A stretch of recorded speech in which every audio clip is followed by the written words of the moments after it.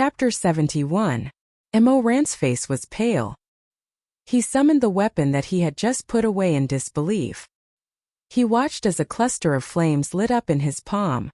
The ghost answered the summons and lay in his palm. Comparing the two weapons, the weapon that killed 18, except for the lack of a handle, was exactly the same as the ghost. It was as if a section of the ghost had been cut off. Could there be a second ghost in this world? Before he could think about it, he suddenly heard footsteps coming from afar at an extremely fast speed. Chu Wanning was calmer than Mo Ran. He pondered for a moment, and then his eyes suddenly turned cold. Mo Ran, put away the ghost first. What? It was too late. A group of people had already rushed to the entrance of the cave. There were feathermen and cultivators from various sects who were cultivating in the peach blossom spring. There were even figures of Xuemeng, Yi Shijuan, and Shi Mei in the crowd. It seemed that someone had noticed the abnormality in the cave and gathered almost everyone to come here. Therefore, when the crowd arrived one after another, they saw that 18 had died tragically outside the cave. Her neck was strangled by a willow vine that squeezed into her flesh. Mo Ran and a half-grown child were in a mess. Obviously, they had gone through a fierce battle. Mo Ran was covered in blood, and the weapon in his hand was the ghost that was leaping with dangerous flames. It was silent. Someone suddenly yelled, "A murderer!" The crowd slowly became noisy. Panic, anger, and whispers converged into a stream, buzzing and vibrating the bones. Murder. Murderer. What's his intention? Crazy. Lunatic. And broken words kept repeating. The crowd was like the corpse tied in the illusion just now, which gave Mo Ran an illusion that the illusion was not over and the nightmare was still going on. The blood from 200 years ago in Lin and City seemed to still be flowing. No. His throat was dry and he took a step back. It's not me. His footsteps paused and someone pulled on his clothes. Mo Ran lowered his head in the chaos and saw Chu Wanning's pair of clear eyes. He muttered unconsciously, "It's not me." Chu Wanning nodded and wanted to protect him behind him. But he was just a little child at the moment. What could he do? While he was anxious, he suddenly felt that Mo Ran took another step forward. More and more people shouted, "Catch him!" And that child. "Catch him! Murderer! Don't let them escape, it's too dangerous. Catch them!" Mo Ran pulled Chu Wanning behind him, and then lowered his head for a while, gradually calming himself. "I didn't kill 18. Listen to my explanation." The faces in the crowd were so blurry that they overlapped with a certain time in his previous life that he couldn't bear to recall. He barely saw Xuemeng among those figures. Xuemeng's face was full of disbelief, and then he saw Shi Mei. Shi Mei's eyes were wide open, his face was frighteningly pale, and he kept shaking his head. Mo Ran closed his eyes and said in a low voice, "I didn't kill her, but I don't plan to escape. Before you catch me, you should at least listen to my explanation, right?" However, even if Mo Ran said so, no one would listen to him. Uneasiness and anger pervaded the crowd. A female Taoist priest screamed, You were caught red-handed. What's there to explain?" "Yes. No matter what, catch both of them. If they are really wronged, it's not too late to release them then. Catch them. Catch them." Xuemeng recovered from the initial shock. He walked out of the crowd, facing the angry and distorted faces, and with his back to Mo Ran, he said loudly, "Please be quiet and listen to me. Who do you think you are? Why should we listen to you? Wait, this seems to be Little Phoenix? Little Phoenix? God's favored one? That Xuemeng? It's him." Xuemeng's face was very ugly, almost pale. He took a deep breath and said slowly, "Please listen to me. These two are my disciples at the peak of life and death. I believe that they will not kill innocent people. Everyone, please calm down and listen to their explanation." After a moment of silence, someone suddenly shouted, "Why should we believe you? So what if they are the disciples at the peak of life and death? Do you know them like the back of your hand?" "That's right. It's hard to know what's in a person's heart. Even if they are from the same sect, how much can we know?" Xuemeng's face became worse and worse. His lips were tightly pursed, and his fingers unconsciously clenched into fists. Behind him, Mo Ran held Chu Wanning's hand and stood there. In fact, he was a little surprised when Xuemeng came out. In his previous life, he did not have a deep friendship with this cousin of his, and they always looked down on each other. Later on, when he became the supreme emperor of the human realm, he burned, killed, and plundered everything. Naturally, he and Little Phoenix entered into a camp that was incompatible with each other. Therefore, he did not expect that in such a situation, Xue Meng would turn his back to him and face others. Mo Ran suddenly felt warm and said, "Xue Meng, believe me? Bah, dog, who would believe you?" Xue Meng half turned his face and said unhappily, "Look at what you've gotten yourself into. You are obviously 1 year older than me, but you want me to clean up your mess." After scolding, he turned his head and shouted at those people in an even fiercer voice, "What? Why don't I understand them? One of them is my junior brother, and the other is my cousin. Do you understand, or do I understand? Xue Meng, will you die if you listen to a few words of explanation? There are so many people watching. Do you think they can grow wings and fly away after a while?" At this time, Shirmei also walked out, but he did not seem to have a lot of momentum. He said weakly, "Immortals, I can also vouch for the two of them. They are definitely not the ones who hurt Miss 18.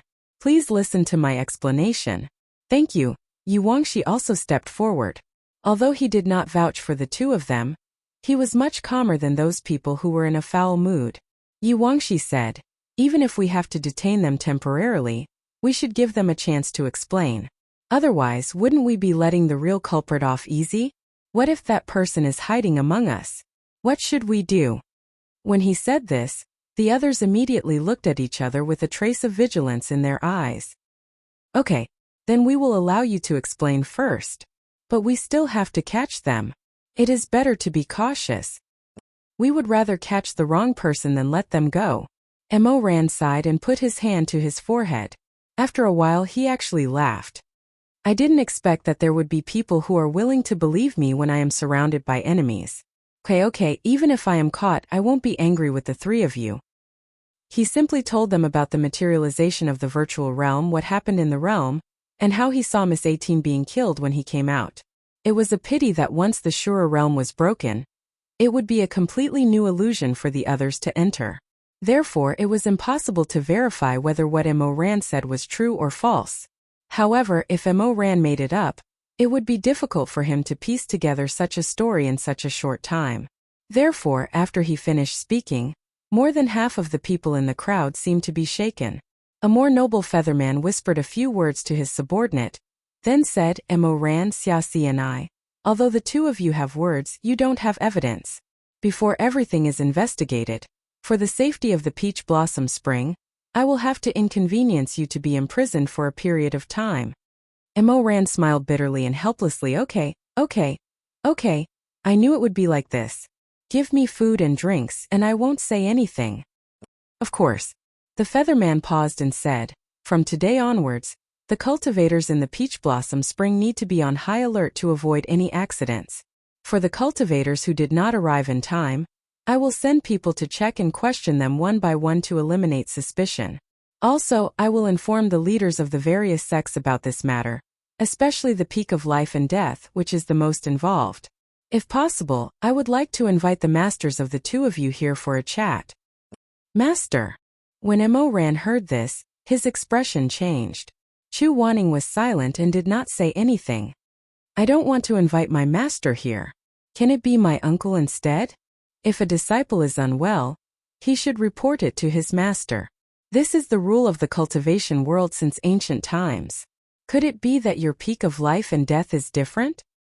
"No, Mo Ran scratched his head anxiously and sighed. He did not know what to say. If a disciple was unwell, it was naturally not wrong to report this matter to his master. However, when he thought of Chu Wanning's indifferent expression and ice-cold gaze, Mo Ran felt that even if he came, he would definitely not distinguish between right and wrong and would first teach him a lesson. It was better not to meet him. However, no matter what he said, it was difficult to change the situation. He and his junior brother were imprisoned together. The Peach Blossom Springs imprisonment was a medium-sized cave. At the entrance of the cave, there were ancient thorns that only obeyed the orders of the Feathermen. It was dark inside all day long. Fortunately, there was a fire pit, which burned with a spell that would not be extinguished. Everything in the cave was simple. There was only a wide and rough stone bed with a golden red cushion made of feathers. There was also a stone table for stone stools, a bronze mirror, and a few sets of bowls, plates, and tea sets. Mo Ran and Chu Wanning were imprisoned here together. Although the matter was not settled, the featherman in charge of supervising the two seemed to be on good terms with 18. When she died for no reason, the featherman took his anger out on Mo Ran and his junior brother. As a result, he made many obstacles in their daily lives. On the first night, the featherman even knew to send some food. The food was not sumptuous, but it was enough to eat. However, on the second day, he only casually threw some raw meat, vegetables, rice, flour, and salt into the cave. He said that he did not have the time to take care of their meals and told them to take care of what they wanted to eat themselves. Take care of it yourself. It's just cooking, who doesn't know how? As Mo Ran spoke, he angrily squatted on the ground and picked out the good ingredients. What do you want to eat, junior brother? Anything is fine. Sigh, the most difficult dish to cook in this world is called, anything is fine. Let me see, there are streaky pork, cabbage. Tiske, this birdman is so stingy, the cabbage he gave is all clams. He gave some flour and rice, quite a lot, but I don't know how many days it is. He counted and raised his head to ask Chu Wanning, do you want to eat rice or noodles? Chu Wanning was resting on the stone bed. Hearing this, he thought for a while, then said, noodles. After a pause, he added, pork ribs noodles. Ahaha, you're making things difficult for me, where are the pork ribs from? Then anything is fine, anything is fine. Mo Ran sat cross-legged on the ground with his hands on his knees. He thought for a while and said, there aren't many ingredients here. I'll make a bowl of minced pork noodles for you. Minced pork noodles? Do you like it? It's alright, is it spicy? Mo Ran smiled. Look, in the food that the birdman gave, there isn't even a hint of chili. Since they had already discussed what to eat, Mo Ran began to knead the noodles. Chu Wanning was short and did not have enough strength, so he was too lazy to pretend to help. He just lay on the bed and watched Mo Ran knead the white and soft dough lazily. Gradually, his gaze became gentle. Suddenly, he felt that this was very good. Mo Ran did not know who he was, so he could always stay by Mo Ran's side. When he was cooking, he would ask him what he wanted to eat, which was really good. He even felt a little uneasy, as if he had stolen too much from a child called Xia Si and I. After Mo Ran finished cooking the noodles, he put on the stir-fried meat. The seasonings given by the feathermen were pitifully little, so he really could not make a dish that looked, smelled, and tasted good, but the noodles were chewy, and the texture was just right. He cut off a layer of fat from the streaky pork and stir-fried the pork. With a sizzling sound, he poured it over the noodles while it was boiling hot. After mixing it well, it was also very fragrant. Shitty. He looked up and saw that Chu Wanning had already fallen asleep. He was still lying on the bed with his head in the crook of his arm and his face turned sideways. His eyelashes were very long, and his expression was peaceful. It's time to eat. He murmured the second half of his sentence, then walked to the bed and touched Chu Wanning's jade-like black hair. Seems that you really do look like Shizun. I don't know what relationship you and Shizun have with the Chu family in Lin, and I don't know who wants to harm us. Sight. I don't even know what Shizun is doing right now. If he knows what happened here, will he not distinguish right from wrong and blame me again? Speaking of this, Mo Ran's eyes darkened. His fingertips curled around a strand of Chu Wanning's black hair, and he faintly sighed. You don't know him. Whenever something happens, he always scolds me. He especially doesn't like me. It was a pity that Chu Wanning was asleep. These words were like the misunderstandings that had been entangled with them for decades in their previous lives. They drifted lightly in the silent night, and no one answered. Mo Ran waited for the noodles to cool down a bit. When they weren't too hot, he woke Chu Wanning up. Shitty, it's time to eat. Chu Wanning covered his mouth and yawned. His eyes were hazy as he stared blankly for a while. Oh, eat. Mo Ran brought the noodles over. He loved to cook, but he didn't like to wash dishes. In order to save one utensil from washing, he simply put all the noodles into the pot that had just fried the meat. Chu Wanning was a little surprised at such a bold and unrestrained way of eating. His eyes widened slightly, and he looked at the large pot of noodles in disbelief. How do we eat this? Eat together. Mo ran past a pair of chopsticks to him. He put his palms together and smiled. The competition to see who can eat faster is about to begin. Who can eat more noodles? Let's wait and see. After Mo ran finished muttering, his eyes narrowed and his smile became even more joyful. Chu Wanning stared at him for a while and said, "You seem to be special as long as you have food to eat. Very happy, right?" "Yes." "Haha, food is the most important thing to people." As Mo ran spoke, he didn't hold back. He first scooped up a large amount of noodles with his chopsticks and slurped them until his cheeks were bulging. "It's a little ugly, but the vegetarian taste is good." Chu Wanning's expression didn't look good. "Eat, don't slurp." "Ha ha ha." Mo ran slapped his thigh and laughed. "This child, you're a little too similar to my Shizun. He also told me not to slurp, but guess what? Once when I was eating with him, I deliberately threw a bone into his bowl. He was so angry, ha ha ha ha ha." Chu Wanning gritted his teeth and said, "You're really impudent." Yes, yes, yes. That's the reaction. How did you know?" "Oh, you're quite similar." "Oh, shitty, I think you two might be distant relatives. Seriously, when Shizun comes here, why don't you ask him properly?" "Io. Don't fight with me for that half of the fried egg." Chapter 72. At night, the two of them were lying on the spacious stone bed. The time spent under house arrest was really hard to bear. They had practiced martial arts and eaten, but there was nothing else to do. They walked around in the small cave. Chu Wanning was still calm, but Mo Ran was different. He felt like every day was like a year. "Sigh, it's so boring. What are we playing? What are we playing?" Chu Wanning closed his eyes and said, "Sleep? It's still early." Mo Ran looked at the hourglass and shook his head. "It's still early." Chu Wanning ignored him. Mo Ran rolled around on the bed and suddenly pulled his face. "Junior. Junior. Junior." Chu Wanning suddenly opened his eyes and said angrily, "What are you doing?"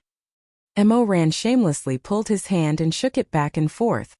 "Play with me." "Oh, are you or am I the junior?" Chu Wanning was unable to restrain his anger and shook off his hand. "Who's playing with you?" Mo Ran smiled sweetly. He was truly shameless as he said, "Of course it's you who will accompany me in my nonsense. Who else could it be?" Chu Wanning. The headband was removed from Mo Ran's head.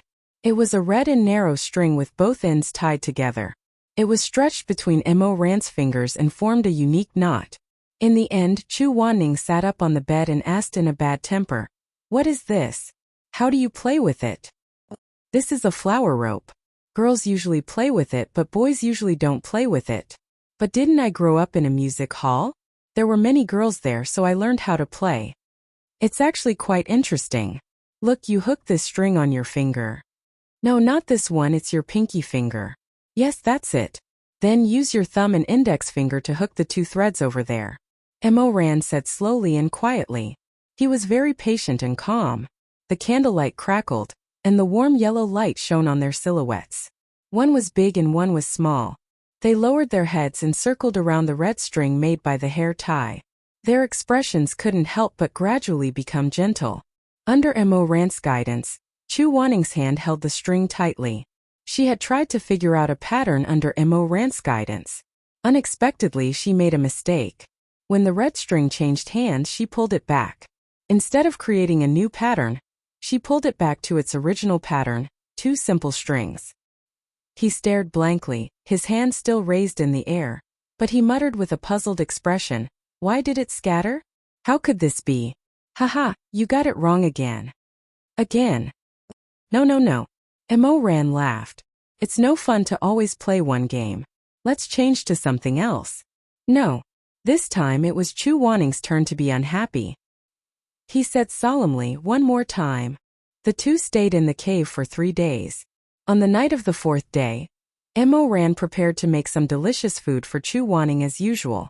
These few days he had already figured out some tricks. This little martial brother of his was indeed from the same hometown as his master. Their likes and dislikes for food were exactly the same. Tonight, the Feathermen sent a hen and a few mushrooms. Mo Ran planned to make a pot of chicken soup with fresh mushrooms. adding some noodles that he made himself. The taste should not be too bad. Are we having chicken soup tonight? Yes, Mo Ran answered, and glanced sideways at Chu Wanning. Although this child was exceptionally gifted in martial arts, he was completely unable to grasp the knack of the flipping flower rope. Furthermore, he was extremely stubborn.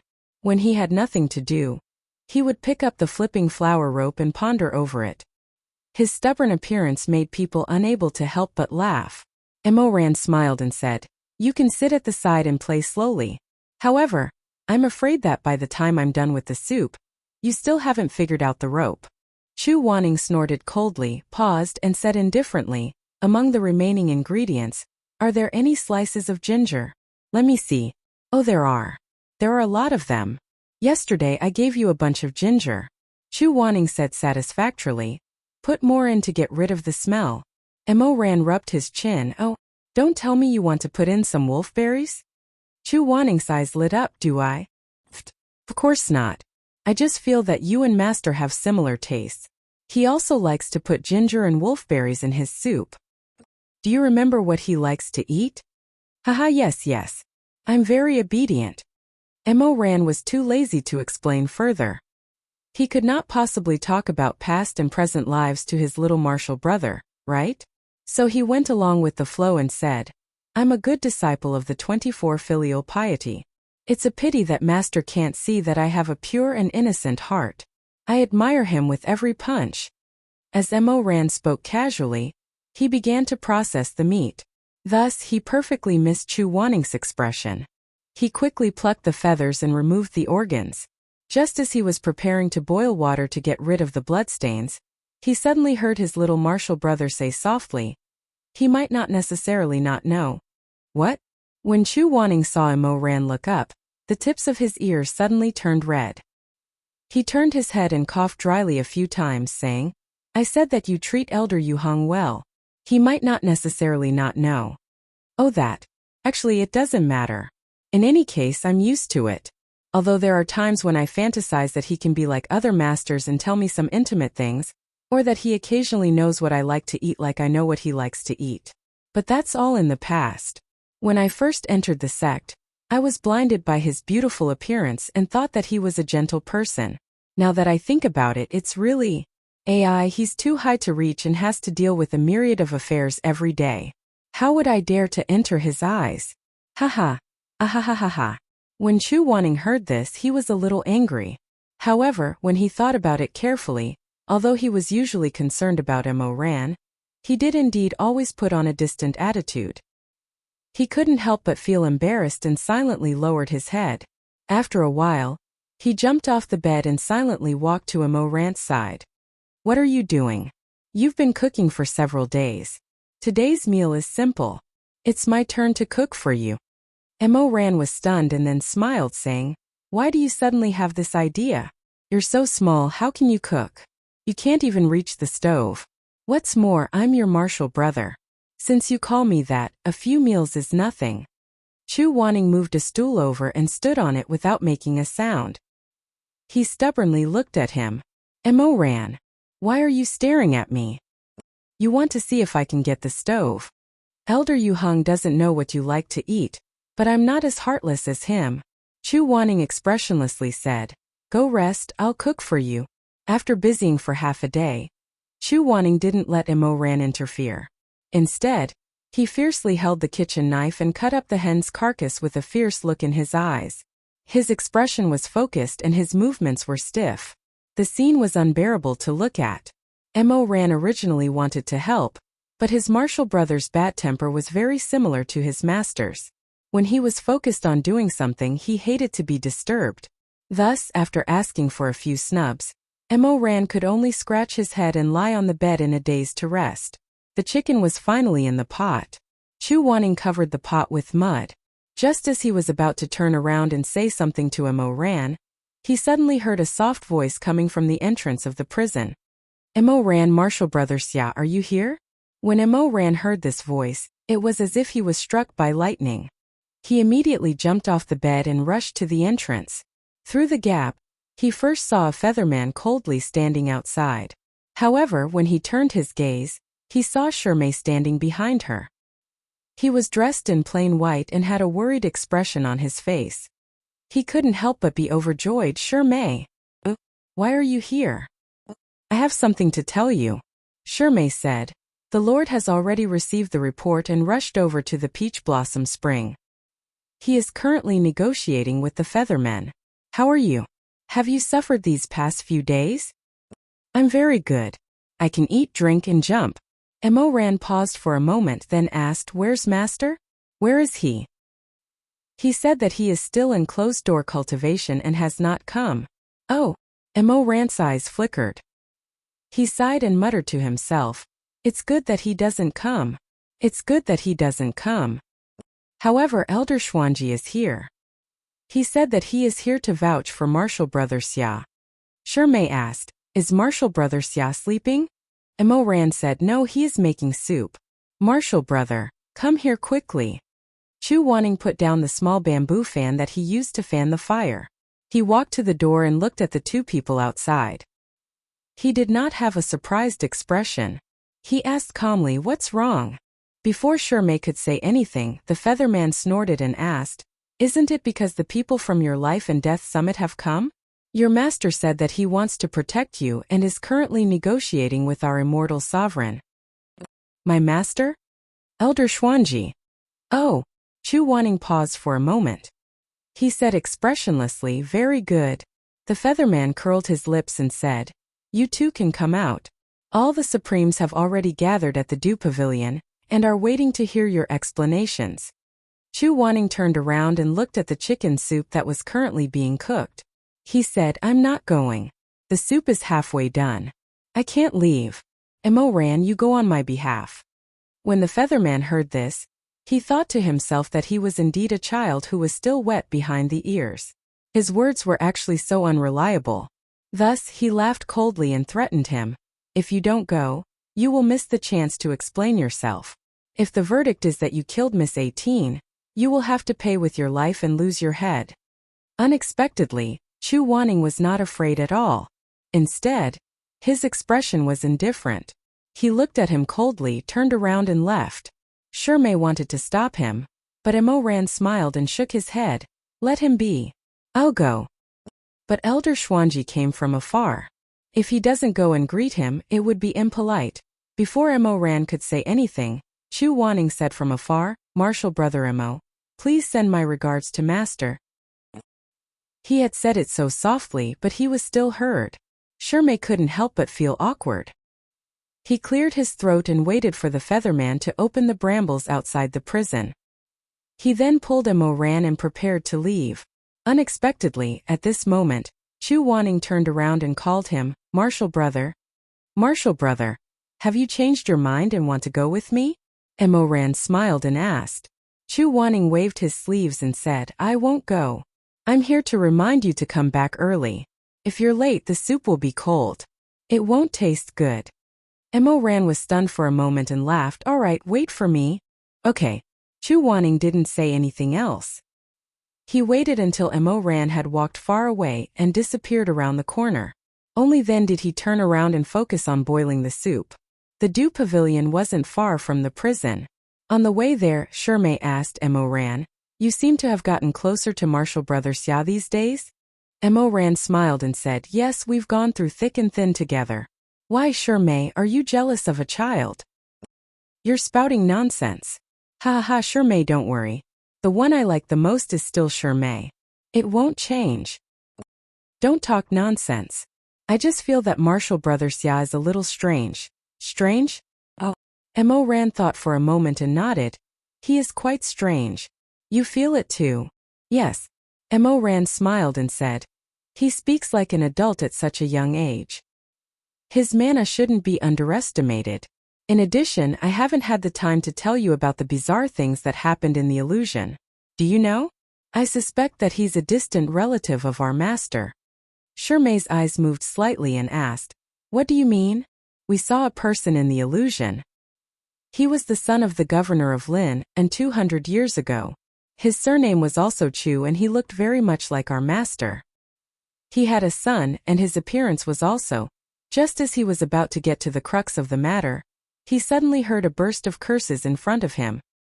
He looked up and saw Shuemeng striding over with an angry look on his face. He kept on cursing, "Bastard! Beast! You shameless dog!"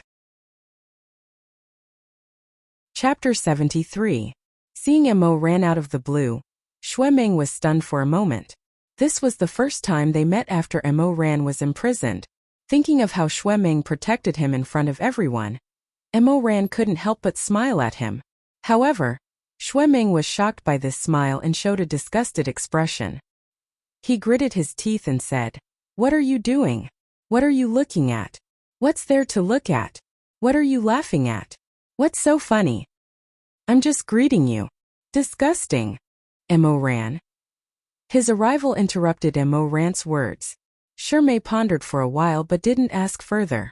Instead, he smiled at Shuemeng and said, "Young master, who provoked you again? Who else could it be? Who else could it be? Shameless. Shameless. Wretched, despicable, obscene, shameless." Mo Ran sighed and said, "It doesn't rhyme well enough. None of your business. Come if you're so capable. If you're not capable, then you're not a cultured person." Mo Ran smiled and said, "Tell me, who provoked you?" Shermay smiled and said, "I'm guessing it's eldest senior brother again." "What bullsh *t eldest senior brother? Beast. Lecher. He's so casual, why didn't he get STDs? I'm willing to *king spend 10 years of my life wishing that he'll have ulcers on his head, pus on his feet, and a rotten nose and rotten eyes. Let's see who would fancy him. This despicable, shameless, wretched, obscene." Mo Ran. Seeing that Shuemeng was about to fall into an endless loop, Shermay hurriedly stopped him and pointed behind him and shouted, "Shua, look, the female cultivators who like eldest senior brother are here." Shuemeng was startled, and a trace of panic actually appeared on his usually proud and extravagant face. He cursed in a low voice, lewd and filthy, and unexpectedly ran away with his tail between his legs without looking back. He was really as anxious as a stray dog. In the end he still shouted, "I remember that I have other important things to do, so I'll leave first." Mo Ran watched him disappear like a wisp of smoke and said in a daze, "Wow, not bad. This eldest martial brother can actually make him so scared." Shermay held back his laughter and said, "Ever since he accidentally bumped into someone in a restaurant the day before yesterday, and got into a conflict, he's been like this ever since he came back. He's met his nemesis. Admirable, admirable. If I have the chance, I must see it for myself." Although Mo Ran said this, he had a rough idea in his heart. If this eldest martial brother could make Shuemeng hide like this, it must be the person he guessed. However, this was not the time to see Shuemeng's excitement. In the Du Pavilion, Shuezhengyong and Xuanji had already arrived.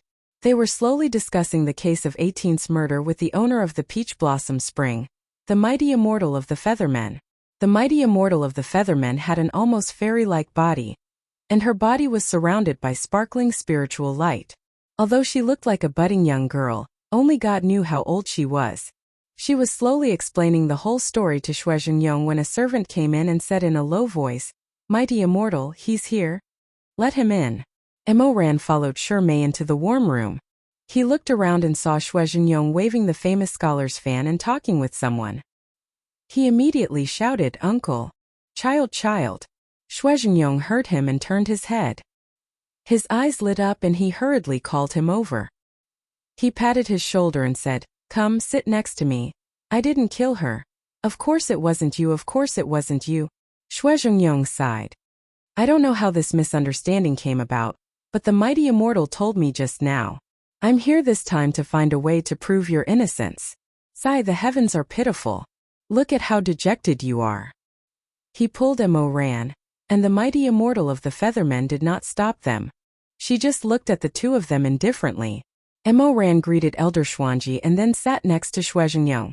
However, what made Mo Ran feel strange was that Xuanji did not immediately notice that his disciple Xiaxi was not around. He just nodded at Mo Ran naturally. Instead, the mighty immortal of the Feathermen asked, Where's the other child? The one with the surname Xia." "Ah yes." Xuanji regained his senses.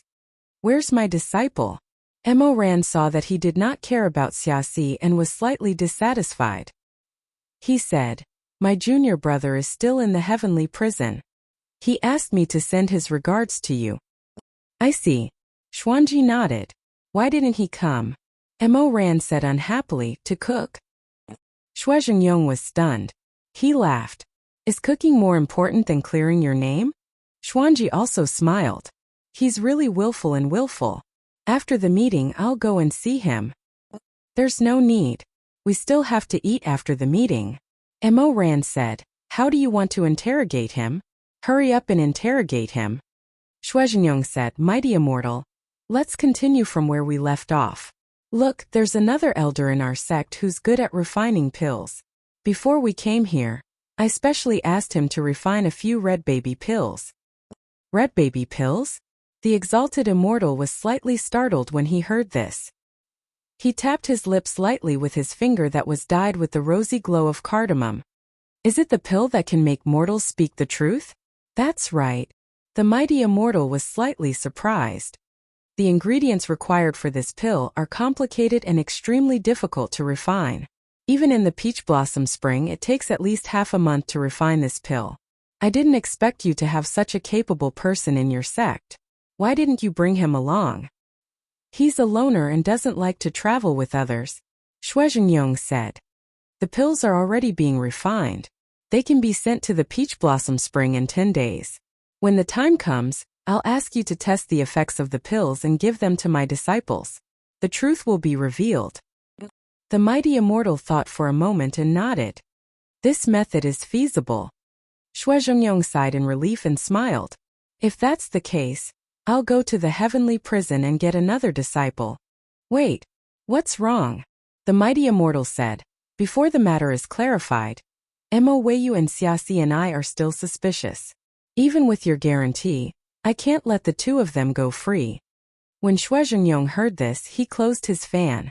Although he had a smile on his face, his eyes were cold. Mighty Immortal, it's not right to do this. The Featherman Mighty Immortal looked up and stared at him with his red eyes. Is Lord Xue dissatisfied with my decision? That's right. Since my two disciples have not been convicted, and Elder Xuanji and I are vouching for them, Mighty Immortal, what's the reason for insisting on imprisoning them? It can't be considered imprisonment, the Mighty Immortal said coldly. I didn't mistreat them. I didn't stop providing them with food every day. I just restricted their activities. It's not too much. Although Xue Zhengyong was still smiling, it was a cold smile. Not too much. As far as I know, the heavenly prison doesn't see the sun and the moon. It's a place to imprison criminals. Mighty Immortal, you're really amazing to say that it's not too much.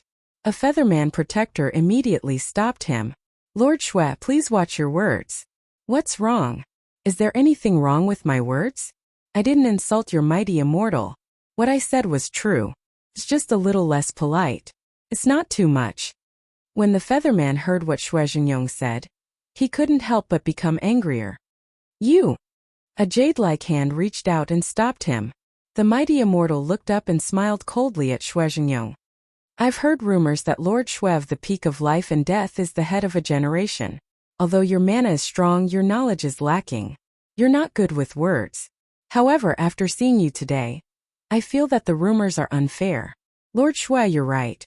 Xue Zhengyong smiled at her, but there was no smile in his eyes. He's just a rough person. Please don't mind him. The Featherman Mighty Immortal smiled and took an orange. She peeled it carefully and handed it to Xue Zhengyong. Then let's both take a step back. It's impossible for the two of them to be free, but it's not right for them to stay in the prison. I'll immediately order people to bring Xiaxi out. Mo Weiyu and Xiaxi will stay in Lingxiao Pavilion. That's the place to entertain guests. However, I'll have to send people to keep an eye on them. They can't be allowed to leave the pavilion. How about this? Xue Zhengyong was silent for a while. He raised his hand and paused in midair. In the end, he took the orange. Although Lingxiao Pavilion was a place to entertain guests, Peach Blossom Spring didn't often have guests. Thus, the pavilion had been deserted for a long time. Since the Mighty Immortal agreed to let them move here, Mo Ran planned to clean up the place himself. After he was done, he would bring Chu Wanning over. Xue Zhengyong and Xuanji still had important matters to discuss. Mo Ran went to Lingxiao Pavilion with Shi Mei under the watchful eyes of a few feathermen. Lingxiao Pavilion was located in the northwest of Peach Blossom Spring. Outside, flowers formed a forest. The mist was like a brocade. It's a good place. I won't feel aggrieved living like this, Mo Ran said with a smile. Shi Mei sighed. How can you not feel aggrieved? You clearly didn't kill them, but you're wrongly accusing a good person. It's a pity that Shizun can't come. If he came, we could use Heaven's Inquisition to interrogate them. There wouldn't be any need for the red child pill. The truth would be revealed. Haha, Shi Mei's thinking is too simple. Heaven's Inquisition is a divine martial art. Although it can be used to extract the truth, whether or not it works depends on whether the caster has the heart to interrogate them. Do you think those birdmen would be willing to let my Shizun interrogate me? Would they believe me? That's true. Seeing that it was almost dusk, Mo Ran began to clean up the house. Shi Mei helped him on the side. Strangely enough, when Mo Ran finished cleaning the house and sat down to drink some tea, he suddenly realized that he wasn't secretly happy that he could be alone with his junior sister. He also didn't have any romantic thoughts. This realization made Mo Ran choke and he almost spat out the tea. His junior sister was startled. What's wrong? No, nothing. Mo Ran repeatedly waved his hand, but in his heart he was complaining incessantly. Could it be that after cultivating with Chu Wanning for so long, he had also become a Lu Xiaohui? Look at this high heaven pavilion. It was a desolate place with no one around. Peach blossoms swayed in the wind. A man and a woman alone. If it was before, he would definitely have spent some time with Shi Mei before getting down to business. What's wrong with him recently? His heart was so pure it shouldn't be like this. Mo Ran scratched his head. Shi Mei blinked. When their eyes met, Mo Ran grinned, showing his cute dimples. The peach blossoms outside are beautiful. I'll pick one for you to take away. Shi Mei said, plants also have feelings. Let them bloom on the branches. You're right. Then I won't pick one. After sitting for a while, Mo Ran racked his brain wanting to talk to him again. But he found that the days they spent together were too short, so there was nothing to talk about. Looking up, he suddenly saw that Shi Mei was sweating because he was helping him take care of the room. He couldn't bear it, so he took out a handkerchief and handed it to him. Wipe your sweat. Shi Mei looked down and saw Mo Ran nervously holding the handkerchief. He couldn't help but smile and say warmly, thank you. So he took the handkerchief and gently wiped his forehead. The handkerchief was soft to the touch, made of excellent natural silk. After Shi Mei used it, he said, I'll take the handkerchief back and wash it before returning it to you. Good. Mo Ran repeatedly agreed. His ingratiation towards Shi Mei was so deep that it had become instinct. If you like it, you don't have to return it. Shi Mei smiled. I'm afraid that's not appropriate. Look at how well made this handkerchief is. As he spoke, he unfolded the handkerchief, preparing to smooth out the creases and fold it again. But when his slender white fingers brushed across the unfolded handkerchief, Shi Mei was stunned. He softly said, what's wrong?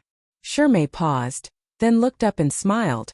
Mo Ran really wants to give this handkerchief to me? If you like it, then take it. What's mine is yours. Mo Ran was very generous. Shi Mei's eyes were smiling faintly. Borrowing flowers to offer Buddha flowers.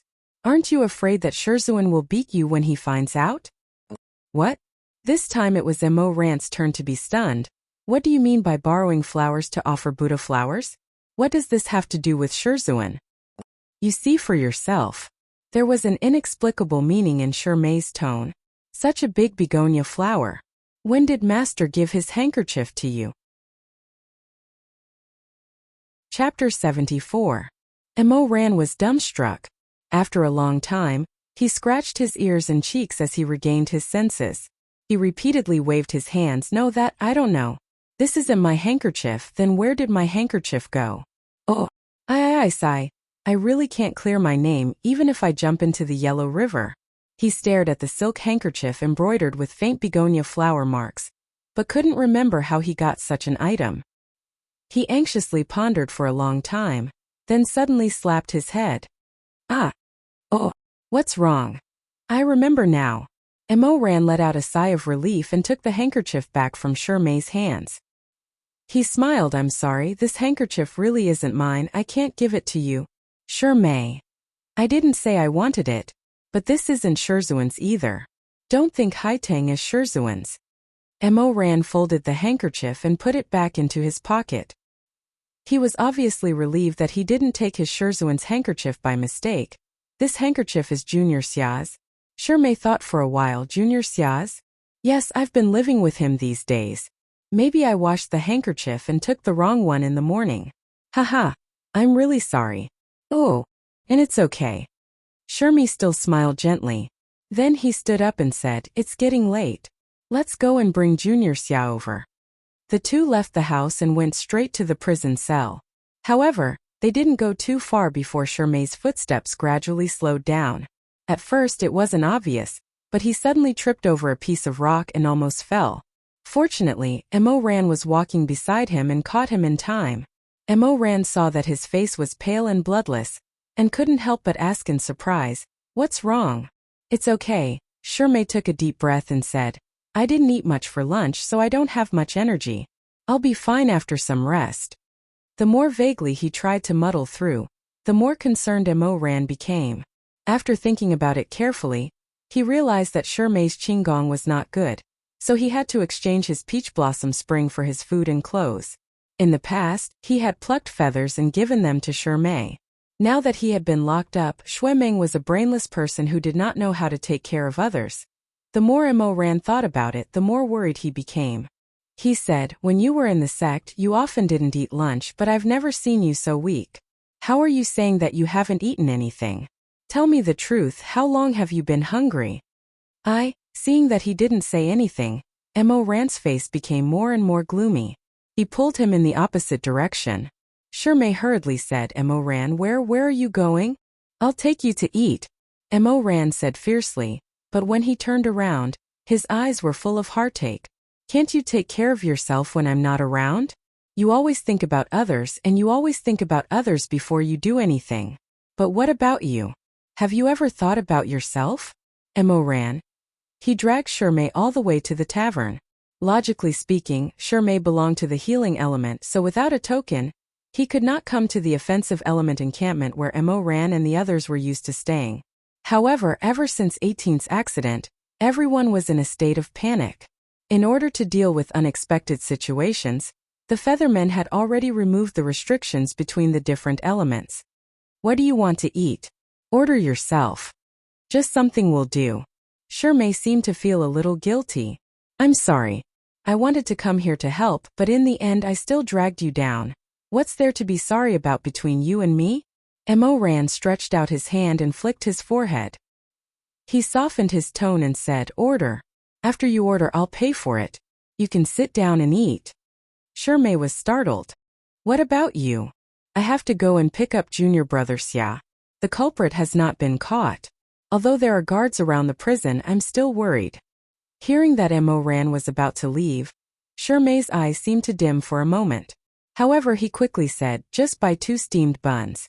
I'll go with you. We can eat as we walk. Mo Ran was about to stop him when he suddenly heard the sound of chirping outside the tavern. More than 10 beautifully dressed young female cultivators entered the tavern, giggling. Manager, I want to ask you something. The leading girl smiled and asked, eldest senior brother, did you book a banquet at this tavern tonight? That's right, that's right. The shopkeeper beamed with joy. These days, these Feathermen had found out that their eldest senior brother loved to drink and listen to music. Every night, he would find a tavern to hold a banquet.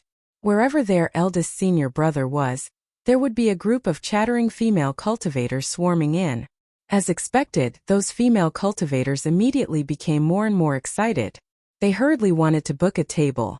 From time to time, a few sentences would float into Mo Ran's ears.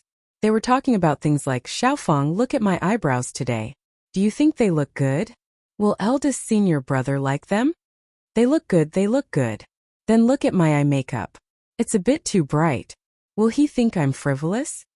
There were also things like, you're so beautiful, eldest senior brother will definitely like you. I saw him looking at you a few times yesterday. Aya, you're so annoying. How is that possible? Big sister's temperament is still the best. Eldest senior brother will definitely like a talented girl like big sister. At such a critical time, these people could still be so infatuated with a man. Mo Ran's mouth twitched. He turned to his junior sister and said, "Steamed buns it is. We'll leave after we buy them. I'm also worried about leaving you alone in this tiger's den." Shermay looked at his expression and couldn't help but gently smile and shake his head. The most delicious food in this building was the unstoppable big steamed pork bun. Mo Ran bought 10 of them in one go and gave them all to Shermay. Walking on the road, Mo Ran glanced at Shermay from time to time and finally relaxed a bit. However, no one would have thought that it was these steamed buns that would cause Shermay to be injured. His stomach was already weak to begin with. He hadn't eaten a single grain of rice for a long time, so when he suddenly ate these greasy steamed buns, his stomach couldn't bear the bursts of cramping pain. This time, Mo Ran was completely unable to pick up Chu Wanning. He hurriedly carried the pale and sweaty Shermay back to High Heaven Pavilion and placed him on the bed that had just been cleaned. Then he went outside to call for a doctor. After prescribing medicine and feeding him warm water, Mo Ran sat on the bed and looked at Shermay's haggard appearance. He blamed himself. "Does it still hurt? I'll help you rub it." Shermay's voice was very soft and weak. "No need. It's fine." However, Mo Ran's slender hand had already reached over and was gently rubbing his stomach. Perhaps because the pressure was just right, it was very comfortable. In the end, Shermay didn't say anything and gradually relaxed his breathing and fell into a deep sleep. Mo Ran stayed until he fell asleep and then prepared to leave. However, before he could get up, his hand was caught. Mo Ran's eyes suddenly widened. His black eyes flashed with a faint purple light. "Shermay? It hurts. Don't go." The beauty on the bed still had his eyes closed as if he was sleep-talking. Mo Ran stood there in a daze. Shermay had never asked anyone to do anything for him. He had always been the one helping others without asking for anything in return. Only when he was in deep sleep would he ask Mo Ran to stay. Thus she sat back down on the edge of the bed. While looking at the face that she yearned for day and night, she continued to rub his stomach. Outside the open window, peach blossoms drifted down, and the sky was finally dark. When Mo Ran suddenly remembered that he had promised his junior brother for dinner, it was already midnight. "It's over." Mo Ran suddenly jumped up and patted his head. "It's over, it's over, it's over, it's over." At this time, Shermay was also in deep sleep. Mo Ran took a big stride and wanted to run to the prison cell. However, a blue light suddenly lit up the sky. Elder Xuanji was carrying a child in his arms, and the child was carrying a small jar. The two people descended from the sky. "Elder." Xuanji glanced at Mo Ran with slight reproach. "What happened? Didn't you say that you were going to pick him up? If I wasn't worried and went to take a look, my disciple would have to wait in the prison until tomorrow morning." "It's my fault." Mo Ran lowered his head. After a while he couldn't help but look up at Chu Wanning. "Junior brother." Xuanji put Chu Wanning down. Chu Wanning held the jar and quietly looked at Mo Ran. "Have you eaten dinner?" He didn't expect that the first thing he said would be this. Mo Ran stared blankly. "No, not yet." Chu Wanning walked over and gave him the jar. He said calmly, "It's still warm, drink some." Mo Ran stood in place and didn't move for a long time. When he reacted, he had already picked up the little fellow and the jar and held them in his arms. "Okay, I'll drink." The silly child was afraid that the soup would be cold, so he took off his outer robe and wrapped it around the jar. Therefore, his small body was slightly cold when he held it. Mo Ran touched his forehead and gently rubbed it. He blurted out the words that he had never said in his 2 lives. "I'm sorry, it's my fault." After saying goodbye to Xuanji, the two returned to the room. The outer robe was already wrinkled and couldn't be worn anymore. Mo Ran was afraid that the child would be cold, so he went to the room and found a small blanket for Chu Wanning. Chu Wanning yawned and climbed onto the stool with the jar in his arms. He was about to get 2 small bowls of soup. Suddenly, he blinked twice and his gaze fell on the meat bun that Shermay left behind. Jumping off the stool, Chu Wanning walked to the bedroom and looked at the beauty lying on the bed with no expression on his face. He didn't get angry and didn't say anything. He only felt that there were traces of coldness coming from his bones. His heart, which was still warm just a moment ago, was frozen to ice. When Mo Ran returned to the kitchen, Chu Wanning was still sitting by the window at the table. One foot was on the stool and the other was hanging down. His arm was casually resting on the window frame. Hearing the movement, he turned around and glanced at Mo Ran. Here I found a Firefox blanket. Put it on first, it's cold at night. Chu Wanning didn't say anything. Mo Ran walked over and handed the blanket to him. Chu Wanning didn't take it. He just shook his head and slowly closed his eyes as if he was resting. What's wrong? You don't like it? Then I'll find another one for you to see if there's anything else. Mo Ran smiled and rubbed Chu Wanning's hair. He turned around and was about to find another one when he suddenly found that the pot on the table was gone. He couldn't help but be stunned. Where's my soup? Who said it's yours? Chu Wanning finally spoke. His voice was cold. It's mine. Mo Ran's mouth twitched. He thought that he was throwing a tantrum. Okay, it's yours. Then where's your soup? Chu Wanning said indifferently. Throw it away. Throw it away? Chu Wanning ignored him and lightly jumped off the stool. He turned around and pushed the door open. Hey, Shitty? Shitty, where are you going? Mo Ran didn't have time to take the blanket. The murderer was still unknown and it wasn't safe outside. He quickly followed him out. He saw that under the peach blossom tree, the small pot that contained the soup was still clumsily placed there. It hadn't been thrown away. Mo Ran let out a sigh of relief. He thought that he was in the wrong. Little Shitty didn't get angry just now because he was suppressing it. After suppressing it for a while, he realized that he couldn't take it anymore. There was nothing wrong with throwing a tantrum, so he walked over and sat beside Chu Wanning. Chu Wanning was under the peach blossom tree. He picked up his small pot and ignored Mo Ran. He opened the lid alone and took a spoon that was bigger than his face. He wanted to reach in to scoop the soup but found that he couldn't reach in at all. He couldn't help but become angrier. With a bang, he smashed the spoon and sat there holding the pot in a daze. Mo Ran supported his cheek and turned his head to the side to give him an idea. You can just drink it. There's only the two of us here anyway. It's not embarrassing. You don't want to drink? If you don't want to drink, then I'll drink it. This is the first time my Shitty has made soup for me. I can't waste it. He wanted to tease him. As he spoke, he smiled and was about to snatch the pot. Unexpectedly, Chu Wanning slapped his hand away. Get lost. Mo Ran blinked. He felt that this conversation was somewhat familiar. But then he put on a thick-skinned smile and leaned over. Shitty, it's my fault. Don't be angry. I wanted to come and pick you up a long time ago. But your Shitty Mingjing suddenly felt unwell, so I delayed it. I didn't mean to make you wait. Chu Wanning still kept his head down and didn't say anything. Then you see, I've been busy until now and haven't eaten dinner. I'm really hungry. Mo Ran pulled on his sleeve pitifully. Shitty, kind Shitty, my good Shitty, I beg you. Just give your Shitty a mouthful of soup. Chu Wanning moved a little and finally put the pot of soup on the ground. She slightly raised her head and tilted it a little, but still turned away. He meant to let Mo Ran take the soup himself. Mo Ran smiled. Thank you, Shitty. The small pot was filled to the brim. With one look, he knew that his Shitty ate very little and left more than half of the meat for him. So there was a lot of meat and very little soup. Mo Ran stared at it for a while. His eyes curved and he said warmly, how is this soup?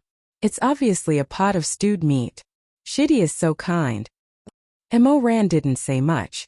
He took care of Shirmei for half a day, so he was really hungry. Moreover, this was his Shitty's kind intention, so he couldn't waste it. He broke 2 thin branches of a peach tree and used his fingers to trim the rough branches. He used them as chopsticks and put a piece of chicken into his mouth. Wow, it smells so good. Mo Ran had the chicken in his mouth, and his eyes were misty. He smiled and said, it's delicious. My Shitty is really capable. Actually, this pot of soup wasn't delicious. It was too salty, but in order to make his Shitty happy, Mo Ran ate it with all his might. Soon he ate more than half of the chicken. Chu Wanning didn't look at him from beginning to end, and sat silently at the side. He drank a big mouthful of soup. The soup was saltier than the meat, and it was even a bit bitter, but it was still tolerable. Mo Ran picked up a chicken leg and was about to put it into his mouth when he suddenly froze. How many legs does a chicken have? Naturally, no one paid attention to him. Mo Ran answered himself too. Then he looked at the chicken leg between his chopsticks, and then looked at the remaining bone that he had just eaten. This slow person finally raised his head and asked Chu Wanning in a daze, "Shitty you? Did you?" He didn't have the courage to ask the second half of the sentence. "Did you wait for me all this time and didn't eat dinner? This pot of soup is full of meat. Did you wait for me until the soup was almost dry, and only the meat was left? After fighting, there was only a pitiful little bit left, and I thought you had eaten and left some for me? I thought you didn't have good culinary skills, and made a good chicken soup into stewed chicken." Mo Ran silently put down the pot. But he discovered it too late. There were only a few pieces of meat left in the pot. Chu Wanning finally spoke. His voice was still calm and pleasant, with a bit of the tenderness and clarity of a child. "You said you would come back for dinner. That's why I waited." He said slowly, without joy or sorrow, "If you don't want to eat, at least ask someone to pass a message. Don't let me be a fool. Is that okay?" "Shitty." Chu Wanning still didn't look at him. He turned his face sideways so Mo Ran couldn't see his expression. "Ask someone to pass a message to me. Tell me you went to accompany Shitty. Tell me you went to accompany Shitty Mingjing. Is it difficult? You took my pot. Before you drank the soup you talk so much. Ask me if I've eaten. Is it difficult? Before you eat, look clearly at how many drumsticks there are in the pot. Is it difficult?" The last sentence was a little funny. It made people feel ashamed, but they still couldn't help but laugh.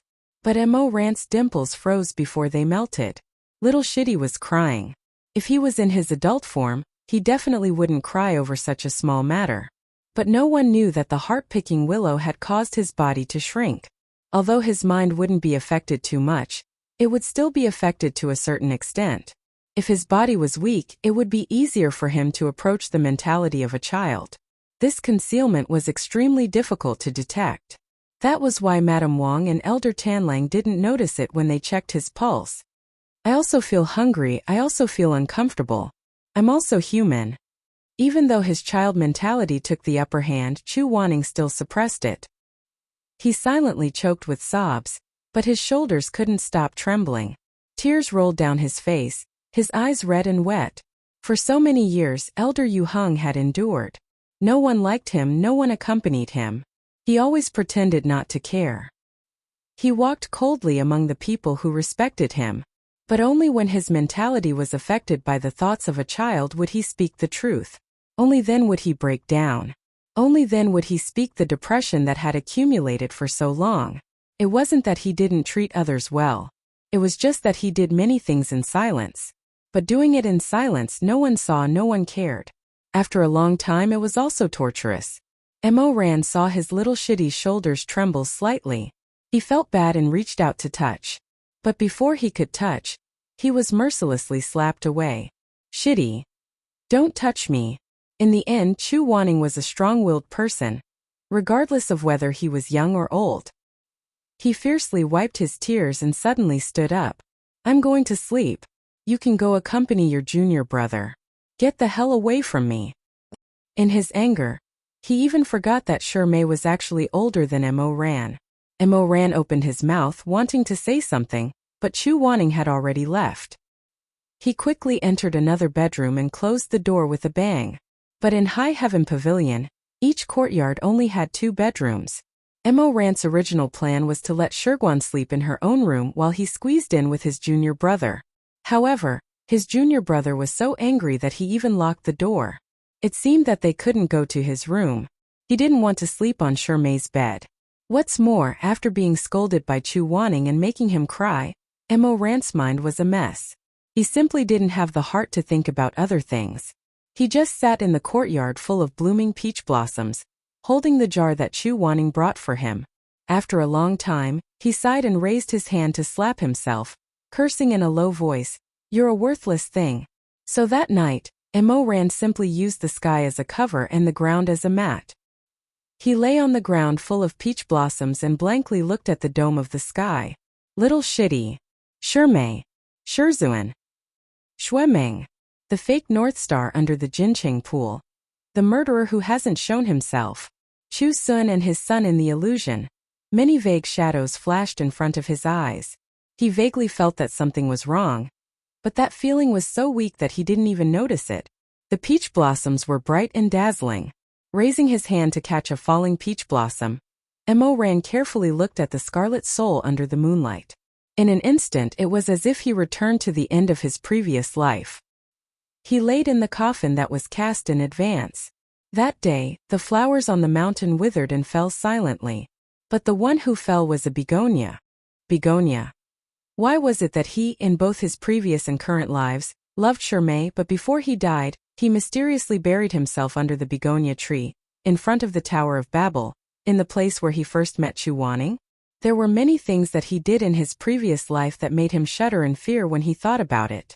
In his second life, the longer he lived, the more he couldn't understand why he did such a cruel thing in the past.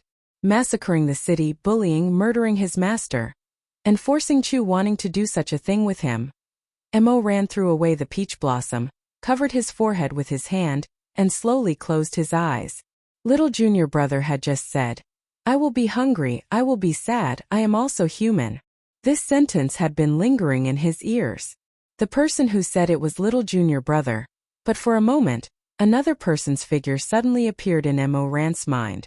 It was a man wearing a snow-white robe. In the blink of an eye, the white robe turned into a scarlet phoenix robe, which dragged on the ground. It was very similar to the ghost master's appearance in the illusion of a ghost's wedding. "I am also a human. I will be sad, I will be in pain." Mo Ran. "I will also be in pain." Mo Ran suddenly felt a strong sense of suffocation in his heart, as if something was about to burst out. Fine beads of cold sweat seeped out of his forehead. He closed his eyes, slowly gasping for breath. He muttered, "I'm sorry." He didn't know who he was apologizing to, little junior brother, or that old friend in the scarlet phoenix robe. In the bedroom, Shirmei sat up. He didn't turn on the light, and quietly went to the window with his bare feet. Through the gap in the window, he looked at Mo Ran, who was lying in the middle of the flower petals, one hand still holding the pot. His eyes were dim, and he didn't know what he was thinking. The next morning, Mo Ran, who was lying in the middle of the flower petals, wrinkled his nose, took a big breath of fresh air, stretched his body and prepared to get up. But before he could stretch his body halfway, he suddenly heard a scream cut through the silence of Sky Tower. "Ah!" Mo Ran suddenly opened his eyes and got up with a grunt. The scene in front of him made his bones and blood turn cold, and he was stunned. The 15 elite feathermen who were in charge of guarding Sky Tower were all strangled to death in one night. The way they died was exactly the same as 18, with a bright red willow vine tied around their necks. What the hell? Those 15 people were hung in the middle of Sky Tower's flourishing peach blossom forest, their red sleeves fluttering, their long skirts touching the ground, and their bodies slightly swaying with the wind blowing through the forest. They looked like 15 dried flowers, gloomy and beautiful. The one who screamed was a low-level featherman who came to deliver breakfast. She was so scared that she was trembling, and the bamboo basket in her hand had already fallen to the ground, spilling the porridge and pastries inside. Seeing Mo Ran standing in the courtyard, the featherman trembled even more. She trembled as she put her hands behind her back, and took out something behind her back. Mo Ran subconsciously went forward and said, "No, listen to me." It was too late. That featherman had touched the collapse spell tattoo on her back. The collapse spell was the most important communication method for feathermen. In almost an instant, all the feathermen in the peach blossom forest transformed into fiery red wings and descended from the sky. And the scene in front of them made everyone stunned. "Sister! Sister!" After a moment of silence, the feathermen burst out with heart-wrenching screams and cries. This huge commotion attracted the attention of the cultivators of peach blossom spring one after another. Cries of shock, suspicion, anger, and howls quickly surrounded the entire Sky Tower. Mo Ran, what do you have to say now? Murderer! You're crazy! Those feathermen were already seething with anger, as they screamed and cried, "A murderer must pay with his life. Kill him! Kill him!" Mo Ran really did not know how to defend himself. He said, "If I were the murderer, why would I stay in Sky Tower and not leave if I could kill them all? Why would I wait for you to catch me?" A red-haired featherman scolded with tears and snot. Pay. It's already like this, and you still have the face. Another person said angrily, if you aren't the murderer, why did the murderer kill all the guards but not you? That's right. You really can't judge a book by its cover. Even if the murderer isn't you, it's definitely someone related to you. Otherwise, why didn't he kill you? Tell me. A debt of blood must be paid with blood. Mo Ran was so angry that he wanted to laugh. In his previous life, he killed people like flies, and no one dared to mention, a debt of blood must be paid with blood to him. In this life he was not the murderer, but he was wrongly accused. This world is really... He closed his eyes and was about to say something when suddenly, a red ray of light flew over from the horizon. The Featherman High Immortal floated down from the clouds, coldly looking around with an ugly expression. Moyu, High Immortal. The Featherman High Immortal stared at him for a while, then walked to one of the corpses and lifted the blood-stained willow vine on the corpse's neck. Where's your weapon? Let me see it. You don't want to. Mo Ran sighed. His weapon was the ghost. During this period of cultivation, who knows how many people had seen it, and when 18 was in trouble, a large group of people had seen it. Taking it out now, comparing the ghost with the willow vine on the dead feathermen's necks, it would undoubtedly add another heavy blow to his crime. But if he did not take it out, then he would be guilty of a crime. With a whoosh, a blazing red radiance appeared in his palm. The ghost materialized from his flesh and blood, flowing with a hissing red splendor. If Exalted Immortal wants to see, then let's see. Chapter 75. Everyone stared at the ghost, then looked at the fiery red willow vine on the dead featherman's neck. They could not help but become even more agitated. It's you. You look exactly the same as when you killed 18. Why are you so ruthless? Kill him. The Featherman Immortal seemed to be having a headache from all the noise. She held her forehead and coldly said, Moyu, I will ask you one last time. Did you kill him? No. Good. The Featherman Immortal nodded. Mo Ran originally thought that she was going to let him go. He heaved a sigh of relief and was about to thank her for being so understanding. However, the next moment, the Featherman Immortal raised her hand and coldly said, this person committed all kinds of evil and still wants to quibble. Capture him. Shirmei washed up and dressed neatly in the house. When he came out, he saw that Mo Ran was restrained by more than 10 high-level feathermen using incantations. Someone was wrapping the immortal binding rope around his wrist. What are you doing? Shirmei's expression changed.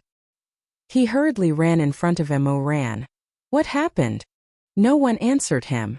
However, the floating corpses in the peach forest had already given him the answer. Shirmei gasped and took a step back. He bumped into Mo Ran's chest. Mo Ran, don't be anxious.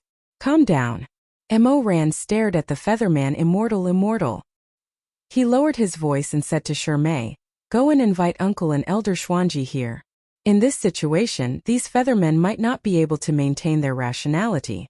If the feathermen did not care and wanted to tear him apart, with his current strength, he had no chance of winning. He had to quickly drag Shuizhengyong and Xuanji here to save the situation. After Shirmei left, Mo Ran stood alone. His burning gaze swept past the angry and twisted faces one by one. Hey! Suddenly a mouthful of spit flew out from the crowd. Mo Ran dodged to the side, but the featherman who spat at him was very close to him, so he couldn't avoid being splashed by the spit. He slowly turned around and met a pair of crimson eyes. You killed so many people and you still want to call for reinforcements? I'll take your life now. As he spoke, a cluster of blazing flames suddenly gathered in his palm, and he threw it straight at Mo Ran. Mo Ran took a step back. The hot flames burned past his temples and smashed into a peach tree behind him. In an instant, the thick tree trunk was burned to the waist. Boom! The peach tree fell, and the flowers scattered all over the ground like a snowstorm. Mo Ran looked at the fallen tree, then turned to look at the featherman. I'll say it again, I didn't kill him.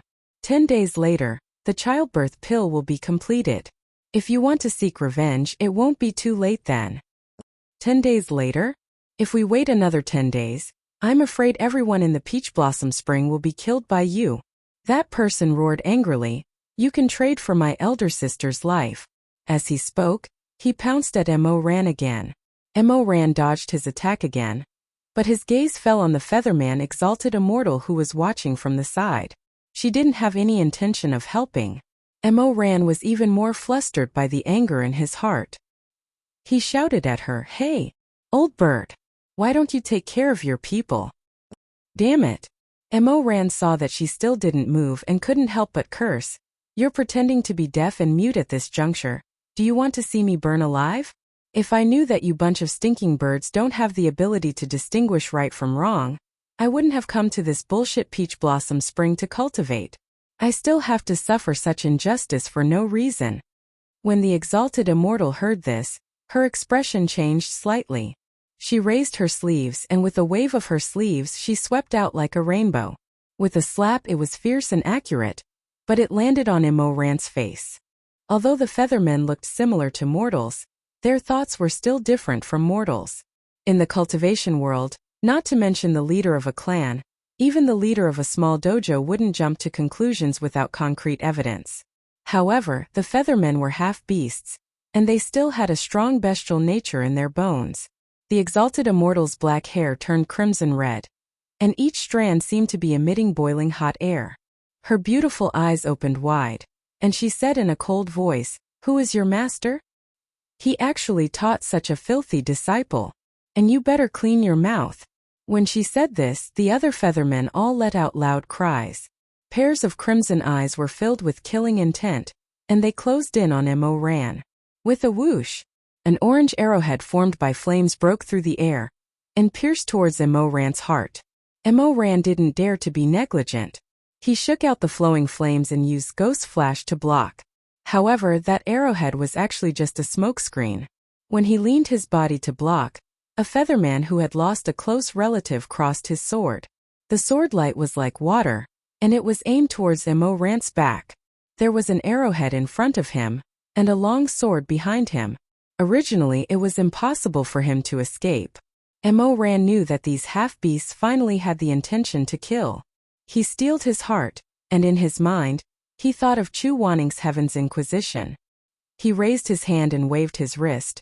The ghost flash was thrown into the air, and then suddenly tightened. The blood-red willow vines danced, forming a blurry shadow, and with lightning speed they formed a strong air mass. The willow leaves on the vines instantly became sharp knives, absorbing the surrounding air and objects and cutting them. One of Chu Wanning's ultimate moves, wind. Using the vines as wind leaves, he used spiritual power to absorb everything around him. Everything that was sucked into the wind would be crushed into powder and buried in the wind, leaving no remains behind. "Ah!" The Featherman let out a scream. The arrowhead that she had thrown earlier had already been crushed into pieces by the ghost flash. Her long sword was also suddenly swept in because it was too close to Mo-Ran. Clang! The sound of metal breaking was sharp and ear-piercing. Before she could react, she was also sucked to the scarlet edge of the wind. She hissed, "Let go of me. Madman! You're a madman." Seeing that her people were suffering, the Featherman immortal flew into a rage. Her red dress fluttered and she floated up. She held an extremely pure crimson crystal in her palm. Her sleeves fluttered, and she channeled her spiritual power into it. The peach blossom spring suddenly became turbulent, and the grass and trees fell. An illusory fire phoenix faintly appeared behind her under her command. The immortal's eyes were so red that it seemed like they were going to drip blood. Her originally beautiful face was even a little distorted. "Beast," she hissed, "why aren't you stopping? You've already summoned the illusion of the phoenix. If I stop now, would I be waiting for death?" Mo-Ran's face was illuminated by the enormous shadow of the fire phoenix. "I'll stop if you stop first." "You." The Featherman immortal slowly rose into the air. "No," she paused after every word, and her blood-red eyes stared straight at Mo-Ran. "Qualifications, with me, in terms of requirements." As her voice fell, a loud explosion sounded in the air. The illusion of the phoenix let out a clear cry, and spiraled down toward Mo-Ran. Bang! Another boom sounded, and this one was even more terrifying than the previous one. It was as if an azure dragon had ended its eternal slumber, and emerged from the depths of the Earth's core. A ray of golden light violently collided with the fire phoenix, setting off layers upon layers of terrifying shockwaves. The weaker feathermen screamed as they were thrown to the ground by this storm. Some of them directly vomited blood, and were sent flying dozens of feet away. For a moment, sand and pebbles were sent flying in Sky Tower. The wind was chaotic, and the buildings and trees were instantly razed to the ground. When the dust settled, a familiar slender figure appeared in the air, blocking in front of Mo Ran. "Moss Master?" That person was dressed in white, and his wide sleeves billowed in the wind. Hearing the voice, he slightly turned his cold and handsome face, and a pair of phoenix eyes swept past Mo Ran, who was kneeling on the ground. Chu Wanning's voice was cold, like the clear water in a well in the middle of summer. "Are you injured?" Mo Ran opened his eyes wide, and for a long time he could not react. He could only stare blankly with his mouth open. Chu Wanning looked him up and down. Seeing that there were no obvious injuries on his body, he turned to the featherman and said, "Just now, didn't you ask who his master was?" He released his terrifyingly powerful spiritual energy, and slowly descended from the air to the ground. He did not even bother to say a word, and only said coldly, "The pinnacle of life and death, Chu Wanning. Please enlighten me." What? Chu Wanning frowned, and his eyes were like heavy jade. It seemed that these birds did not listen to polite words. That was good anyway, his patience was running out. I said, "His master is me." After a pause he said, "You hurt my disciple, did you get my permission?" Although the Featherman immortals were respected as immortals, because of their noble bloodline, they were still far from being real immortals. Under this attack, not only was the phoenix illusion shattered by Chu Wanning, but her arm was also cut by Heaven's Inquisition. She covered her wound, and sticky black blood oozed out from between her fingers. Her face was very ugly. You are just a mortal, how dare you be so presumptuous? Also, who allowed you to enter the Peach Blossom Spring? How did you get in?"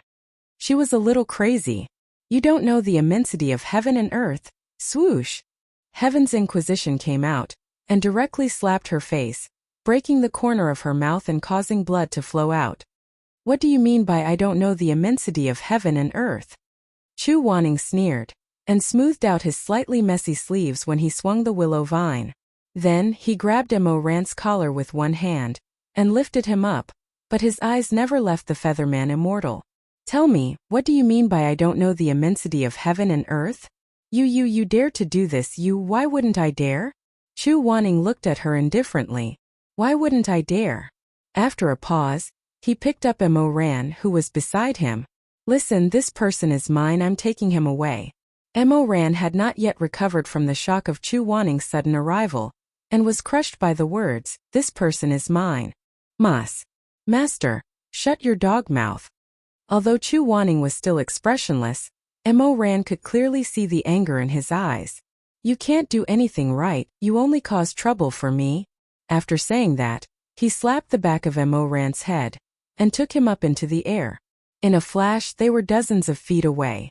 When Mo Ran came back to his senses, he and Chu Wanning had already arrived at the desolate outskirts of the Peach Blossom Spring. "Master, my junior brother is still over there." Chu Wanning glanced at him, and seeing his anxious expression, he coldly snorted. "Junior brother? The one surnamed Xia?" Yes, he's still at Sky Tower, I have to save him." Chu Wanning raised his hand and interrupted him. "I already cast a spell to send him to Xuanji, you don't have to worry." Hearing him say this, Mo Ran was relieved. He raised his black and white eyes and looked at Chu Wanning. "Master, why are you here?" Chu Wanning was originally awakened by the noise outside, and seeing that the situation was critical, he swallowed a pill given to him by Tanlang, temporarily restoring his body. But at the moment it was not convenient for him to explain to Mo Ran, so he coldly said, "Why can't I be here?" After saying this, he raised his fingertips and gathered a golden begonia. West Tower's curtain is full of reeds and thin flowers. A night of spring wind reaches Qiantang. Lowering his eyelashes, Chu Wanning gently blew at the budding begonia, and in an instant the flower bloomed, overflowing with colorful light. Chu Wanning's slender white fingertips flicked, and whispered, "Go investigate." The begonia flower immediately drifted away with the wind, and soon disappeared into the mountain forest. Mo Ran curiously asked, "Master, what kind of magic is this?" "Flower-throwing technique." "What?" "Flower-throwing technique." Chu Waning's expression was solemn, and did not seem to be joking at all. "Didn't have a name, but you asked me, so I gave it a name." Mo Ran. No matter how lazy this person was, he didn't have to be like this, right? "The Lord has already told me about your matter." Chu Waning looked in the direction where the begonia had drifted away, and his voice was as cold as a stream as usual. "This should be the work of the same person as Jin Qinghu. In this peach blossom spring, I'm afraid that the exquisite chess game has already been set up." "How is that possible?" Mo Ran was shocked. The exquisite chess game was a magic that he had reached the peak of in his previous life. After 18th's accident, Mo Ran himself had already tried to sense whether there were traces of this magic, because this forbidden magic was often accompanied by killing and bloodshed. Once it was activated, it would definitely kill, so as long as he carefully examined the inexplicable strong resentment, he would know whether or not someone had set up the exquisite chess game. If that mysterious person really used this forbidden magic again, unless he did it to the extreme, there was no reason why Mo Ran would not be able to detect it. Seeing Chu Waning's slightly suspicious gaze, Mo Ran hurriedly explained, "What I'm saying is, the peach blossom spring is filled with half-immortals. How could it be so easy for someone to set up a forbidden technique here without knowing?" Chu Waning shook his head and said, "At the bottom of the Jin Qinghu, that mysterious person controlled all the ancient spirit beasts. Although the ancient spirit beasts' combat strength cannot be compared to the divine beasts, they are not inferior to the loose immortals. Since he was able to control the Jin Qinghu at that time, it is very likely that he is using the same trick in the peach blossom spring now." "So, yes." Mo Ran raised his head and smiled shyly, revealing deep dimples. "Master, what do you mean by not inferior?" Chu Waning. Chapter 76. Chu Waning had never been the kind of master who was kind and seductive. Mo Ran was also not a 5 or 6-year-old child. When he asked such a ridiculous question, Chu Waning could not be bothered with him at all. He lowered his eyes and remained silent. He cast a gale spell on the begonia flower that he threw out, and quickly investigated the entire peach blossom spring. Not long after, a golden talisman fell from the sky and landed in his hand. Ancestral Abyss? Ancestral Abyss was the place where angry owls would rush out every day, and cultivators would rush to pluck their feathers. The feathermen had said before that the bottom of the abyss was endless scarlet true fire. Other than those angry owls that had lived in the abyss since ancient times, no matter who fell in, they would be melted into nothingness. Chu Waning cast a barrier on himself and Mo ran to hide their tracks and prevent the feathermen from discovering them. The two of them arrived at the ancestral abyss. It was so deep that they could not see the bottom. It was emitting a strange red light. Thousands of strange birds were densely packed on the cliffs. At this time, these birds were all in deep sleep with their heads buried in their wings. From afar they looked like countless densely packed dots. According to Chu Waning, if the exquisite chess game was set in the abyss, then what the feathermen said about the raging fire and how they would be burned into nothingness after falling in, should all be made up. But how can we be sure that the fire below won't burn people to death? Mo Ran stared at the hibernating light below and muttered, "No matter how I look at it, it seems to be real. Throw something down first. Then I'll go hunt a rabbit." "No need." Chu Waning stood up and flew. As his white clothes fluttered, he was already far away in the peach forest. Not long after, he floated back to his original spot like a celestial being from the 9 heavens. There was an additional peach blossom in his hand. Mo Ran understood.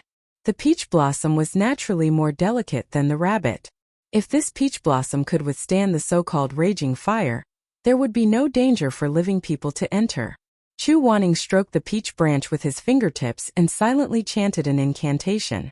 The luminous peach was instantly enveloped by a layer of gentle blue light. He pointed at the abyss and whispered, "Go." The peach blossom slowly fell. 1 foot, 2 feet, 10 feet, 100 feet. Hua Ji's shadow had long disappeared, but Chu Waning's spell allowed him to sense the situation of Hua Ji. He closed his eyes and after a while, His eyelashes fluttered as he opened his eyes again. The peach blossoms are unharmed. Since Chu Wanning was so certain, there was nothing more to say. Mo Ran immediately flew with him to the ancestral abyss. Both of them had decent movement techniques, and they smoothly made their way to the bottom. When he saw the scene at the bottom of the abyss, even though he was mentally prepared, Mo Ran still felt a chill. He now knew what the red light in the abyss was. He saw that inside the abyss, there were several thousand wooden frames, and on each frame hung a featherman. Those feathermen were completely naked, and their beautiful bodies were dripping with blood. Each of them had a ling chi fruit in their mouth that was emitting a dazzling red light. Several thousand red lights gathered together. Looking from above, it was easy to believe that this was the scarlet true fire at the bottom of the abyss. Chu Wanning's expression was very ugly. He was knowledgeable, so he naturally knew that this red fruit was a forbidden fruit in the cultivation world. Putting it in the mouth of a person who was about to die could prolong their last breath for 365 days. In other words, a person who could be released in an instant would have to experience an extremely long death. What was originally a sudden heart stop in the blink of an eye would become an endless torture. It was called the death of 1,000 cuts. Mo Ran stared at the layers of living dead feathermen and muttered, "Soul-locking array. Using living things as human pillars to trap resentment. Even if there were thousands of dead souls trapped in the exquisite chess game, not a single bit of their aura would leak out." It was no wonder that he couldn't detect a single trace of resentment from the exquisite chess game's forbidden technique. Mo Ran couldn't help but shiver. He was thinking, was the fake Gaochen at Jin Chengqi the same person as the mastermind behind the Peach Blossom Spring? From Jin Chengqi's experience, the fake Gaochen was only able to use the exquisite chess game to control the spirits under the water, so he should have only learned a little. However, this time the fake feathermen outside the Peach Blossom Spring were no different from the real body, other than being stupid and not having high emotional intelligence. They could even use featherman spells, and the level of this forbidden technique could be considered to be above average. Could it be that the fake Gaochen had improved so quickly? Chu Wanning came to the center of the soul-locking array, where there was a stone pillar made of crystal. There was also a featherman tied to the stone pillar, but this featherman was already dead. The death-slicing fruit in her mouth had already withered, and her body had also started to rot. However, her previous identity could be seen from the bright yellow phoenix robe on her body, and the star-shaped curse mark in between her eyebrows. "This is," Mo Ran said in shock, "this is a real featherman immortal." "That's right." Chu Wanning looked at the inexhaustible human pillar formation and opened her thin lips. "There are at least 800, if not 1,000, feathermen captured here to be used in the soul-locking formation. If the featherman exalted immortals were still alive, how could they tolerate such a deep grudge? Moreover, when I fought with the immortal outside just now, I felt that she was weaker than the ghost master of Colorful Butterfly Town. If I didn't guess wrongly, I'm afraid that the feathermen of the Peach Blossom Spring have already been exterminated, and the ones outside are all walking corpses controlled by the exquisite chess game." Exclamation point. As expected, Chu Wanning had the same thoughts as him. Mo Ran was shocked and wanted to turn around and go back. Chu Wanning waved his sleeves and stopped him. "Where are you going?" "I'm going to tell Uncle and the rest about this. If that's the case, then it's too dangerous."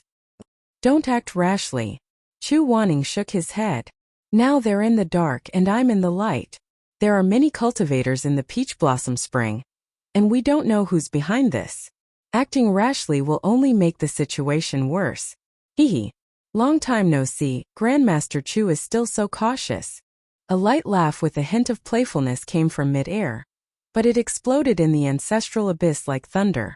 The two of them looked up, and saw a featherman child swinging his legs and sitting on a tree branch that extended out from the cliff. Seeing them turn around, the dead child tilted his head and rolled his eyes a few times. A bright smile appeared on the corner of his mouth. Mo Ran said in shock, "The exquisite chess game." Chu Wanning cursed and said gloomily, "Another white chess piece?" "Hee, that's right, it's just a white chess piece." The featherman child rubbed his hands and said, "Otherwise, do you think I'll guard this place with my real body? I'm not stupid." Mo Ran said, "You're that fake North Star Jin Chenghu. You lunatic, what are you trying to do?" "Hee, who do you think you are?" You're just a small foundation-building cultivator, and you think you're qualified to question me? Get your master to ask him. You. Chu Wanning waved his sleeves and stretched out his slender fingers to press down on Mo Ran, who was so angry that smoke was coming out of his head.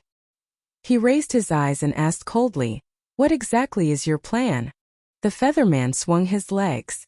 He was clearly a dead person, but because he was controlled by a forbidden technique, he kept doing all kinds of tricks like a marionette. "I'm the one who planned it. It's not a big deal." Chu Wanning's voice was even colder. "Then why do you want to take my disciple's lifetime and time again? Although it's not a big deal, it just so happens that I need your disciple's spirit core to complete it," the child said with a smile. "It's all because his spirit core is so good. It's even better than yours, Grandmaster. When I saw Jin Qinghu, I knew that he had the essence of the wood spirit.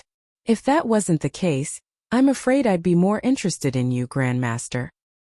His words were greasy, and with such a tender voice and an adult tone, Mo Ran couldn't help but feel disgusted.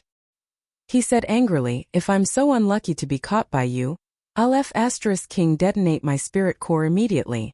Don't even think about touching me." "I don't want to touch you." The child still had that infuriating sweet tone. "I had no choice but to chase after you.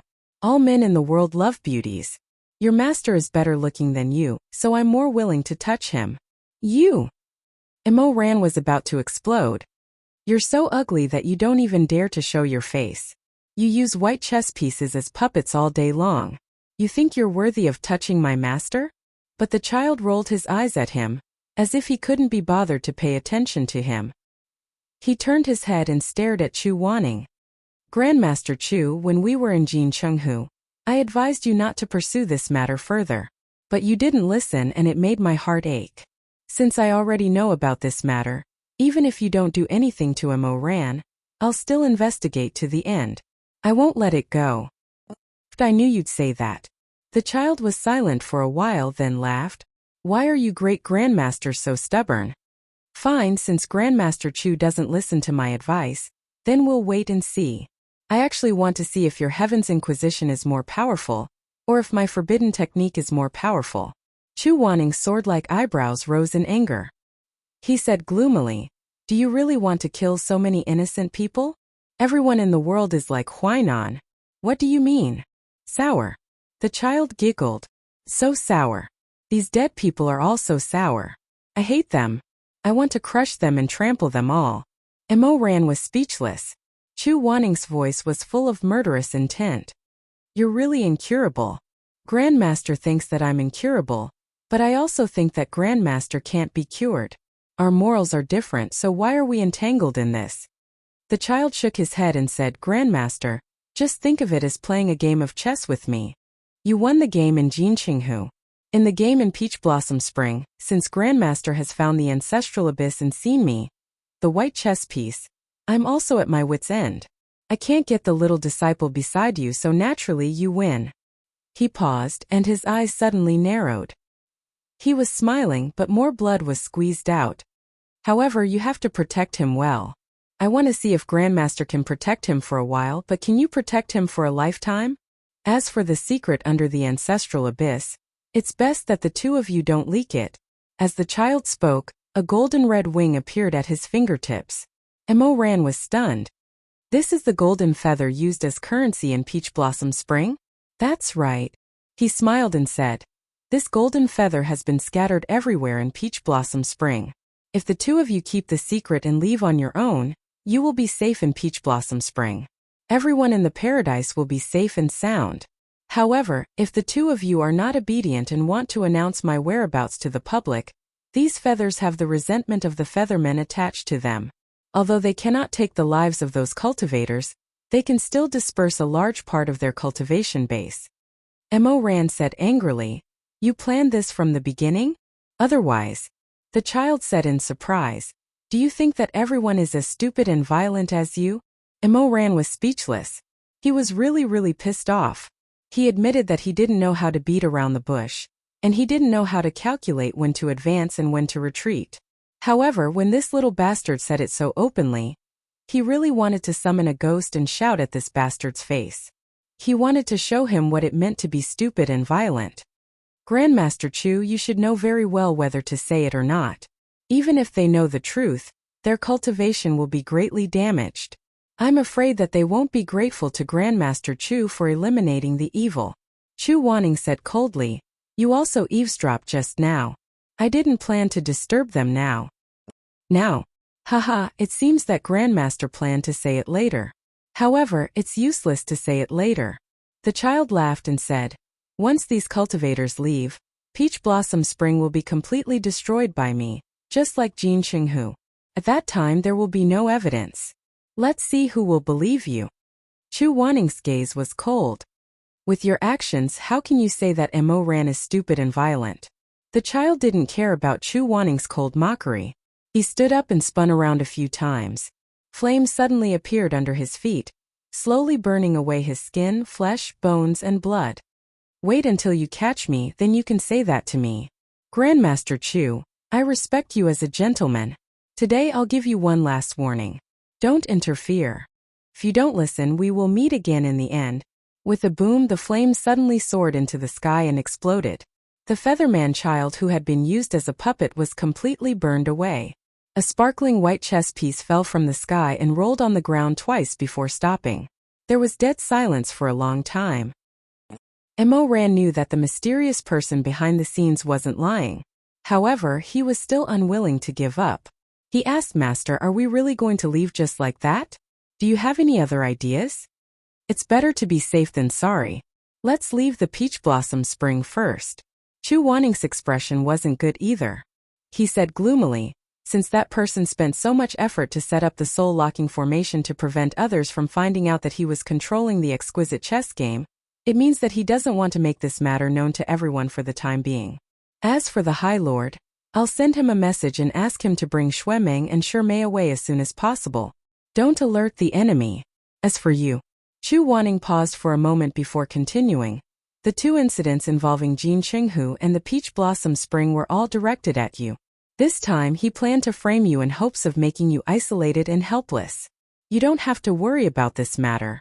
The High Lord is the leader of a sect. It's best for him to step in and mediate. Then what can I do? Mo Ran said.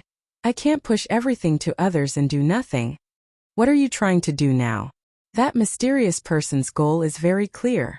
After Jin Chengqi's divine wood fell, he has been looking for an essence spiritual body to replace it. You're the wood essence spiritual body, so you're the most suitable. However, if he can't get you, he'll settle for the next best thing and look for other replacements. Chu Wanning paused for a moment before saying, if he finds you, I'm afraid there'll be another bloody storm. We have to stop him. That's true. However, Master, it's not that easy to find an essence spiritual body. Even if he wants to find a replacement, he must.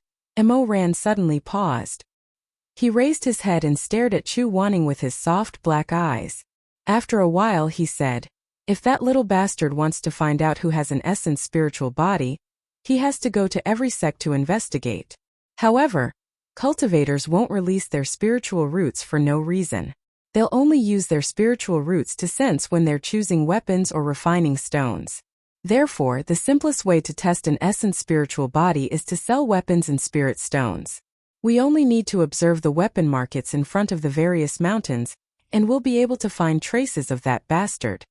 After saying this, he saw Chu Wanning staring at him thoughtfully. He couldn't help but feel guilty. I guessed. You guessed correctly, Chu Wanning said slowly. After a while he suddenly felt that he knew more things. He narrowed his eyes and asked Mo Ran, are you hiding something from me? What could I hide from Master? Although he said this, Mo Ran felt the hair on his back stand up. He felt that Chu Wanning's glass-like eyes seemed to be locking the real soul inside his reborn body. Fortunately, Chu Wanning was silent for a moment and didn't say anything else. He faintly lowered his eyes and said in a low voice, from today onwards, you and I will secretly investigate each sect. We won't return to the peak of life and death for the time being. Chapter 77. After Chu Wanning and Mo Ran left the Peach Blossom Spring, they went around to find out when the big and small sex markets would open. After traveling for a few days, they settled down in an inn in a small town that night. After leaving the peach blossom spring, they finally had a chance to rest. Mo Ran had already returned to his room. Chu Wanning sat in front of the table and lit the candle. Under the warm yellow light, he carefully examined the porcelain bottle in his hand. Inside the white jade bottle, there were more than 30 dazzling golden pills. Fortunately, when Xuanji came, he gave this bottle of medicine to him. Otherwise, he really wouldn't know how to interact with Mo Ran. This is Tanlong's new medicine. There are about 30 pills. At that time in the Peach Blossom Spring Cave, Xuanji said to Chu Wanning. He looked through the ancient records and changed some of the ingredients. One pill can support your recovery for 7 days. This bottle of medicine should last you a long time. Take it. Thank Tanlang for me. No need to thank me. Xuanji waved his hand and smiled. I saw Tanlong's serious face. He must be very curious about your illness. Oh right, he told me to remind you that the medicinal properties of this pill are not stable. Don't be too happy or sad, or it will lose its effect. Remember this. Chu Wanning was lost in thought about Xuanji's words. Suddenly, he heard a knock on the door of the inn. He immediately put away the porcelain bottle and extinguished the incense burning in the celadone stove. Only then did he slowly say, "Come in." Mo Ran had just finished bathing. He put on a thin silk bathrobe and wiped his black jade-like hair as he walked into Chu Wanning's room. Chu Wanning coughed. Fortunately, his face was still indifferent. What's wrong? My room is not good. I don't like it. Master, can I make do with sleeping on the floor here tonight? Seeing that Mo Ran's words were vague, Chu Wanning wasn't stupid and naturally felt that something was wrong. He asked, what's there not to like? And in any case, it's just not good. As he spoke, he secretly glanced at Chu Wanning and muttered, the sound insulation is too bad. Chu Wanning was used to having a noble temperament. He frowned and actually didn't understand what Mo Ran was referring to.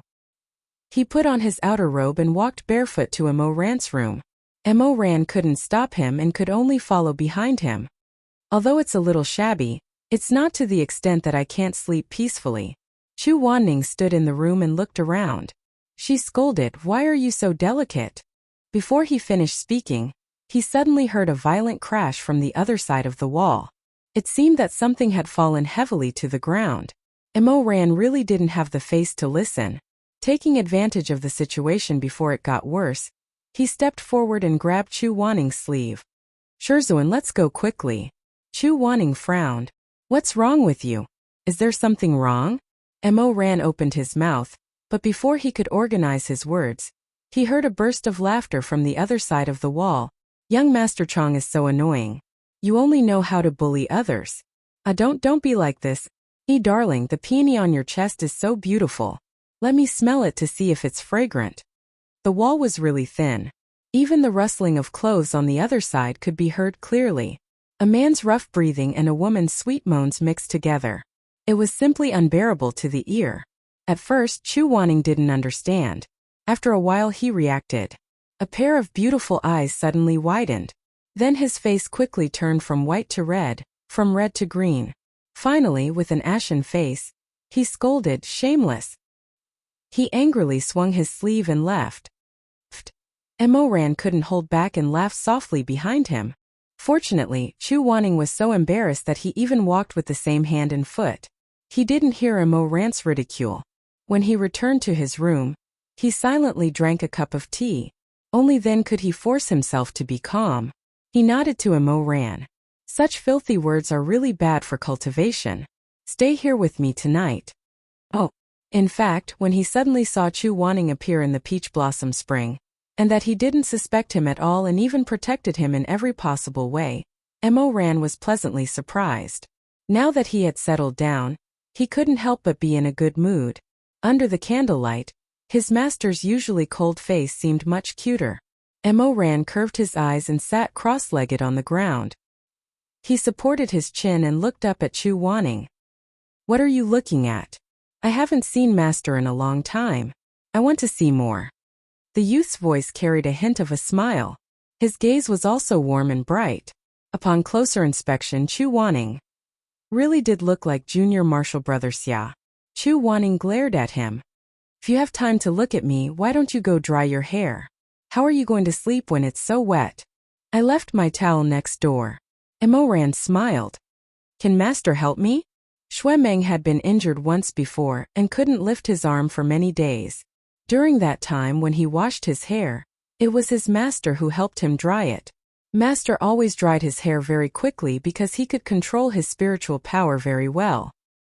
He quickly dried the towel in his hand. Chu Wanning lowered his eyes and looked at Emoran, whose hands and feet were all right. He coldly snorted. If you're not sick or in pain, why should I help you? But he still waved his hand to let him come over.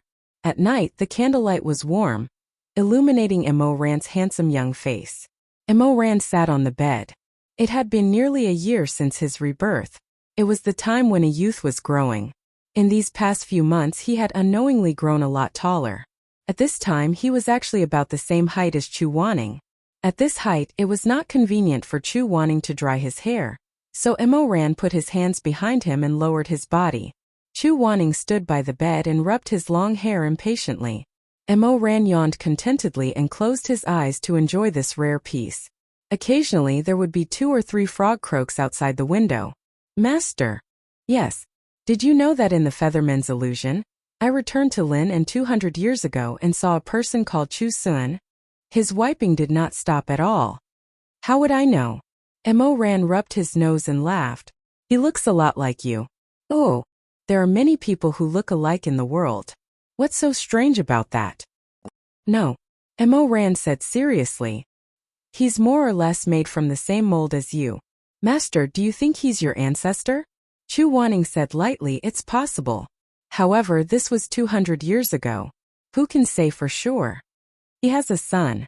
Emoran said to himself. He looks a lot like Junior Marshal Brother Xia. I think this is too much of a coincidence. Master, do you think Junior Marshal Brother Xia is your long-lost relative? I don't have any relatives. I already said you're long-lost. Emoran muttered. He was very close to Chu Wanning and could smell the faint fragrance of begonia flowers that made people feel at ease. It smelled really good. Whether it was in his previous life or this life, Chu Wanning's scent always seemed to have a calming effect on his mind. In his previous life, he returned from a bloody battle. Only by burying his face in his master's neck could he obtain that moment of respite. Whether he was willing to admit it or not, he was already addicted to Chu Wanning's scent. He could not quit even if he wanted to. He closed his eyes. In this familiar silence, he gradually let go of his consciousness. He did not know what time it was. In his previous life, in the empty Shaman Mountain Hall, he killed someone and came back drenched in the rain. He was clearly a sinful person, but instead he was soaking wet like a homeless dog. At that time he sat down and hugged Chu Wanning's waist. He buried his face in the other's stomach and let Chu Wanning stroke his hair over and over again. Only in this way could he barely suppress his crazy heart. Those old dreams were clearly separated from the past. The past was as vast as the sea, but when he closed his eyes it seemed as if it was only yesterday. Chu Wanning saw that the person who had been talking about him was not talking. He lowered his eyes and saw a calm face in the dim candlelight. Although there was still a bit of youthfulness between his eyebrows, and he had not shed his childishness, his facial features had already matured. He could see that kind of handsome face.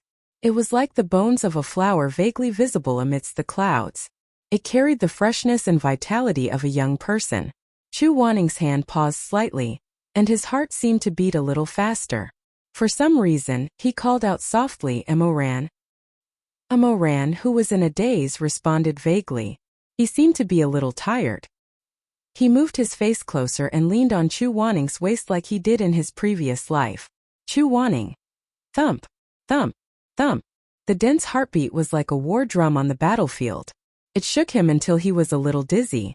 Chu Wanning pursed his lips. He did not know what to do. He could only continue to wipe Emoran's hair, evaporating the last bit of water. After a long time, he threw away the towel and smoothed the strands of hair in front of Emoran's forehead. He said in a low voice, "All right, go to sleep." Emoran opened his eyes. His dark purple eyes were dazed for a moment, and then gradually became clear. He finally came back to his senses. He remembered that he had leaned against Chu Wanning's waist out of habit, and Chu Wanning hadn't pushed him away. He couldn't help but be shocked. He stared blankly with his eyes wide open like a silly dog. Chu Wanning was originally a little uncomfortable, but seeing him like this he could not help but laugh. Mo Ran saw that he was actually laughing. Although it was a faint smile, it was definitely a smile. He could not help but open his eyes even wider. He sat up straight. With his slightly messy hair, he suddenly said very seriously, "Shizun, there's a fragrance on your body.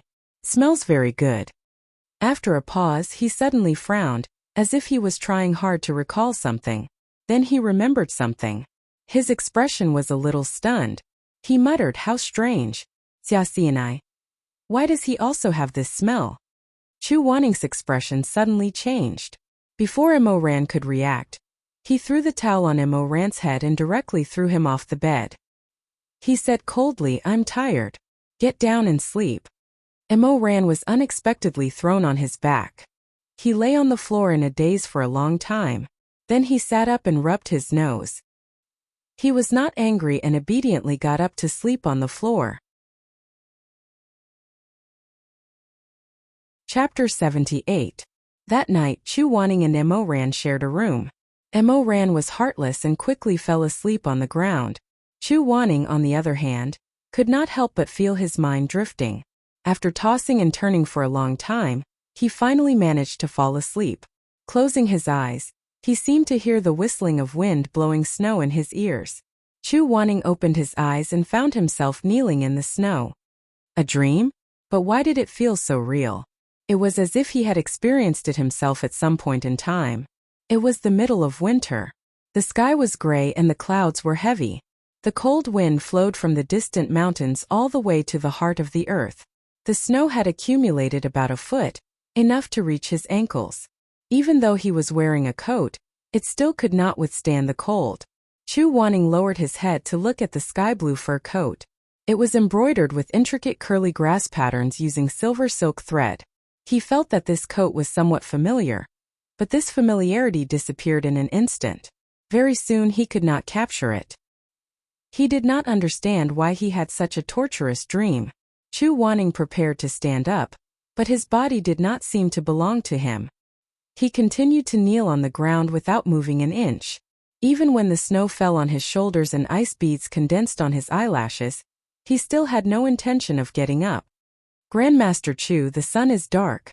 Her Majesty will not see you tonight. Let's go back." An old trembling voice sounded from behind. In the dream he did not turn around. Footsteps sounded behind him. Someone stepped on the snow with a crunching sound and held an umbrella on his left and right.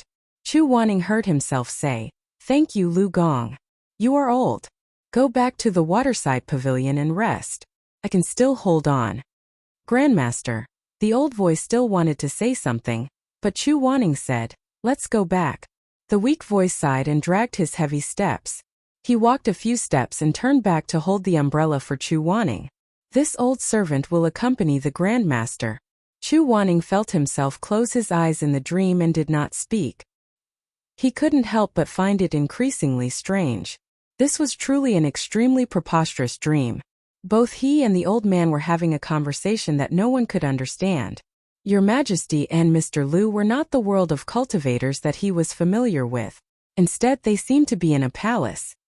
He tried to see through the body, to see the scene of the dream through his lowered eyelids. This place seemed to be the pinnacle of life and death, but there was something different about it. The houses were mostly the same as before, but many extravagant little items had been added.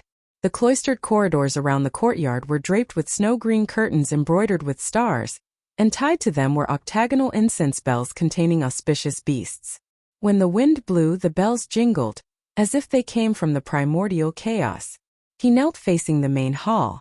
In front of the hall stood a row of imperial bodyguards. He had never seen them before, so he didn't know which sect they were from. The sky gradually darkened. A line of palace maids walked out of the side door in a line. Their white hands were slender, and they lit 2 bronze lamps on the left and right side of the hall. The lampstand was as tall as a person and had 9 floors. Each floor had 49 thin copper begonia. The begonia's core was brightly lit, and the candlelight scattered one after another, like the stars in the Milky Way in the sky, shining brilliantly in front of the hall. After lighting the lamps, the head palace maid glanced at Chu Wanning and said with a strange sneer, "It's so cold at night. Who are you trying to show your bitterness to? His Majesty and the Empress are enjoying themselves. Even if you kneel until the end of time, no one will sympathize with you." How presumptuous! Chu Wanning had lived for so long, and no one dared to speak to him like this. He couldn't help but become angry. When he opened his mouth, his voice was his own, but he couldn't help but say something else. "I didn't come here to disturb his mood. I actually have something important to discuss. Please pass the message." "Who do you think you are? Why should I pass the message for you?" the head palace maid said with disdain. "His Majesty and the Empress are in a good mood. Who dares to disturb them? If you want to see His Majesty, then keep kneeling. When His Majesty gets up tomorrow, maybe he'll have the heart to look at you." Humph! The old servant behind Chu Wanning couldn't listen anymore. He said with a trembling voice, "I know your Empress is favored, but don't you see who you're talking to? Don't you have some virtue in your mouth?" "Who am I talking to? At the peak of life and death, who doesn't know that His Majesty hates him the most? I'm talking to him. What respect do I need? You old thing, you have the guts to lecture me." The head palace maid glared at him and said angrily, "Someone come. What do you want to do?" The old servant couldn't help but take 2 steps forward and stand in front of Chu Wanning. The palace maid glared at him and said in a delicate voice, "Extinguish the 2 basins of charcoal outside." Yes, someone immediately came over and extinguished the charcoal basins in the courtyard. Chu Wanning thought that although this palace maid's mouth was stubborn, she wasn't stupid. The sky was cold and hard, so she didn't need to directly fight with the other party. As long as the 2 basins of charcoal were extinguished, the courtyard would become like an ice cave. No matter how strong the body was, it wouldn't be able to withstand half a night. The night grew deeper, but the palace was still warm. The sounds of music and dancing were endless. Chu Wanning was still kneeling. His legs and feet were numb. "Grandmaster, go back." The old servant's voice sounded like he was about to cry. "Go back. Your health is important. You know His Majesty. If you freeze, he won't send a doctor to take a look. You have to take care of yourself." Chu Wanning said softly, "I'm just a broken body. It's not worth mentioning. If I can stop him from attacking the Kunlun treading snow palace, I won't regret even if I die." "Grandmaster, why do you have to?" Chu Wanning was extremely weak in the dream. He coughed a few times, but his eyes were still clear. "It's my fault that he ended up like this. I cough." Before he could finish, he started coughing violently. Chu Wanning covered his mouth with his sleeve. There was a metallic taste in his throat. When he put down his sleeve, he saw that his hand was covered in blood. It was a glaring sight. "Grandmaster Chu." Chu Wanning still wanted to say something, but his vision turned black. He couldn't hold on anymore and fell into the snow. There was endless chaos in his ears. It was like the sudden turmoil of war, but it was also like the sea behind layers of curtains. He couldn't hear the noise around him. He could only vaguely hear the old servant shouting in panic. A few words drifted into his ears.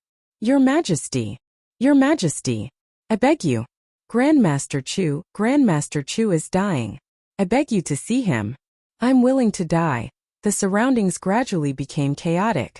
There were many footsteps, and the lights were brightly lit. The sound of drums and the woman's sweet singing suddenly stopped. It seemed that the door of the palace was wide open. A strong fragrance wrapped in the warmth of the room rushed out. Chu Wanning felt that someone had picked him up and brought him into the warm palace. A large hand touched his forehead, but it only probed for a moment before it was abruptly pulled back as if it had been stabbed. Then, a familiar low male voice was screaming dangerously. "Why didn't you report to me?" No one answered. The man suddenly flew into a rage. With a bang, he seemed to have thrown a pile of heavy objects. He roared angrily, accumulating the power of thunder. "Have you all rebelled? He is the master of the Red Lotus Pavilion, and he is my master. He is kneeling here, but none of you came to report to me? Why didn't you report to me?" With a thump, someone knelt down trembling. It was the head palace maid who had been flaunting her power earlier. This servant has committed a capital crime. This servant saw that His Majesty and the Empress were in a good mood, so this servant didn't dare to disturb. The man paced back and forth a few times, but his anger only increased. His black robe with golden edges fluttered on the ground like black clouds. Finally he stopped, his voice twisted to the extreme. His body is not good, and he is afraid of the cold. You didn't report to me, and made him wait in the snow. You also extinguished the charcoal fire in the courtyard. His voice trembled because of his anger. In the end he took a deep breath, and a sentence rumbled out of his throat. His voice was not loud, but the murderous intent in it made people feel cold. You want him to die. The palace maid was so scared that her face turned pale. She banged her head on the ground, and her forehead was bruised. Her lips trembled as she screamed, "No, that's not it. How could this servant dare to have such thoughts? Your Majesty has wronged me. Drag him down. He will be executed on the stage of good and evil. Your Majesty.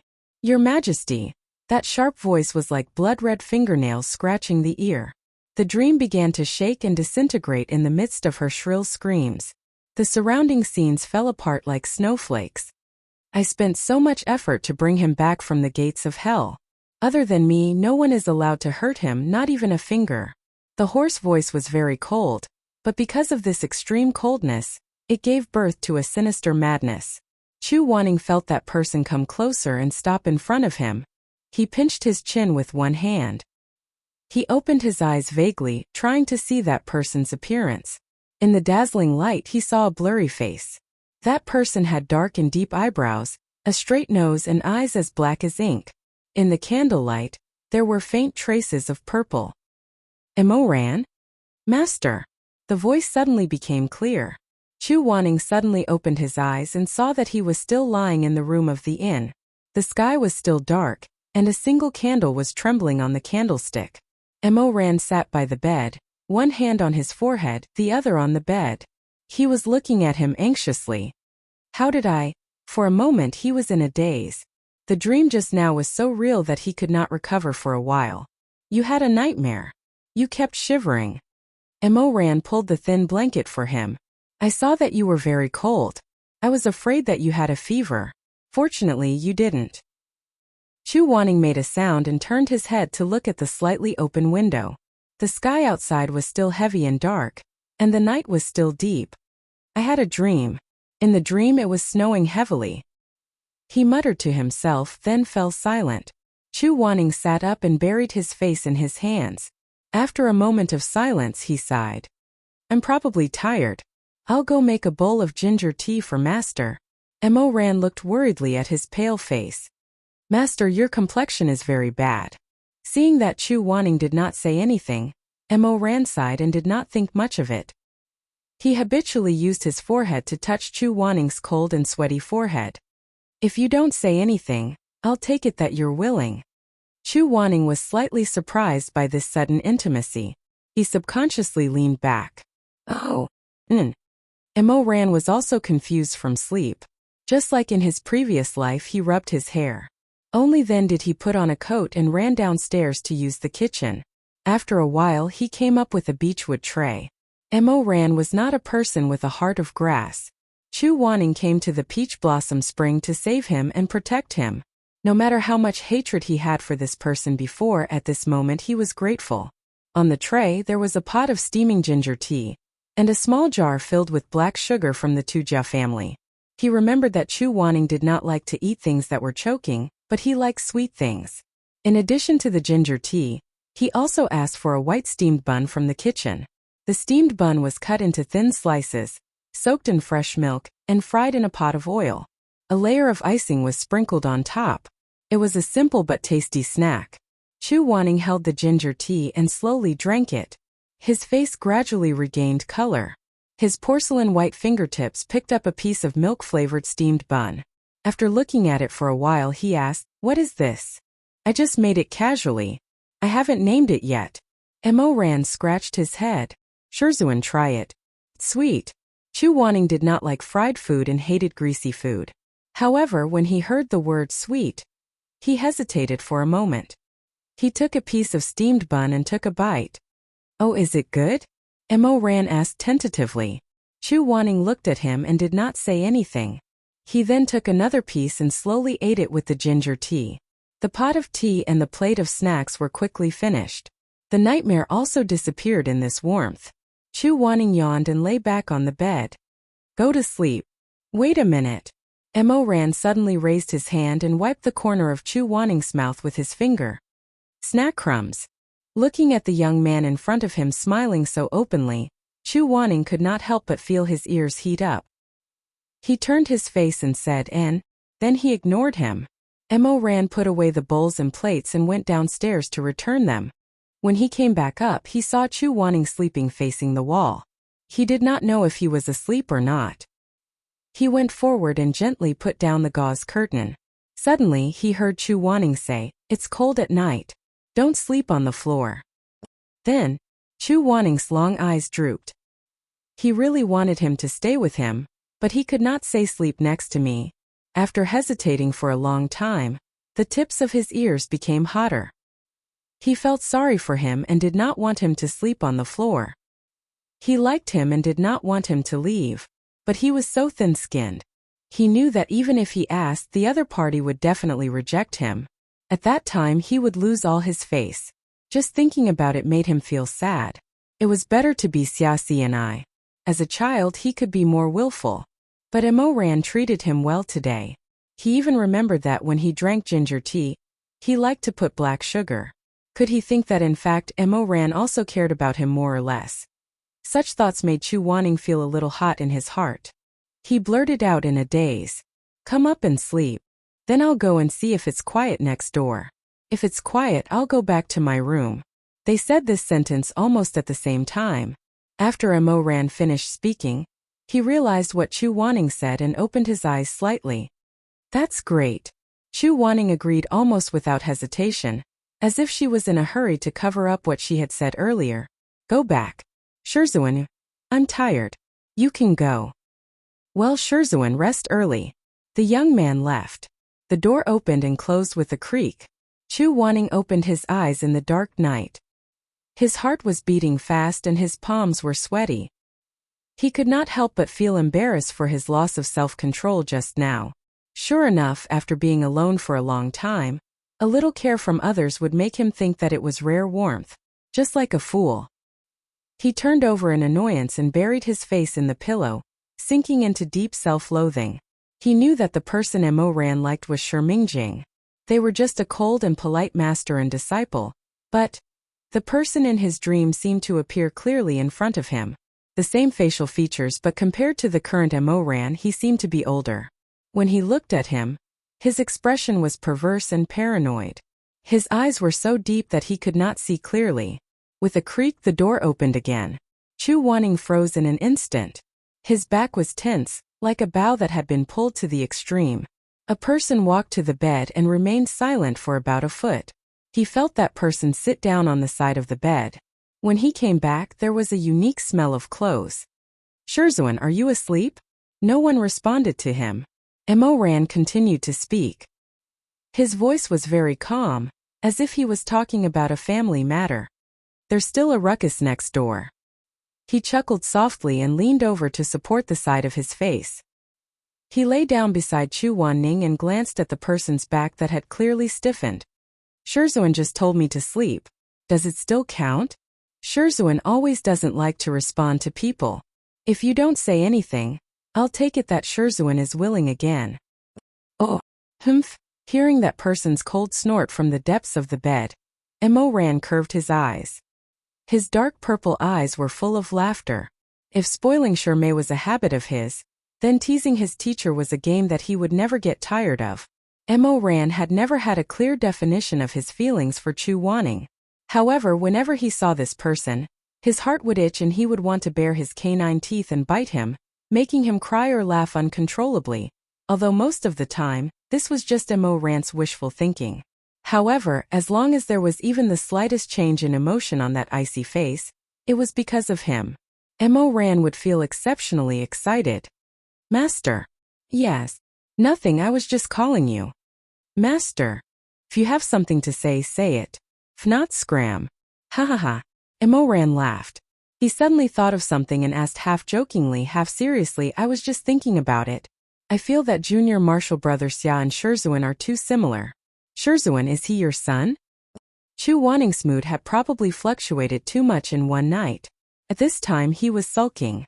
Suddenly hearing Mo Ran teasing him like this, he couldn't help but feel a little angry. I was just teasing Shizun. Shizun, you don't have to. That's right. Chu Wanning coldly replied. He is my son. Mo Ran was still smiling. Oh, I knew it. So it's your son, wait. Son? As if struck by lightning, Mo Ran suddenly opened his eyes wide and his mouth wide in disbelief. Son? Yes. Chu Wanning simply turned his body and looked at Mo Ran seriously. His face was serious and fierce and didn't look fake at all. Tonight he had done too many wrong things. He was afraid that it would be suspicious. Since Mo Ran wanted to make a joke, he might as well take advantage of the chaos to play a trick. Anyway, he couldn't let Mo Ran know that he liked him. Thinking of this, Chu Wanning coldly picked up his lost dignity and said coldly, Xia is my illegitimate son. Even he was kept in the dark about this matter. Now heaven earth you and I know. If a third person knows, see if I don't want your dog life. Mo Ran. Chapter 79. If he didn't know Chu Wanning like the back of his hand, Mo Ran felt that he would really believe him when he saw how serious Chu Wanning was when he spoke. Xia was Chu Wanning's son? What a joke, did he really think he was stupid? However, it was not easy to lose face with Shizun, so in the following days, Mo Ran had to cooperate with Chu Wanning from time to time to show reactions like, oh my god. So it is like this, I didn't expect Shizun to be such a wanton man, and so on. It had to be said that although he didn't know what Chu Wanning wanted to do, this experience was somewhat interesting. Mo Ran went to tease him every few days. In the morning, when they were eating in the tea house, Mo Ran held his chin and opened his eyes wide, calling Shizun. Chu Wanning swallowed a mouthful of Yangxian tea, raised his eyes and looked at him faintly. Yes? Why don't you recognize Xia? Chu Wanning said, it's not that I don't recognize him. It's just that the time hasn't come yet. Then, when will we be considered to be fated? It depends on his luck. Mo Ran looked at his unfathomable appearance and held back his laughter until his ribs hurt. But he still had to put on a sympathetic expression. Xia is really pitiful. Another example was when they were hurrying along. Mo Ran raised his hand and broke a willow tree. Along the way, he played with cats and dogs, and when he was bored he called Chu Wanning. Shizun. What's the matter? I want to ask you something secretly. Mo Ran said with a smile. Shizun. What kind of person is she? Is she beautiful? Chu Wanning choked, and then covered it with a light cough. Not bad. Oh? Is it only passable? Mo Ran said in surprise.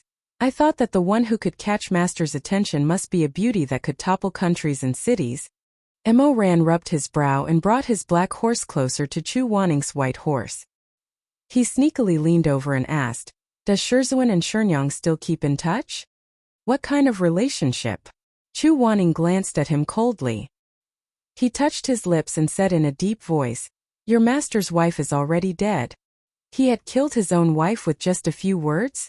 Mo Ran almost choked on his saliva. Dead? How did he die? Chu Wanning was expressionless. Difficult labor. Puhahaha.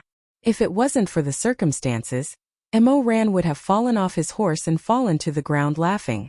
Mo Ran naturally wouldn't let go of such an interesting topic so easily. The next day she washed a bag of fresh and plum cherries and put them in a pouch for Chu Wanning to eat on the way. She tricked him into talking to her again. Shizun, may I know who Shenyang was? What was her name? Chu Wanning picked up a sweet cherry and ate it without batting an eyelid. He then said coldly, the dead are gone. What's the use of knowing her name? Mo Ran played along smoothly. Revered master follows the path of filial piety. Even if Shenyang was a beauty as a disciple, I should still remember her name. When the winter solstice is bright and clear, I have to pay my respects. Chu Wanning continued to eat his cherries. He said indifferently, "No need. Your master's wife is not such a vulgar person. She doesn't like the smell of incense." Mo Ran curled his lips and secretly rolled his eyes. He thought to himself, "It's obviously you who can't come up with Shenyang's background. You actually have the face to say that Shenyang is otherworldly and doesn't eat the food of the common populace." But his face was still smiling. "Shenyang is so otherworldly. She must be a cultivator, right?" Chu Wanning paused. He picked up another cherry with his snow-white fingertips and slowly chewed it. He then said, "That's right." Mo Ran blinked his eyes curiously. Which sect did Shenyang belong to? Chu Wanning estimated Xia Xini's age. At that time he was still in Lini. He then said calmly, "Confucian Wind sect." Oh.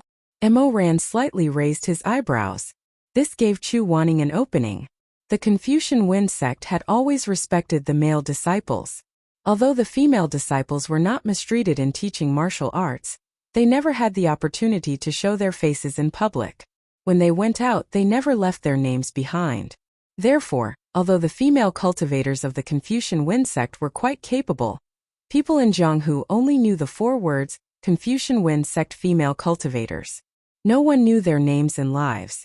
Therefore, Chu Wanning randomly made up stories. In any case, there was no way to verify them. However, Mo Ran was not a person who would give up easily. He immediately refocused and asked persistently, "Then when did Shenyang and Shenyang meet? How did they meet?"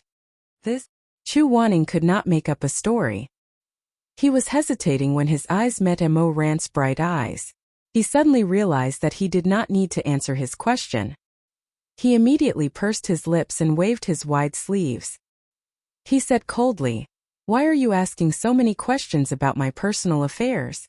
As he said this, he pulled the reins and spurred his horse. His white robe left behind, leaving Mo Ran far behind him.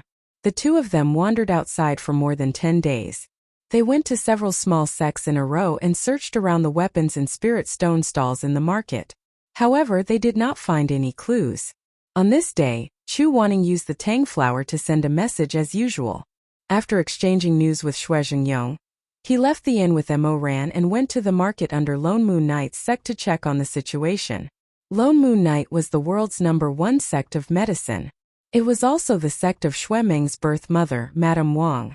This sect was built on an island called Linling Island. However, in reality, Linling Island was not a real island. It was the back of a giant black tortoise. That black tortoise had a lifespan of millions of years. It had signed a blood contract with Lone Moon Knight's ancestor elder. It carried the entire sect and roamed the sea, using its unique immortal qi to nourish the thousands of trees and flowers on the island. Lone Moon Knight's disciples had always been mysterious and did not compete with the world. The sect itself did not have frequent communication with the outside world. Only on the 1st and 15th of every month, the black tortoise would carry the entire sect near the port of Yangzhou. At this time, people from other sects would come to the island to buy medicine. There would also be merchants selling weapons and spirit stones to them, as well as some goods that could not be bought on the island. However, the most famous sect on Linling Island was not Lone Moon Knight, but the Xianyuan Pavilion. The Xianyuan Pavilion belonged to Lone Moon Knight sect. It was a famous trading company in the world of cultivation. This trading company opened twice a month and sold Lone Moon Knight's best medicine, as well as rare treasures sold by various sellers. Although the goods often touched the taboo of the world of cultivation, no one dared to make an enemy of Lone Moon Knight. After all, more than half of the spiritual medicine in the world of cultivation came from this sect. From a certain point of view, Lone Moon Knight's strength was not inferior to that of the current #1 sect, the Confucian Wind sect. "There are too many people here. Put on your cloak." As more and more people came to Linling Island, Chu Wanning pulled down the hood of his cloak and reminded Mo Ran softly. Although the Xianyuan Pavilion had set up private rooms for the major sects to show respect, because this was a trading place for selling stolen goods and gray transactions, in most cases, the cultivators would not show their true faces for fear of being found out or getting killed for no reason. Mo Ran and Chu Wanning entered the Xianyuan Pavilion. The pavilion was divided into 3 floors. In the center of the first floor stood a white jade platform with a 9-petaled lotus. It was covered with 9 layers of indestructible protective enchantments. This was the place where the goods would be displayed. With the white jade platform as the core, hundreds of benches made of red rosewood extended to the 4 directions of north, south, east and west. These were the most common seats. The second floor was a private room. In front of each room was a large golden Namu window. In front of the window was a layer of gauze. The curtain was made of silver moon yarn. From the inside one could see the outside clearly, but from the outside one could not see the scene inside. It was very good to protect the privacy of the guests. However, the price was very expensive. It cost 9,000 gold per hour. Chu Wanning did not like to squeeze with others. He took the gold leaf sent by Shui Zhengyong and spent it without feeling any heartache. The servants who served the guests in the Xianyuan pavilion had signed a life and death contract with the pavilion master. They would not leak any of the guests' private matters. Even so, Chu Wanning was still not at ease. He asked for the best room and asked the servant to bring 2 pots of snow-ground cold fragrance, 8 fresh fruits, 8 candied fruits, 4 cakes and 4 candies. Then he asked the servant to leave. Only he and Mo Ran were left in the room. Chu Wanning raised his hand and pulled down his cloak. He stood in front of the window and looked at the crowded heads below. I heard from the Lord that this time, the Xianyuan festival will be selling a weapon called Return. Return? Mo Ran shook his head. I've never heard of it. It's a divine weapon. Mo Ran was shocked. Divine weapon? But didn't Jin Chengqi already? I know what you are getting at. However, it said that Return was discovered in a nameless tomb in Myriad God Ridge. It was likely that its previous owner did not have an heir when he died, so the divine weapon was buried with him. So that's how it is. However, the divine weapon only recognized its owner. When the owner died, the divine weapon would recognize his heir. Even if others obtained the divine weapon, they would not be able to use even a fraction of its strength. From Mo Ran's point of view, there was not much point in buying such a weapon. Chu Wanning read Mo Ran's mind and said, although the divine weapon cannot unleash its true strength without recognizing its owner, its strength is still several times stronger than ordinary weapons. People will still flock to it. Mo Ran was enlightened. I understand what Master is getting at. Ordinary people might not even see a divine weapon in their entire lives. Since it is said that Return was discovered in a nameless tomb and has been around for a long time, it is likely that people will use their own spiritual energy to test it. What if they are the original owner's descendants? There's no harm in trying. That's true. Mo Ran pondered and said, the divine weapon is rare, but now there's an ownerless one up for auction. No matter how I look at it, it looks like the fake Gauchen's ploy. He would use a high-quality replica to trick everyone into releasing their spiritual energy, so as to let him know if anyone here has the essence he is looking for. Chu Wanning sat down on a soft chair and poured himself a cup of snow-ground cold incense before slowly drinking it. He looked at the sea of people below and whispered, that's true. Regardless of whether this divine weapon is real or not, or if it's a trap set by the fake Gauchen, it's never wrong to test it out. Just as he finished speaking, there was a commotion below. Chu Wanning and Mo Ran looked down and were slightly taken aback. They saw the golden door of Xianyuan Pavilion open. Among a sea of hooded cultivators, 2 rows of blue-robed youths with jade crowns on their heads walked out. The man leading them was slender and handsome. He did not hide his stroll in the black market at all. Mo Ran exclaimed, Yi Wangxi? Chapter 80. The newcomer was none other than the modest gentleman, Yi Wangxi, who had shared a courtyard with Mo Ran in the peach blossom spring. Today he wore the Confucian Wind Sect's blue crane robe embroidered with silver threads, a sapphire blue hairband, and a silver sachet of auspicious beasts holding pearls at his waist. Perhaps because he had taken off his martial attire, his appearance was still handsome, but it also added a bit of elegance. The chief steward of the Xianyuan Pavilion came forward to greet him. He lowered his head and said, Immortal Master Yi. Yi Wangxi nodded and said, I have come to bid on something on the orders of my adoptive father. I'll have to trouble the chief steward to lead me upstairs. The pavilion master already knows that Immortal Master has arrived.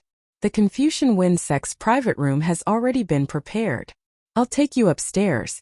Yi Wangxi led the dozen or so disciples of the Confucian Wind sect upstairs, leaving behind a crowd of people in the hall who covered their faces and whispered to each other.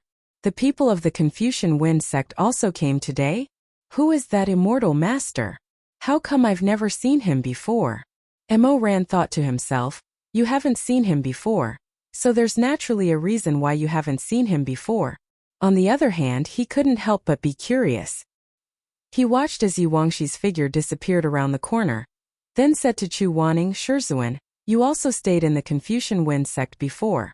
Do you know this immortal master Yi? I don't know him. Chu Wanning frowned slightly. But I keep feeling that he looks familiar. He paused, closed his eyes and thought for a while. In the end he still shook his head. I can't remember. Mo Ran scratched his head and said, this immortal master Yi stayed in the same courtyard as me in the Peach Blossom Spring. His strength isn't bad. Now that he's here to bid on behalf of the Confucian Wind sect, his status in the sect shouldn't be low. Shizun actually doesn't know him? The Confucian Wind sect has a total of 72 cities, and its members are very scattered. I don't like to move around and I don't feel like asking about the affairs of the sect, so it's not strange that I don't know him. As the two of them were talking, the Confucian Wind sect box on the third floor lit up with bright yellow candlelight. Presumably, Yi Wangxi and his group had already entered and taken their seats. The highest floor of the Xianyuan Pavilion was specially reserved for the major sects, but it was rarely used, so everyone raised their heads to look at it and felt very strange. With the scholarly Wind sect's public participation, everyone's expectations for this auction immediately rose by several degrees. After about 10 minutes, the white jade lotus platform in the center suddenly glowed brightly. From the dome of the Xianyuan Pavilion, a glowing red silk cloth was thrown down. A pretty girl about 11 or 12 years old, wearing a snow-white silk cloth, descended from the sky with bare feet and gently landed on the cold white jade lotus platform. She was wearing a snow-white silk cloth, and was holding the silk cloth. She was barefooted. Sorry for the wait, immortal monarchs. I am the second pavilion master of the Xianyuan Pavilion. That pretty little girl smiled and said, I am indebted to the immortal monarchs for thinking so highly of me, coming from all over the world to attend this meeting. Naturally, the Xianyuan Pavilion will adhere to tradition and repay everyone with the best treasures. Mo Ran's hearing was good, so he heard the people below discussing. The second pavilion master of the Xianyuan Pavilion is actually a little girl who is still wet behind the ears. Oh brother, you really don't know anything. Do you know how old this little girl is? 10? 15? She can't be 20, right? Hey, are you dumbfounded? She's over 100 years old. You should be calling her great-grandmother, not a little girl. What? Brother Lu, are you kidding me? How could this little thing be 100 years old? This is the Lone Moon Knight, the #1 medicine sect in the world. What is impossible? It's just a pill for eternal youth, that's all. Wow! The person who exclaimed in a low voice must have been here for the first time. After hearing these words, he excitedly craned his neck and couldn't help but play with the pouch he carried with him. Obviously, he couldn't wait to know what kind of spiritual medicine and treasures the Xianyuan Pavilion would take out to sell. The second pavilion master did not disappoint them. With a snap of her fingers, the center of the stone lotus cracked open, and a small pedestal in the shape of a stamen slowly rose up. On the pedestal were 5 palm-sized velvet boxes. Each of the boxes was opened generously, revealing pills that glowed with a mother-of-pearl luster. Immediately someone laughed and shouted, "Isn't this the infatuated pill? What's so strange about it?" That's right. Even if the first thing to be sold is not a rare treasure, you can't use the infatuated pill to make up the number. The second pavilion master heard the clamor below, but she was not angry. Instead, she smiled and said in a clear voice, "Everyone has good eyesight. This is indeed the infatuated pill." However, as everyone knows, although the infatuated pill is difficult to refine, it is not an extremely rare item. Naturally, my Xianyuan Pavilion will not use ordinary items to entertain our guests. As she spoke, she picked up one of the boxes and held it in her palm. With a click, she closed the box. Although everyone was sitting far away from each other, there was a spirit mirror in front of them. They could clearly see the details of the treasures. At this time, everyone noticed the snake emblem on the lid of the box. Han Lin divine hands. Someone sucked in a breath of cold air. The second pavilion master smiled and said, "That's right. Each of these 5 boxes of infatuated pills came from the pill furnace of our sect's elder, Han Lin divine hands. Although ordinary infatuated pills can bewitch people and make them infatuated with them, the effect can only last for half a year. Moreover, it is very easy to concoct the corresponding antidote. However, these 5," she lifted the box with her delicate fingertips and said seriously, "can last for a full 10 years, and there is no antidote for it." What? Heavens, how is this possible? Han Lin divine hands is really too scary. The second pavilion master waited for the noise below to die down before she smiled and said, "In order to distinguish these from ordinary infatuated pills, Han Lin divine hands named these 5 pills infatuated pills. You only need to buy one and mix it in water to persuade someone to drink it. Within 10 years, I guarantee that the other party will be infatuated with you and will not waver." A female cultivator asked in a loud voice, "Is there really no antidote for this pill after eating it? What if I don't like him after 10 years? Won't he continue to pester me?" Everyone chuckled. The second pavilion master also smiled politely and said, "Miss is right. Therefore, the Xinyuan Pavilion would like to remind everyone that there is no antidote for the infatuated pills in this world. Unless the 10 years are up, only death can cure it. If you are not infatuated with him, it is best not to drug him." After the introductions, they began to bid. Mo Ran looked at the people who were shouting one after another. Most of them were female cultivators. He couldn't help but be speechless. This is really too scary. That's right. The feelings that are earned like this are really boring. Hearing Chu Wanning's response, Mo Ran turned his head and looked back and forth at him. He said with a smile, "Shizun, you have to be careful. You're so good-looking. I'm afraid that a female cultivator who has been at the peak of life and death here will buy you and secretly put it in your water to make you fall in love with her. But you're a married man, so you can't get close to other people." This person made fun of him. Chu Wanning wanted to get angry, but this was the first time in his life that he heard Mo Ran say that he was good-looking, so he couldn't get angry. So he pursed his lips into a cold line and turned his face away, too lazy to pay attention to him. But if she really gave the other party this kind of medicine, she must like the other party very much. Mo Ran muttered. Seeing that the 5 boxes of medicinal pills were quickly bought, he sighed and shook his head. So pitiful. Chu Wanning stared at the snow-white wall for a while, then said calmly, "If she really liked the other party, how could she bear to give him this kind of medicine? You're still young. There are some things that you don't understand." "I'm still young?" Mo Ran turned his head and smiled with deep dimples. "I don't understand, but Shizun does? Then does Shizun want to talk to me about Shizun again? Get lost." Ha ha ha ha ha. Amidst the laughter, the second item was placed on the display table. Mantis Dew. The second pavilion master introduced crisply. This is still from Han Lin's furnace.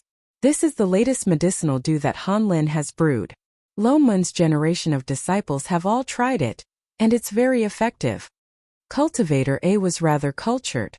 Mantis Dew? Cultivator B was a little hungry. Mantis Dew?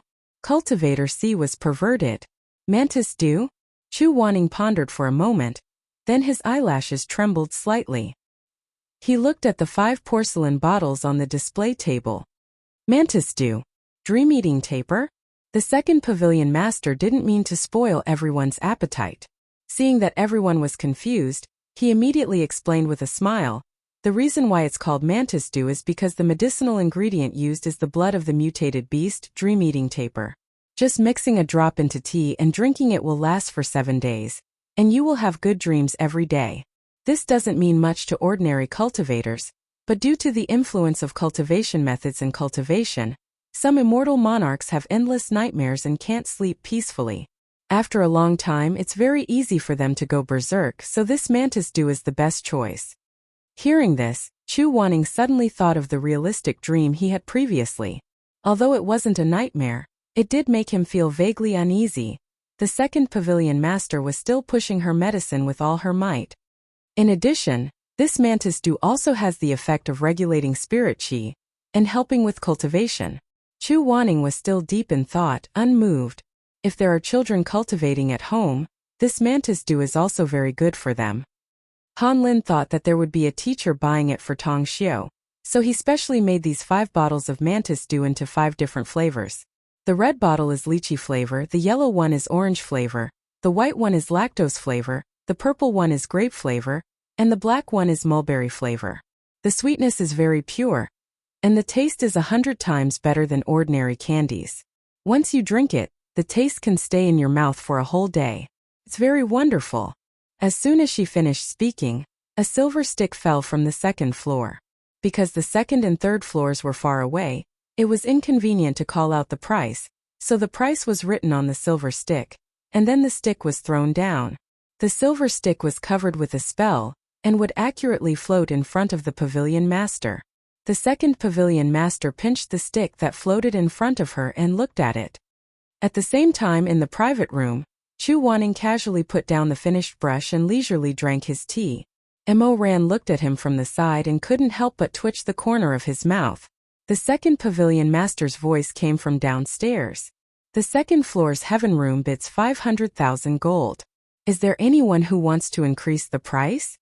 As soon as this was said, there was an uproar everywhere. This mantis dew was good, but it was obviously not as popular as the aphrodisiac pills. 5 boxes of aphrodisiac pills were sold for 300,000 gold, and these 5 bottles of mantis dew were sold for 500,000 gold. This price was already too high. It should be the parents of some young master who bought it, someone muttered. It must be for the young master of a rich family to cultivate. Some of the cultivators in the crowd who had suffered from qi deviation hardened their hearts. I bid 550,000 gold for these 5 bottles. Mantis dew, the current price is 550,000 gold. Is there anyone? Before the 2nd pavilion master could finish speaking, another silver stick slowly floated down from the air. It was also thrown down from the 2nd floor's heaven room. She took a look and couldn't help but open her eyes wide. My apologies everyone, I misunderstood earlier. I would like to correct it. Just now, the guest on the 2nd floor said that he bid 500,000 gold for each bottle, so the total is 2.5 million gold. Only a fool would fight with Chu Wanning for this price. Seeing the attendant bring in the 5 bottles of mantis dew, Mo Ran felt that his entire body was not very good. 2.5 million gold, Chu Wanning bought him a dessert. Seeing Mo Ran's expression as if he had seen a ghost, Chu Wanning calmly asked, "What's wrong?" "Haha, it's nothing. I just didn't expect master to like this kind of thing. How could I like a child's toy?" Chu Wanning calmly said, "I bought it for Xiaxi and I." Pretending. Mo Ran's eyebrows twitched. Let's see how long you can pretend. The items for sale were taken out one by one. Although the following items were also rare spiritual medicines and treasures, they were of no value to Mo Ran and Chu Wanning. The two of them drank tea while waiting for Shen Wu's return. Mo Ran leaned against the window. His black clothes wrapped around his thin waist, making his shoulders and legs look even wider. He looked at the lively situation below, and then looked up at the Confucian Winsec's private room upstairs. "That's right, master. How did uncle settle the matter of the peach blossom spring? You haven't told me the details yet." "It can't be considered settled. This matter can't be blown out of proportion, for fear of alerting the enemy. Although the High Lord knew the truth, he couldn't expose it. However, he fell out with the Feathermen and brought Shermei and Xuemeng back to the peak of life and death. At that time the quarrel was very fierce. The disciples of several sects saw it. Some people felt that the peach blossom spring was unreliable and left. This Yi Wangxi is probably one of them." Chu Wanning finished eating a piece of osmanthus cake and reached for the second one. "The High Lord said to the outside world that you caused trouble, and is reflecting behind closed doors at the peak of life and death. This can more or less cover your tracks for a while." Mo Ran scratched his head. "It sounds very troublesome. Thank you for your hard work, uncle." While muttering, the pavilion master of the Xianyuan pavilion on the 9-layered lotus platform suddenly used a sound amplification technique to clear his throat. His pleasant voice instantly spread to every inch of space. "The next item for sale is an extremely rare treasure. It can be ranked in the top 10 of our pavilion's 3-year auction." With just this sentence there was dead silence everywhere. After a while, it was as if a spoonful of water had been poured into a pot of boiling oil. With a whoosh there was an uproar. Almost everyone's eyes shone brightly as they whispered to each other. To be ranked in the top 10 of Xinyuan Pavilion's 3-year auction, what kind of treasure was this? For many people, to be able to see this kind of thing with their own eyes was a great fortune, not to mention buying it. The buyers were getting more and more excited. The tension in the air had even reached the point where it could be touched. The people below were looking forward to it. The people in the box also looked up and focused their gazes on the lotus platform. Mo Ran said softly, "Is it the return of Shen Wu?" Chu Wanning didn't say anything. As the center of the stone platform split open again, the second pavilion master of the Xinyuan Pavilion's clear voice reverberated everywhere. "Please bring up this treasure, the butterfly bone beauty seat." "What?" Mo Ran was shocked. His hand suddenly gripped the window frame. "It's not Shen Wu." Chu Wanning didn't expect this either. He suddenly stood up and walked to Mo Ran's side, looking downstairs with him. They saw a stone couch slowly rising from the center of the lotus platform. 8 shackles as thick as a person's wrist were stacked on top of the couch, locking up a constantly struggling living thing.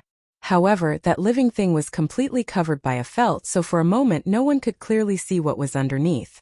However, this didn't affect the excited atmosphere in the slightest. The butterfly bone beauty seat, regardless of appearance, was already famous throughout the world. During the primordial era, before heaven and earth were separated, the demon race and the human race lived together on the cultivation continent. At that time there was a race of demons called the butterfly bone race. Their martial strength wasn't high, but their bodies contained an enormous amount of spiritual energy. Directly eating the flesh of a member of the butterfly bone race or having intercourse with them could greatly increase one's cultivation. Those without spiritual roots could instantly reach the foundation establishment stage, while those with spiritual roots could directly advance to the Grandmaster stage. It was precisely because of this that the butterfly bone race was exterminated in the early days of the Great War. They were either captured as slaves for intercourse or directly killed to eat their flesh and drink their blood. Until now, there were no true members of the butterfly bone race in the world. However, in the vast sea of people, there were still descendants of the butterfly bone race. Most of their flesh and blood were useless, and they were no different from ordinary cultivators. However, there were still a very small number of people who showed signs of atavism. Although their flesh and blood weren't as effective as their ancestors in the primordial era, they could still greatly increase a cultivator's talent. These people were called the Butterfly Bone Beauty Banquet. This banquet had 2 meanings. Pillow seat, or banquet. It meant that they could be placed on the pillow seat to have intercourse, or eaten alive. The former and the latter depended on the preferences of the buyer. When a member of the butterfly bone race showed signs of atavism, the cultivation world would not treat them as humans. Although they were no different from ordinary people, the cultivation world defined them as goods, due to their own selfish desires. Therefore, although the act of selling the butterfly bone beauty seat was terrifying, it didn't violate any taboos. However, a righteous grandmaster like Chu Wanning had a very ugly expression. This butterfly bone beauty seat was not obtained by Lone Moon.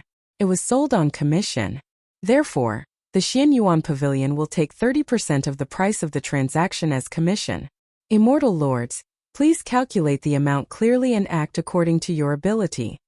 After the second pavilion master finished speaking, he snapped his fingers, and the felt cloth covering the bed slid down. Inside the pavilion there was complete silence. Everyone stared intently at the chained body on the stone bed. In the huge Xianyuan Pavilion, even the sound of breathing and heartbeat could be heard. It was a young woman with a slender body and snow-white skin. Her long silk-like hair was draped over her shoulders, and she was completely naked except for a layer of transparent gauze.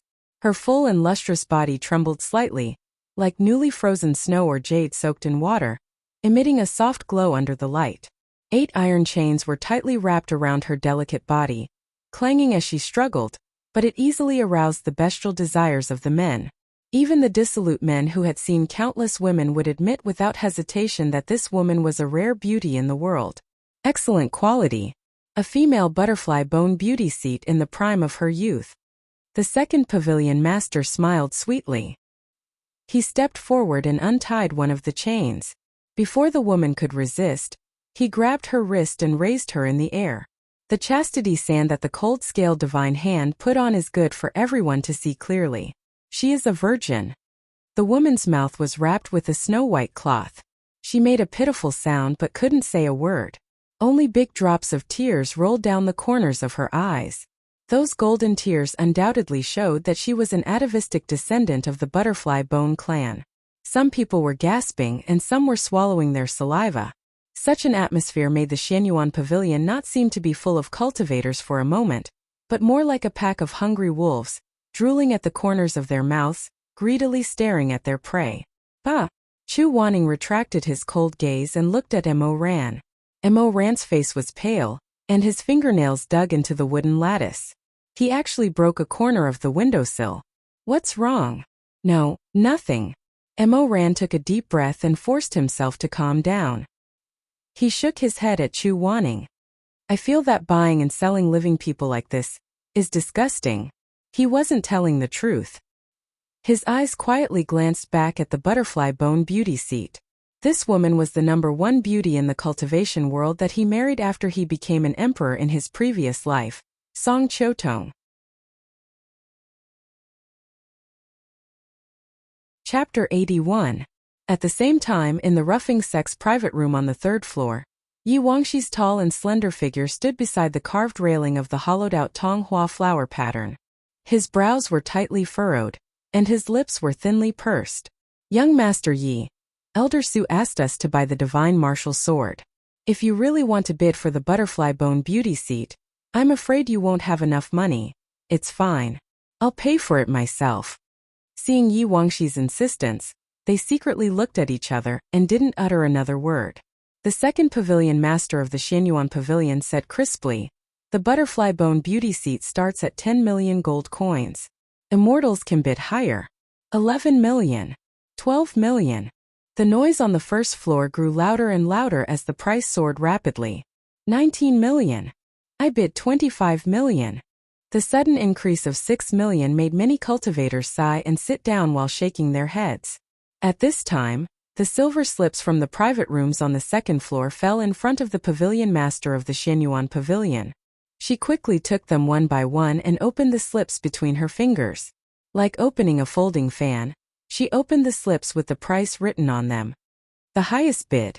After the second pavilion master read it, she said clearly, the black room #1 offers 35 million.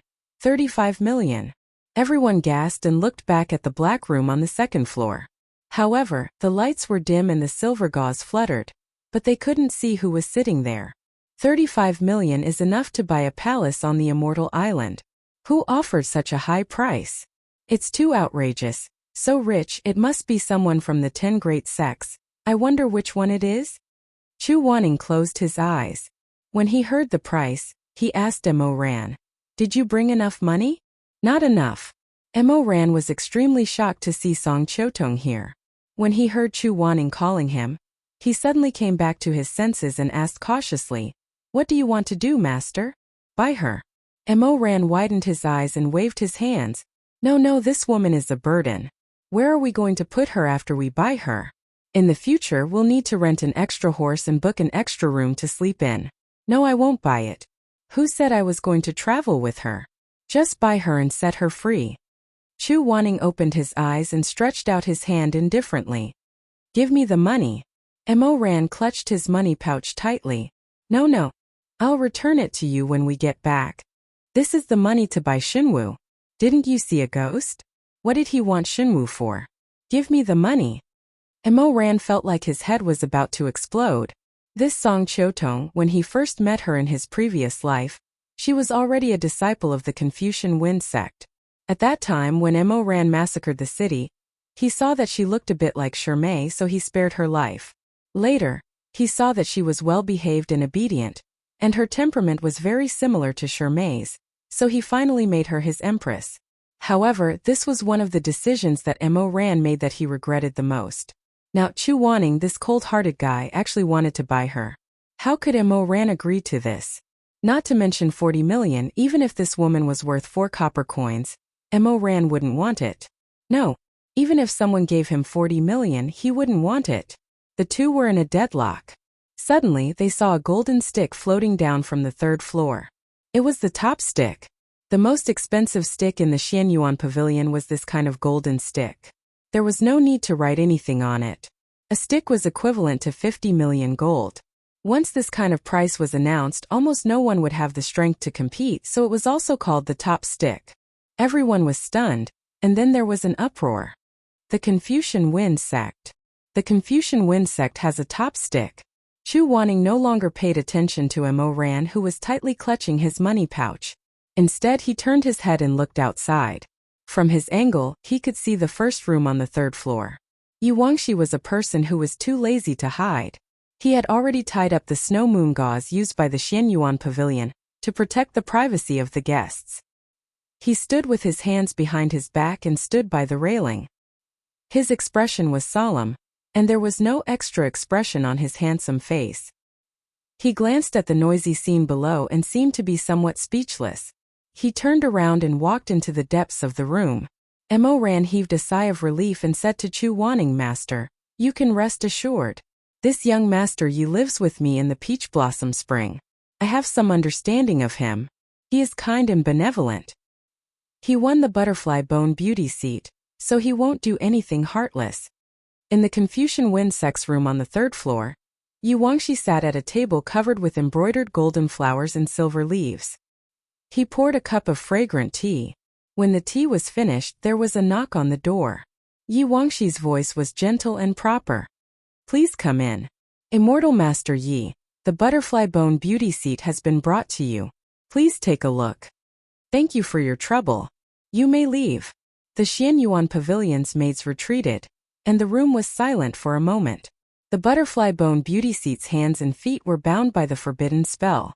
She knelt on the ground, and there was panic in her eyes as she trembled. Because of her miserable crying, her peach blossom eyes were tinged with a faint red hue. It was very moving. However, Yu Wangxi glanced at her. There was no distracting thought in his clear eyes. He raised his hand and removed the restriction. "The floor is cold. Miss, you are frightened. Sit down and have a cup of hot tea." The Butterfly Bone Beauty seat trembled. She opened her crystal-like eyes and continued to curl up. She didn't dare to speak or move. Yu Wangxi sighed. He asked the left and right attendants to bring a cloak and handed it to her. "Miss, don't worry. I didn't redeem you for cultivation. Put on this cloak first. If there's anything, we can talk about it later." Yu Wangxi saw that she still didn't move. She looked very pitiful as she raised her head timidly. He smiled bitterly and shook his head. He knelt down on one knee and was level with her. "My name is Yu Wangxi. May I ask for your name?" My surname is Song." She hesitantly glanced at Yu Wangxi. Her eyes were hazy and she looked very wronged. "My name is Song Qiutong." "Thank you, young Master Yi." Downstairs, Mo Ran was secretly pondering. In his previous life, when he saw Song Qiutong, she was already a disciple of the Confucian Wind Sect. Presumably, she was saved by Yu Wangxi during the auction at the Xianyuan pavilion. The Butterfly Bone Beauty seat wouldn't be treated like a normal person. However, once they entered the sect of a great immortal sect and became a disciple, it was a different story. Mo Ran sighed in his heart. He didn't have a deep understanding of Yu Wangxi. He only knew that this person was very upright and was the most powerful person in the world besides Chu Wanning. When Mo Ran slaughtered the 72 cities of the Confucian Wind Sect, he had fought with Yu Wangxi once. That surging momentum of his swordsmanship and his heroic figure were truly unforgettable. Among the majestic 72 cities, Mo Ran easily took down the rest of the immortal cities. Those long-winded and famous Confucian Wind Sect city masters were nothing in his eyes. Only this Yu Wangxi. Mo Ran couldn't take down the 7 cities he guarded for a long time. Even when the cities were finally broken, this person knelt among the jagged bones covered in blood. His eyes were clear and his heart didn't change. At that time, the Confucian Wind Sect's sect master Nangong had fled. Many people kowtowed and begged for mercy, begging Mo Ran to let them live. However, Yu Wangxi's long eyebrows were knitted. He closed his eyes and his expression was cold. Mo Ran still remembered that before he killed him. He asked him, "Will you surrender?" "No, I won't." Mo Ran smiled. He sat on the golden dragon and phoenix chair of the Confucian Wind sect master. His eyelashes trembled as his gaze swept across the dense crowd. Not to mention the ordinary disciples, there were 6 or 7 city masters and more than 10 protectors. They were all prostrating themselves in the dust, trembling. Jackdaws circled in the lead gray sky and blood-red banners fluttered in the wind. Mo Ran raised his hand and said, "Kill them all." Before Yi Wangxi died, he said, "Among the 72 cities of the glorious Confucian Wind sect, not a single one is a man." Bloody light filled the sky. Mo Ran held the newly obtained beauty Song Qiutong in his arms. That peerless beauty's face was like gold paper. Looking at the azure hell in front of her, her soft body couldn't help but shiver. "Good girl, don't be afraid. Don't be afraid. From now on you'll follow me." Mo Ran stroked her hair and smiled. "Come, tell me again. What's your name? What did you do in the Confucian Wind sect? I just heard it once but I didn't remember it well." "My name is Song Qiutong," she said in panic. I was Yi Wangxi's maid, Yi Wangxi's maid." At that time she had answered Mo Ran like this. However, as a butterfly bone beauty, Mo Ran didn't know what kind of opportunity did she have to enter the Confucian Wind sect, and how Yi Wangxi took her in as a maid. Until today, after his rebirth and coming to the Xianyuan Pavilion, Mo Ran suddenly realized that it was actually Yi Wangxi who had scattered his daughter in order to save her from danger. However, it was clear that Yi Wangxi's eventual defeat under Mo Ran's blade was largely due to Qiutong's informant. Thinking about this, Mo Ran couldn't help but frown. His hatred for Qiutong increased by several degrees. He must have been possessed back then to think that this woman was actually Shirmei. The last item in this auction is an ownerless divine weapon. Second Pavilion Master said tirelessly, interrupting Mo Ran's thoughts. "This divine weapon doesn't belong to Mo Ran. It's also being consigned on his behalf. The finale of every auction would be leaked before the start of the auction. Therefore, compared to the intense reaction when they heard the word butterfly bone beauty just now, although the cultivators below were eager to try, they were much calmer. The white jade lotus bloomed again, and a silver satin box with the pattern of sun, moon, mountains and rivers on the stone platform slowly floated up. The box was long and narrow, and the embroidery on the surface was very delicate. Those who were knowledgeable could tell at a glance that the golden thread totem on the box was from the most famous embroidery workshop in Gusu Xianyun Pavilion. Aside from the divine weapon inside, this box alone was worth hundreds of gold ingots. This divine weapon was found in Mount Jun's mass burial mound. Its previous owner has passed away, and after verification by the Xianyuan Pavilion, the divine weapon has not recognized a new owner. Second Pavilion Master paused and continued, "As everyone knows, the weapons of the divine weapon are engraved with inscriptions. However, because the owner of this weapon has passed away for many years, the inscriptions on the weapon have been worn out. The only thing that can be recognized is the word, return." Someone muttered after saying so much, "Why don't you open the box first?" "I'll forget it. You'll get used to it. Isn't this the usual style of the Xianyuan Pavilion? Let's say a few words first, then show the goods to everyone." "That's true." Mo Ran found it funny. He turned his head and wanted to say a few words to Chu Wanning. However, when he turned around, he saw Chu Wanning's sword-like eyebrows furrowed. Chu Wanning's slender jade-like fingers were supporting his forehead. His face was as white as frost. He jumped in fright and hurriedly asked, "Shizun, what's wrong?" Suddenly, "I feel uncomfortable." "Why are you uncomfortable? Did you catch a cold again?" Mo Ran leaned over and touched his forehead. "You don't have a fever." Chu Wanning shook his head but didn't say anything. His expression was listless. Mo Ran didn't know what to do. He could only say, "I'll pour you a cup of tea." As he spoke, he poured a cup of hot tea. After thinking for a while, he also poured in a little bit of the mianxiang dew that he had just bought. The medicine refined by the cold-scale divine hand was world-famous. After Chu Wanning finished drinking the tea mixed with the mianxiang dew, he did feel better. His face didn't look as bad as before. He raised his eyes and looked at the bidding below again. Mo Ran stood to the side and tidied up the tea set. He poured a second cup for him. The Xianyuan Pavilion doesn't know the full name of the divine martial weapon. However, due to a coincidence, it returned to the world. Moreover, the inscription on the weapon itself has the word, return.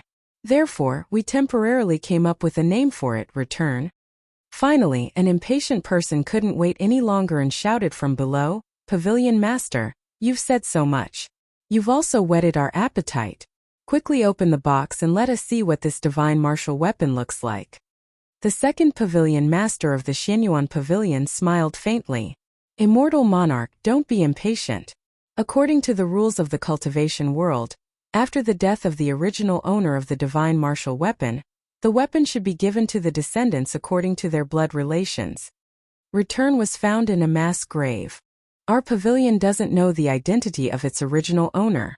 However, after the box is opened, everyone can release their spiritual energy to sense the weapon.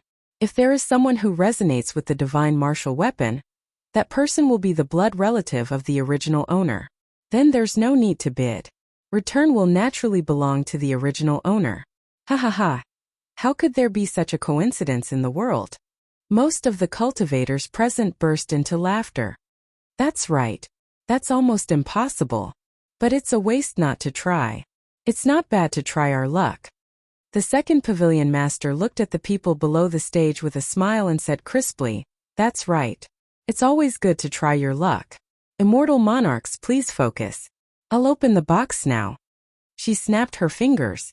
Two of Lone Moon Ye's disciples immediately came up to her left and right. They were both 15 or 16 years old girls. They flew up to the lotus platform and placed their slender hands on the sun-moon brocade box. Each of them had an exquisite crystal key in their hands. They carefully inserted it into the keyhole of the box. With a ka-ka-ka sound, the lock fell off. When Mo Ran saw this, he inexplicably thought of the scene at the Jin Chengchi when he obtained the ghost. At that time it was clearly said that only the most loved person in the world could open the box. He didn't know why the brocade box ended up in Chu Wanning's hands. The surrounding people held their breaths. Countless pairs of eyes hidden under the hood stared at the narrow box. The lid of the golden thread brocade box slowly opened. The atmosphere in the air was extremely tense, like a drawn bowstring. Thousands of people gathered in the pavilion. It was so quiet that even the sound of a strand of hair falling to the ground could be heard. Everyone's eyes were fixed on the simple and unadorned blade that was exposed in the box. Some were greedy, some were curious, some were appreciative. Only Mo Ran's eyes widened the moment he saw the weapon in the box. The blood in his eyes faded completely. He had lived 2 lifetimes. In both his previous and current life, he owned 2 divine weapons. He had fought with more than 10 divine weapon owners. As for the item that the Xianyuan Pavilion put up for auction this time, he thought that he would be unmoved. But he was wrong. The divine weapon is back. The second pavilion master's crisp voice broke the silence. The shape of the Modeo, 4 feet long and 3 inches wide. It has no sheath and is completely black. It doesn't reflect light in the sun. Mo Ran's fingertips trembled slightly. He almost blurted out the 2 words between his lips. No return, no return. The matter of the Jade Field and Zhu Bridge years ago had repeated itself for another year. Mo Ran, you obtained the divine weapon. Why did you ask me to seal its consciousness and not give it a name? Reporting to Master, this disciple is not knowledgeable.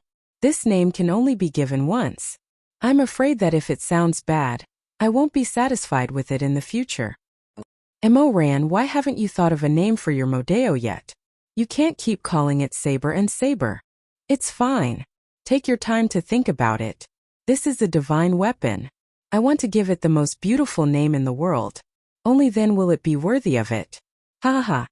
Later, Shirmei died. Mo Ran once wanted Chu wanting to release the seal. He wanted to name his divine weapon Bright and Clear. But at that time, Chu Wanning said that because he fought against the ghost realm, his spiritual power was damaged. He really didn't have the energy to release the seal on the blade. So this matter was left unsettled. Later on, Mo Ran and Chu Wanning broke off completely. Mo Ran was no longer willing to beg him to unseal the Mo sword. Thus the Mo sword, which was stained with blood, remained nameless for many years. But this was no longer important. At that time there was no one in the world who didn't know about Mo Weiyu. Everyone knew about the Azura blade in his hand. In the end, Chu Wanning also died. What disappeared with him was the seal on Mo Ran's blade that had been sealed for more than 10 years. That night, Mo Ran drank a lot of pear blossom white and was a little drunk. Stroking the cold blade, he didn't know if he was happy or sad. He flicked the blade and listened to the sound of the drum and horn. Haiteng was cold. He was lying on the roof of the Magi Mountain Palace laughing out loud. He was laughing so hard that he almost went crazy. He didn't remember if he cried that night, but when he woke up in the morning, 2 cold words were engraved on the modeo that had been nameless for more than 10 years. No return. Junbugui. Never to return. But why would this weapon, which had battled with him 100 times in his previous life, appear in the world after his rebirth? Why would it appear in the auction of the Xianyuan Pavilion? Before Mo Ran had time to think, the thousands of cultivators in the field released their own spirit flow, scrambling to sense each other with no return. Mo Ran. It was useless. Since it could not return, then since Mo Ran was here besides him, there could not be a second person in the world who could use this Mo saber. But did its appearance have anything to do with the little bastard hiding behind the scenes? If it did, that person let no return out at this time clearly because he knew that Mo Ran and Chu Wanning were tracking his tracks. Then his purpose was definitely not to test who had the essence spiritual body. What did he want to do? Also, is this sword of no return for real? Or was it just a bait like those fakes of Jin Chengqi? With such doubts, Mo Ran slightly probed a little of his spirit flow. If no return was not fake, then there would definitely be some resonance with him. This resonance could not be too obvious, otherwise it would be detected. Just a little bit would be enough, however. Just as he released a very weak trace of spirit power, he suddenly heard a slight groan behind him. Shizun.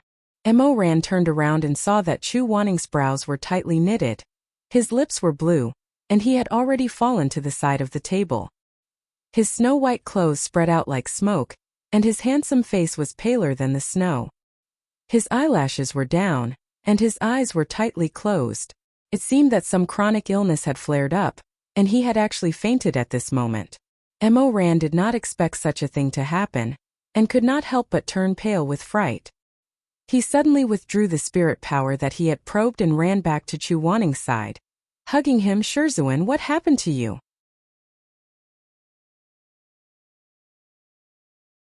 Chapter 82. Outside the Lingxiang Inn on Linling Island, the lady boss was dressed in red and green.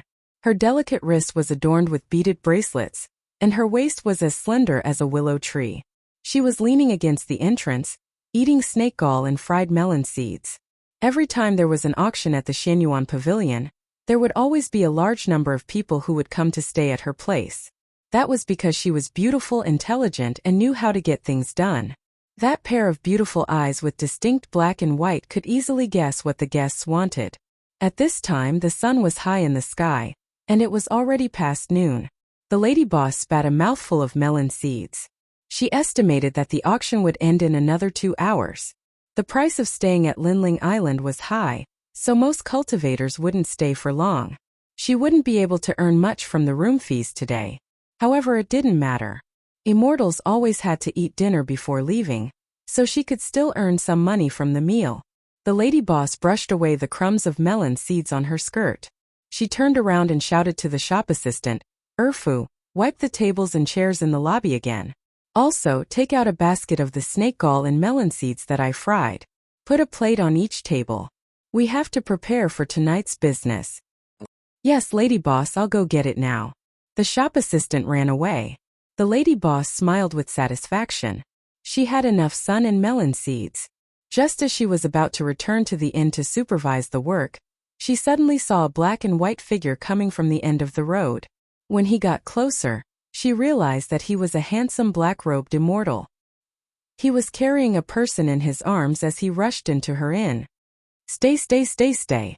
It was probably because he came suddenly and his behavior was strange. The shop assistant was shocked. He opened his mouth and couldn't come back to his senses for a long time. Mo Ran said angrily, "Stay? Are you deaf? Where's the lady boss?" "O immortal lord." A young woman's voice sounded behind him. It was 30% joking and 70% apologetic, which made it difficult to get angry. Mo Ran suddenly turned around and saw the lady boss's smooth and slick smiling face. I'm sorry to have neglected you. I'm a new waiter. If you need me, I'm the lady boss. Mo Ran raised his dark brows and said anxiously, stay at the hotel. The lady boss quickly and calmly looked at him. Seeing that this person was wearing a cloak, presumably he was an immortal master who was going to participate in the Xianyuan assembly. However, because he was in a hurry, the hood of his hood had fallen down, revealing a delicate and handsome face of a young man. However, this was not the most important thing. The most important thing was that on his wrist, there was a brocade pouch embroidered with the black tortoise totem. It was the Qingkuan pouch that the Xianyuan pavilion gave to the customers after they sold the goods. He had money. The lady boss's eyes flashed. Very rich. She then looked at the person in his arms. Because of the large veil covering the person's face, and because the person's face was leaning inwards, she couldn't see the person's appearance clearly. However, the lady boss's eyes were very sharp. She quickly swept her gaze over the snow-white robe, and her gaze fell on the hand hanging from the wide sleeve. He was tall and thin, his skin was like porcelain, his fingers were long and sharp, and his bones were clearly defined. A beauty. The lady boss immediately understood. Although he was a handsome man, it wasn't rare for men to dual cultivate in the cultivation world, so there was nothing strange about it. Dafu, get a room. The lady boss reacted quickly. Without asking anything else, she snapped her fingers and ordered, I want the most comfortable room, the sun and moon superior room. Chu Waning's illness came fiercely without warning. Fortunately, this was Lo Mun's territory, and good medicine was everywhere. Mo Ran invited a doctor to take Chu Waning's pulse. The doctor, who had a rather high cultivation level, closed his eyes and touched Chu Waning's wrist with his calloused fingers. He didn't say anything for a long time. Mo Ran couldn't help but ask, Doctor, how's my master? It's not a big problem, but what he hated the most was this kind of person who spoke in a roundabout way. Mo Ran widened his eyes. But what? But this old man feels very strange. Your master's cultivation level is very high, which is rare in the world. But when I examined him just now, his spirit core is very weak. It can't even compare to a small cultivator who has just built his foundation. If cultivation was compared to water, the spirit core was the container that carried the water. The spirit core was innate, while cultivation was slowly nurtured. Therefore, the stronger the innate spirit core, the easier it would be for a person to cultivate. However, when one's cultivation level reached a certain level, it would nourish the spirit core. Therefore, generally speaking, the two complemented each other. For a great master like Chu Waning, his spirit core must be very strong. Therefore, ordinary doctors wouldn't pay special attention to this when taking a pulse. Mo Ran was shocked. How is this possible? This old man also felt that it was impossible. Therefore, I repeatedly examined him many times, but it was the same every time. My master's spirit core can't even compare to a foundation-building cultivator? How is this possible? It's simply a joke. Doctor, please take a closer look. Could it be that you made a mistake somewhere? This old man has always been cautious in his medical practice. Since I said it, I must be 100% sure. If you don't believe in my master's spirit core, the result will be the same. Mo Ran was stunned. The doctor said, it's precisely because your master's spirit core is very weak that he should have been sensed by some kind of powerful weapon. That weapon should have some resonance with him, but it's not something he possesses. Therefore, he suffered a backlash. His spirit core couldn't bear it, so he fell unconscious. This old man will prescribe him some medicine. After taking it, he should rest a lot. He'll be fine very soon. After sending off the doctor, Mo Ran sat beside Chu Waning's bed. He held his chin in his hand and stared blankly for a long time. Weak spirit core? How is this possible? However, that old man just now didn't know what happened at the Xianyuan Club, but he could accurately say that Chu Waning had encountered a powerful weapon. It really didn't seem like he was lying. In addition, there was also no return. Just now at the Xianyuan Club, Mo Ran only released a little bit of spirit energy. Chu Waning suddenly felt strange and fainted. Therefore, he didn't have time to determine whether that Mo Saber was really the Shun Wu from his previous life. If it was, why would no return resonate with Chu Waning? And why would it cause a backlash to Chu Waning? As he thought about this, he stared blankly at Chu Wanning. After an unknown amount of time, the person on the bed seemed to be haunted by a nightmare again. His beautiful brows furrowed and his eyelashes couldn't help but tremble. For some strange reason, even he didn't know why. Mo Ran reached out and gently stroked his forehead. Master! Master! Chu Wanning! I've lived 2 lives. Could it be that you still have secrets that I don't know? The shopkeeper quickly boiled the medicine in the kitchen and served it to Mo Ran. After tasting it, it was indeed very bitter. It was a taste that Chu Wanning hated the most. Mo Ran sighed and called out to the woman who was preparing to leave. Shopkeeper, do you have candy? Sigh. The store's candy is all freshly boiled. We've already used up all of today's candy. But if Immortal Sage wants some, I'll send someone to buy some on the street. Mo Ran looked at the steaming medicine and shook his head. Then forget it. The medicine will become cold after a while. It won't have any effect. Thank you very much. Ah, Immortal Sage, there's no need to be so polite. Just call me if you need anything. After the shopkeeper finished speaking, he tactfully left and closed the door behind him. After placing the medicine at the head of the bed, Mo Ran sat back on the edge of the bed. He put one hand on his knee and used the other to help Chu Wanning up. Master, it's time to take your medicine. Feeding him medicine was something that he was very familiar with in his previous life. Mo Ran picked him up and let Chu Wanning lean against his chest. He took a spoonful of the medicine and brought it to his lips to cool it down. Then he slowly fed it to Chu Wanning. This was already the 2nd time he was taking care of Chu Wanning after his rebirth. He didn't know why, but even though he hated this person, he still felt nervous when he saw him sick. Bitter. Although the person in his arms wasn't awake, he was still aware. He frowned in a half-asleep state and turned his face away, refusing to drink anymore. Mo Ran couldn't be more familiar with this action. He raised the spoon and turned him back.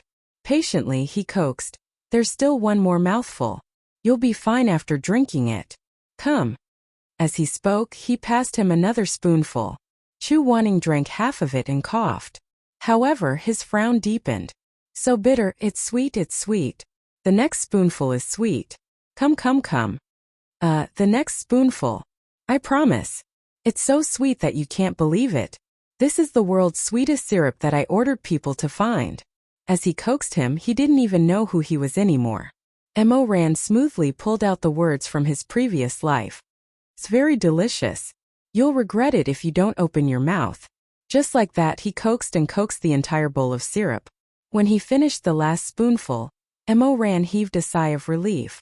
Just as he was about to get up and tidy up, a white shadow suddenly flashed in front of him. Before he could react, his face was firmly slapped.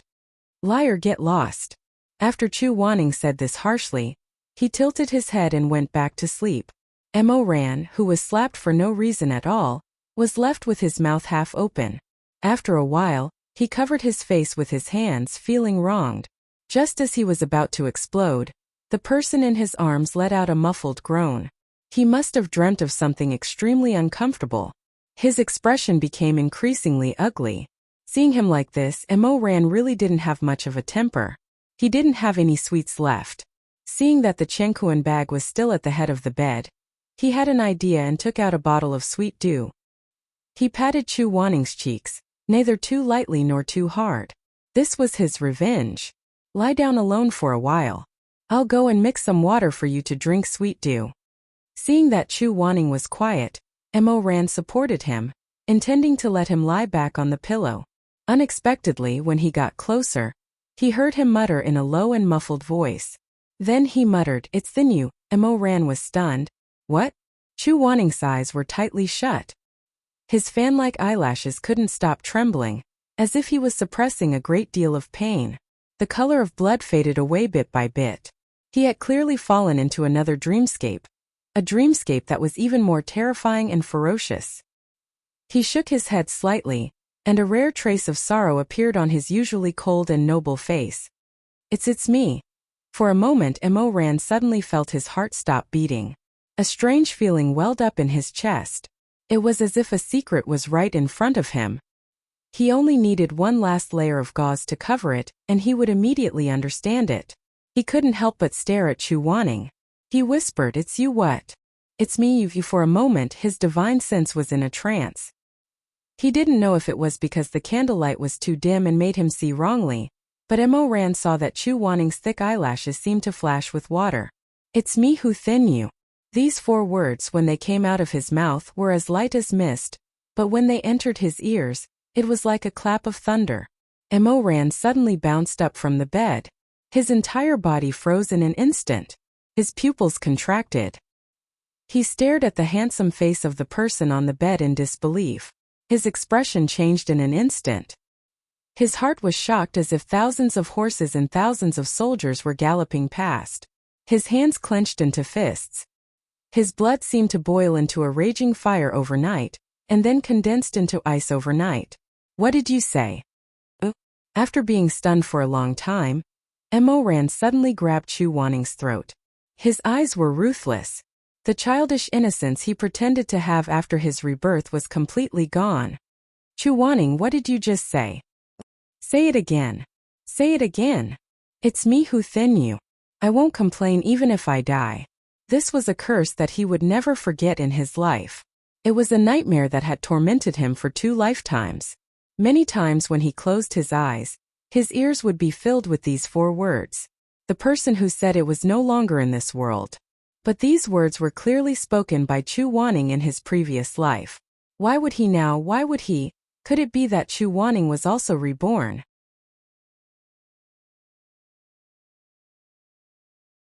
Chapter 83. This crazy thought caused Mo Ran's eyes to turn blood red. His entire body trembled as he lost all reason. He gripped Chu Wanning's throat tightly, growling as he continuously interrogated him. As long as he said the second half of the sentence, as long as he said the words, "no regrets in life or death," then it must be. A muffled groan sounded by his ear. Chu Wanning couldn't breathe, his face flushed red, and his struggle finally weakened. Mo Ran stared blankly for a moment. His crimson eyes widened, both madness and clarity flickering within. Suddenly, he reacted and hurriedly let go of his hand. Chu Wanning fell heavily back onto the couch, the 5 terrifying marks on his neck gradually calling back to Mo Ran's soul. He opened his mouth. He wanted to call out "Master," but he couldn't. He wanted to call out "Chu Wanning," but he couldn't either. After hesitating for a while, he finally managed to croak out, "You." His throat was dry as if it had been burned by fire. Mo Ran swallowed his saliva with difficulty and slowly regained consciousness. Yesterday's events flashed before his eyes. In this life, Chu Wanning had never acted strangely, so he definitely couldn't have been reborn. Then why would he at this moment say those last words from his previous life before he died? "I am the one who mistreated you." Wasn't this a lie that Chu Wanning had no choice but to say to him in order to protect Xue Meng? In order to protect those hypocritical cultivators? He had never believed it, never wanted to believe that Chu Wanning would truly admit his wrongs to him, that he would speak softly to him. In any case, Chu Wanning was definitely lying to him. He definitely didn't like him. In any case, this Shizun had always looked down on him, and had never treated him sincerely. He didn't regret killing his Shizun one bit. Not one bit. Mo Ran turned his face away and slowly closed his eyes. He didn't want to stay here for a moment longer. Whether Chu Wanning lived or died, what did it have to do with him? He turned to leave. He wanted to leave. But no matter what, he couldn't move his feet. "I was mean to you." In her memory, that cold and handsome face that was drenched in blood was actually somewhat gentle in the end. Beside the Kunlun heavenly lake, the person in the pool of blood slowly raised his hand and touched his forehead with the tip of his finger. His finger was already cold, but there was some warmth in his eyes. But at that time, Mo Ran felt that he must have seen wrongly. "Life or death, no regrets," Chu Wanning said softly as tears of blood slowly flowed down from his eyes. Mo Ran. The person on the bed murmured in his dream. The 2 soft sounds made the person who was called tremble. By the time he came back to his senses, Mo Ran was already standing by the bed, one hand propped against the bed, leaning over to stare at Chu Wanning's pale face. Her thin, watery lips opened and closed slightly. Another sound entered her ears. Mo Ran. Closing his eyes, Mo Ran frowned. His fingertips were stuck in the hard, cold rosewood board, as if he was trying to suppress something. In the end, he couldn't help it and said hoarsely, "Chu Wanning, are you sincere? Are you sincere about what you said?" Her chest hurt so much that it felt like it was about to burst. Since Chu Wanning was definitely not reborn, then the only reason he said such words now was because he felt that she didn't treat him well and felt guilty. Was he sincere? Chu Wanning was a dream talker, so naturally he wouldn't answer him. But Mo Ran still wanted to wait for an answer. After waiting for a long time with his eyes closed, there was still no movement. Mo Ran sighed and slowly raised his eyelids with some reluctance. But he was caught off guard and met a pair of hazy phoenix eyes, half open and half closed, about to wake up. Chu Wanning opened his eyes at some point, but from his expression, it could be seen that his consciousness was not clear. It was just a temporary awakening from the torment. That pair of night eyes were still empty and absent-minded, as if they were thousands of years old. Wanya Yuheng was usually as sharp as thunder. It was rare for him to be at a loss like this. Without his usual sharpness, the person lying there was actually so beautiful. The corners of his eyes were dyed with a thin layer of red. He just looked at him without any defense. His heart trembled violently. Mo Ran felt his throat tighten. He said in a low voice, This scene was too similar to the scene when he made love with him in his previous life. Mo Ran's thoughts trembled. For a moment he felt like he was still in the shaman palace and Chu Wanning was his prisoner. Just thinking about it made his mouth dry up and his breathing gradually become heavy. I can't. I don't like him. Don't touch him again. The enmity of the past is all in the past. In this life we are only master and disciple. Mo Ran supported himself with one hand on the bed and looked down at Chu Wanning. He restrained himself and did not cross the line. His long hair that was tied into a ponytail hung down from his shoulders. The ends fell on the other side of the pillow. Chu Wanning lay there with his clothes on. His long hair was scattered. At first his expression was still numb. After a while, his eyes gradually reflected Mo Ran's reflection. Chu Wanning was slightly startled. Then, as if the nightmare had not disappeared, he still did not know what time it was. He slowly reached out his hand and stopped in midair for a moment. Finally, he touched Mo Ran's forehead. I am the one who is mean to you. When he said this, it was like in his previous life. It was rare to see such gentleness. Mo Ran only felt a boom. Something in his mind suddenly collapsed. His heart was surging and his head was hot. The spirit that he had summoned with great difficulty collapsed. He did not have time to think about anything.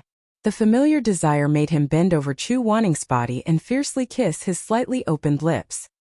His trembling hands uncontrollably tore at his clothes. In an instant the past was like the waves of the sea. Everything around him melted like frost and snow. It was as if he was in the Magi Mountain Palace again. The dragon, phoenix, and red candles were shining brightly.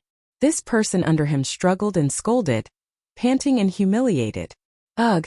Between the hot and wet kisses, Chu Wanning let out a muffled groan that made Mo Ran even more crazy. What dislike? What hatred? What not to touch him again? All of them were shattered into bubbles. Mo Ran only felt that he was not dead yet. The slightly trembling body under him was still his. He wanted to kiss him. He wanted to hug him. He wanted to fiercely tear him apart and penetrate him. He wanted to make this high and cold person beg for mercy under him. He wanted to fuck him until he climaxed. Chu Wanning. He murmured hoarsely. The exhilarating feeling washed over his soul. Even his fingertips were burning hot. He once again sucked on those slightly cold and soft lips. The bitterness of the medicine still lingered in his mouth, but it made his heart beat like a drum. He was in a daze. He was already too familiar with this person. After his rebirth, because of resentment, he was unwilling to be intimate with him. But when he kissed him, only Mo Ran himself knew that this was a kind of ecstasy. It was like a traveler on the verge of death in the desert tasting sweet dew. It was like an extremely cold night when he wrapped himself in a warm coat over a fire pit. He originally thought that after his rebirth, he would naturally sever ties with him. But unexpectedly in the end, he was unable to control himself. He was teased by a few words and couldn't control himself. He kissed him without permission. If it weren't for the fact that Chu Wanning's clothes couldn't be torn open and that something had suddenly fallen out of his lapel and pierced Mo Ran, perhaps he would have lost his mind and directly asked for his master without thinking about the consequences. Clang clang. After piercing Mo Ran's finger and falling on the pillow, the metal rolled twice and stopped moving. Mo Ran was in high spirits. He didn't care about this small injury. He only angrily glared at that thing and then continued to wrestle with Chu Wanning's troublesome clothes. It would have been fine if they hadn't kissed or hugged each other. But once they were on top of each other, all the feelings from his previous life came back. Just the thought of Chu Wanning's slender and tight waist made him feel an irresistible excitement. But the white gauze on Chu Wanning's body seemed to be cursed. He couldn't tear it open even after pulling for a long time. Mo Ran cursed in his heart. He fiercely hit the bedboard and got up to take his sword to cut open the waist belt. When he sat up, he glanced at the metal object that had fallen to the side. Mo Ran didn't care about it at first. But suddenly a trace of clarity flashed through his chaotic mind. He was stunned and suddenly turned back to look at that thing again. It was a brilliant golden orchid butterfly hairpin. When he was in the peach blossom spring, he saved up feathers for several days to buy it for Xia Si and I. At that time he personally put the hairpin on top of Xia Si Ni's ponytail and coaxed that unhappy junior brother, saying, "Children should use gold and red hairpins. Look, it's so lively." Mo Ran picked up the hairpin. He felt as if a basin of cold water had been poured over his head. He was completely stunned. No. What's going on? Why did the thing he gave to Xia Si and I appear in Chu Wanning's arms? Could it be? A terrible idea gradually emerged in Mo Ran's mind. He slowly turned back and looked at Chu Wanning with moist and lustful eyes. Master had fainted. Mo Ran stared at his face. Looking at the red lips that were kissed by him, his heart suddenly skipped a few beats. Impossible, absolutely impossible. He felt that he must be crazy. Could it be that Chu Wanning didn't lie to him? Could it be that Xia Si and I was really Chu Wanning's son? This guess made Mo Ran shudder. He only felt that his scalp was about to explode.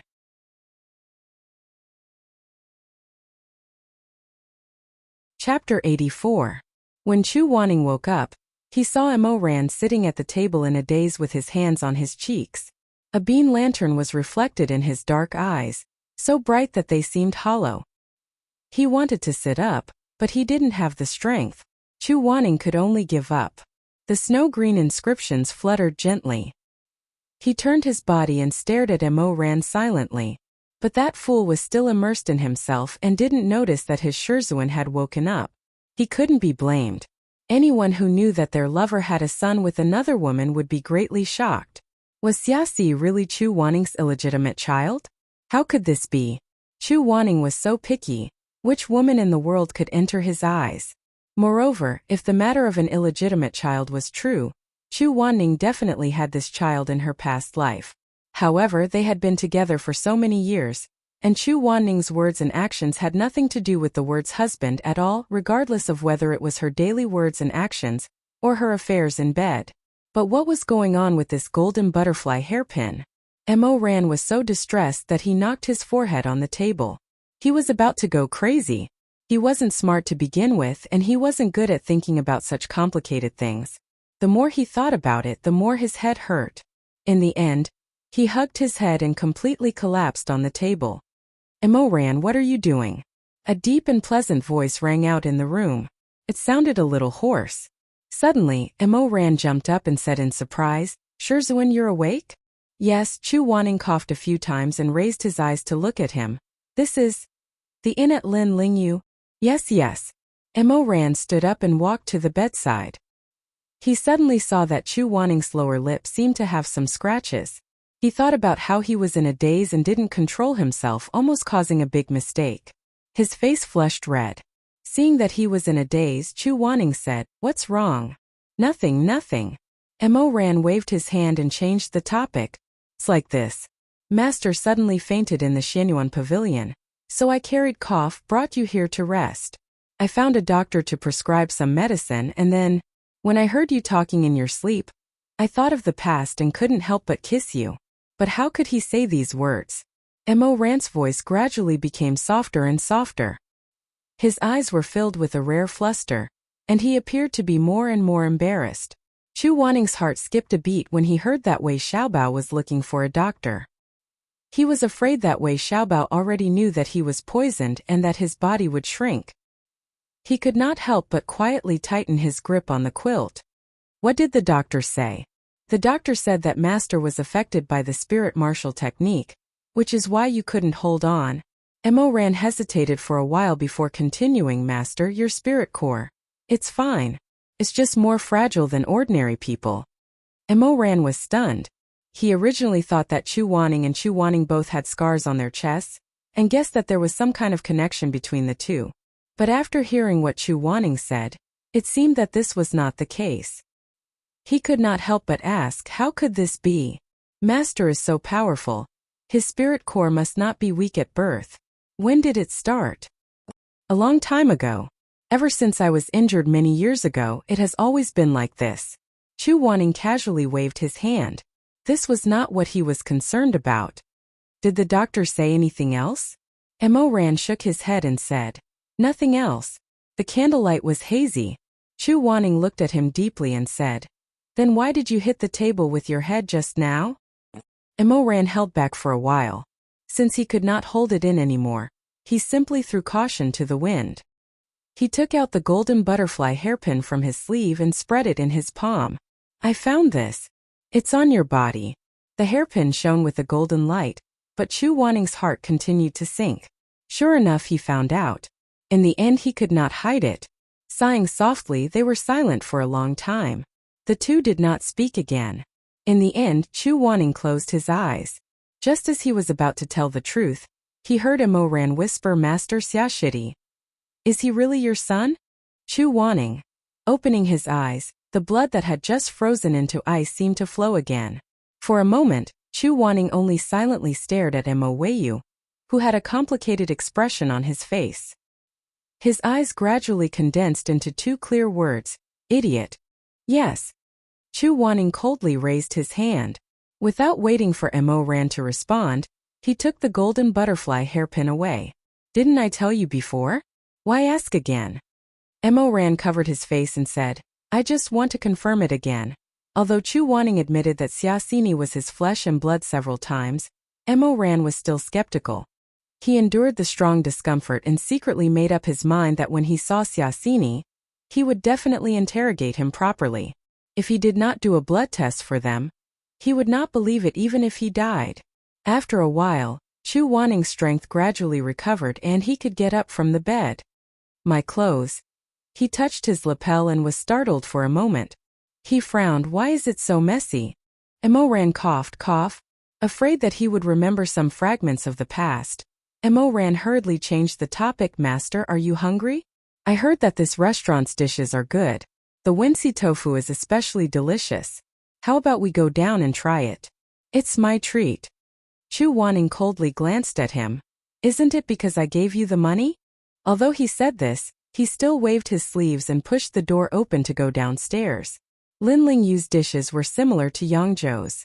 They were fresh and chic, and the taste was quite sweet.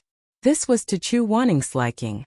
At this time, the Xinyuan gathering had already ended, and most of the cultivators had already left. They asked for a private room, so they did not have to deliberately wear a cloak to hide their identities. After the two sat down, the waiter served 2 cups of Biluakun tea and left after giving them the menu. Master, you can take a look first. You can choose whatever you want. I can eat all the dishes in the Jiangnan area, Chu Wanning said as she picked up the cup and sipped her tea. However, when the tea touched his lips, he suddenly frowned. Mo Ran asked, what's wrong? Did you burn yourself? It's fine. Maybe it's because the weather is too dry, the corners of my mouth are a little chapped. Chu Wanning said and touched his lips in confusion. Strange, when did it break? Mo Ran immediately lowered his head guiltily. After the dishes were all served, Chu Wanning and Mo Ran talked about the Xinyuan pavilion. The two left early, and they did not know who the Shenwu flower would end up in. However, this was not a problem. When the time came, they would go out and ask around. As they chatted, the table was gradually filled with a dazzling array of Yangzhou dishes. Chu Wanning felt that if he continued to ask, he would not get any more information. so he gave up and stopped talking about this. His gaze swept across the table full of bowls, plates, and cups. After a pause, he raised his eyes a few inches and his gaze fell on the face of the young man opposite him who was smiling somewhat nervously. Chu Wanning asked, "Have you been to Jiangnan before?" Before Mo Ran was reborn, he had naturally gone to see the apricot flowers and misty rain. However, he did not forget that he was only 17 and had just entered the peak of life and death for 2 years. He immediately shook his head. "I've never been here before." Chu Wanning lowered his eyes.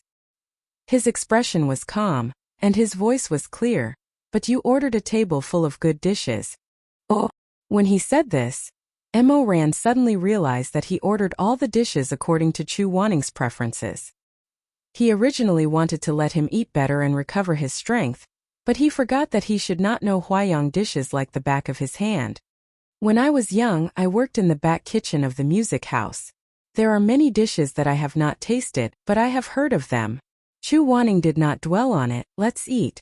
Jiangnan was filled with water, and Linling Island was filled with crab in a cattail basket, shrimp in a bamboo cage, and fish in willow branches. Therefore, on the square table there were all kinds of seafood everywhere. Crispy Liang Creek eel with sauce, sweet and sour squirrel mandarin fish, pipa prawns, chrysanthemum sea conch, and stewed silver carp head were all fragrant. As for fresh vegetables and meat, cold dishes and desserts, they were all exquisitely made and very elegant. Stewed lion's head with crab powder, crystal minced pork, chicken sauce shredded cheese, soup dumplings, wincy tofu, and so on. Mo Ran held his chin and watched the waiter put the last plate of osmanthus cake on the table. Then he quietly looked at Chu Wanning. He thought, "I wonder which one will he eat first with so many dishes today?" After thinking for a while, he secretly made a bet with himself. It must be the lion's head with crab powder. This was Chu Wanning's favorite Yangzhou dish. As expected, when the dishes were set, his chopsticks went to that side first without any suspense. Mo Ran sighed in his heart. This person is always so easy to guess. Eating and doing things, he is always right. Oh! A round and cute lion's head fell into Mo Ran's bowl. Change? Mo Ran looked up in shock, and a flattered expression gradually appeared on his face. "Ma Shizun, I haven't been feeling well these days. I'll have to trouble you to take care of me." Did he hear wrongly? Mo Ran was even more shocked. Chu Wanning actually said to him, "I'll have to trouble you to take care of me?" He had never said this sentence in his previous life. Chu Wanning saw the young man's face slowly turn red. His brows relaxed and his eyes slowly widened. A strand of hair on his forehead stood up and swayed. He couldn't help but feel a little helpless, but he still wanted to save face. Grandmaster Chu took a sip of tea coldly. "My lips hurt." In fact, during the days when he became Xiaxi and accompanied him, Chu Wanning had already vaguely blamed himself in his heart. When he reflected on it at night, he also felt that he was indeed too harsh. He was even more harsh to Mo Ran. From then on, he told himself that when he regained his original body, he must not do this again. He had to change a little. When Xuanji came to the peach blossom spring, Chu Wanning coughed for a long time and reluctantly asked him how to make his disciple not be so afraid of him. Xuanji was stunned for a moment, then said, "First of all, you have to show appropriate care to your disciple." Show care? Chu Wanning thought that Mo Ran might have never eaten crab meat lion's head. So he lightly opened his mouth and said, "Stew crab meat lion's head. Chop the pork belly finely and add shrimp roe, crab meat and crab roe and make them round. Pinch the meat lion's head and simmer it in the clear soup. Add the green vegetables floating in the soup and put it in a red clay pot. The color is very good." Mo Ran was stunned. Why did he have to memorize the recipe? However, Chu Wanning felt that he was patiently introducing the dishes, and that it was a kind of care for his disciple. Thus, during the meal, Mo Ran tasted all the dishes one by one, and even listened to a bunch of dishes that sounded like they were memorized from Zhanghuai Food Chronicles.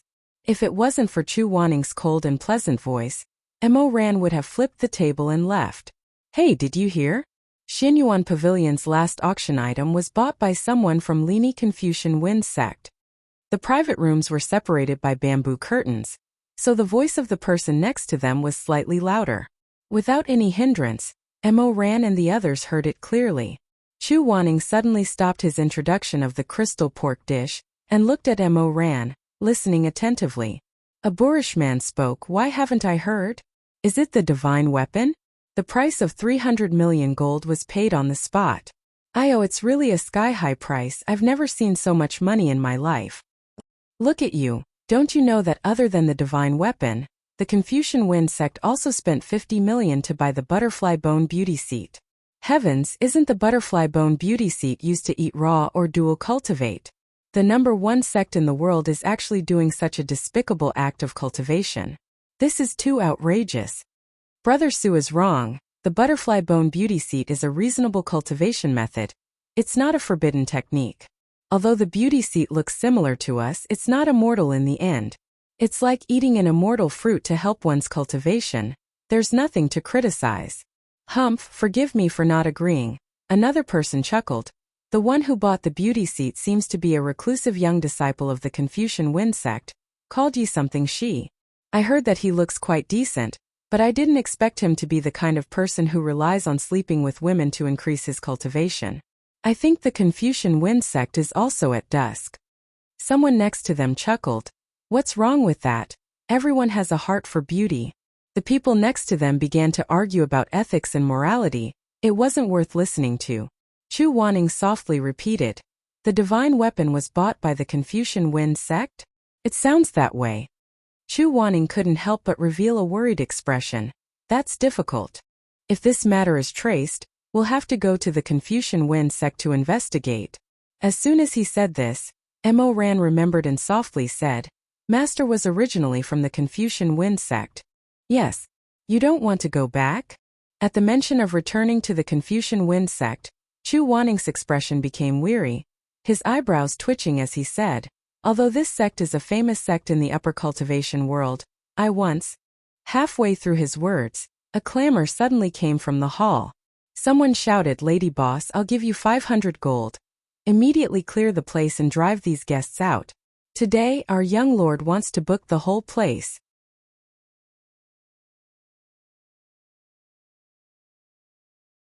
Chapter 85. The lady boss's voice could be heard with an obsequious smile. Oh, my master Taoist is so generous, giving you 500 taels of gold. You really make me happy. But since we're doing business, we need to be polite.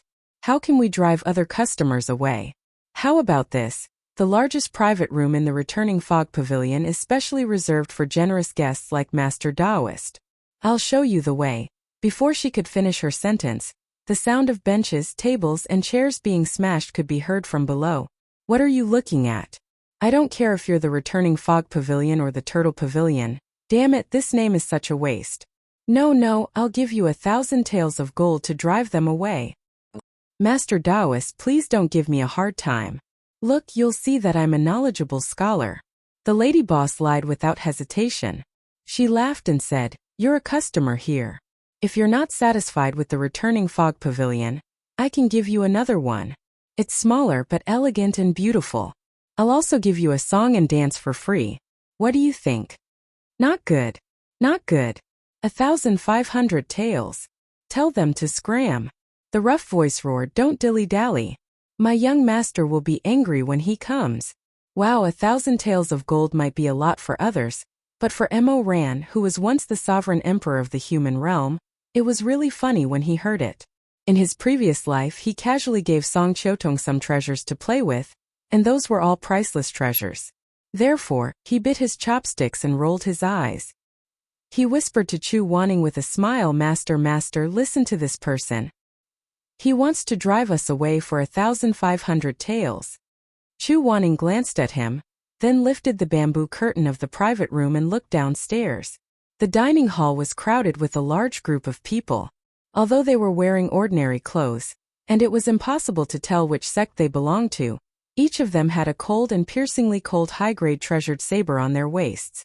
Each of them was leading a demon wolf with saliva dripping from the corners of its mouth. It might not be easy to judge the value of the treasured saber, but this demon wolf was priceless. It was not easy for an ordinary small cultivation sect to get one, but each of them had one. Obviously, they were from an extremely prominent family. The guests who had been eating looked at these people in horror, and the hall was silent for a moment. Suddenly, a snow-white light flew into the inn. When everyone saw it clearly, they were stunned at first. Then with a boom they all shrank back. Some of the more timid ones even screamed, "A great demon, a great demon!" The one that jumped in was a snow-white wolf demon that was as tall as 3 people. Its eyes were as red as blood, and its fur was as bright as silk. It had a pair of wolf fangs that were as long as an adult man's arm. However, on the huge body of this ferocious beast, there was a handsome young man with arrogant eyes sitting leisurely with his legs crossed. The young man's hunting armor was biting cold. Under the armor was a bright red robe, and the cuffs were embroidered with neat golden threads.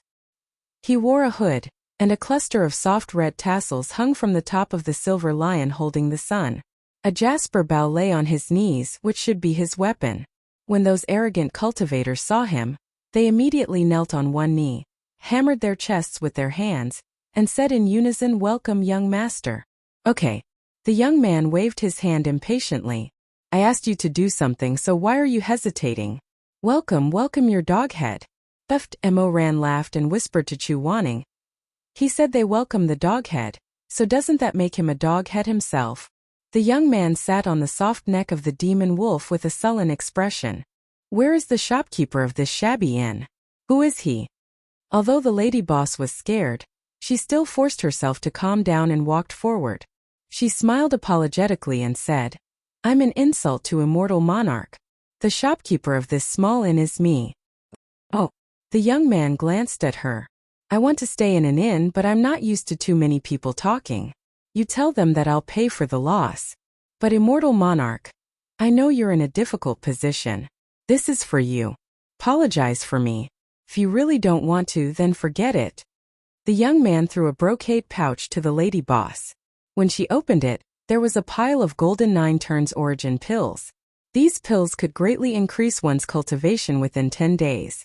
One pill on the market cost more than 2,000 gold coins. The lady boss took it. At first, her expression changed because of the other party's generosity, but then she quietly sighed in relief. No cultivator would refuse such a good thing. It was reasonable to ask him to leave like this. The lady boss apologized one by one and gave the gifts. The young man yawned and looked down at the group of followers with disdain. He said, "You're all trash. You still need me to do it personally." They looked at each other and said, "Young master is wise. Young master is mighty." The crowd quickly dispersed. Except for Chu Wanning and Mo Ran, who didn't care about money and pills, the others took their things and left the inn without any complaints. They went to other inns to stay. The lady boss said, "Young master, they've all left. But 2 guests said that it's late. One of them is unwell and doesn't want to go elsewhere. You see, forget it, forget it. I won't argue with a sickly person." The young man waved his hand happily. "Just don't disturb me." The sickly person Chu Wanning was speechless. The lady boss immediately smiled and said warmly, "Young master is really a kind person. It's late now. Do you want to rest or eat something first?" The young man said, "I'm hungry. I don't want to rest. I want to eat."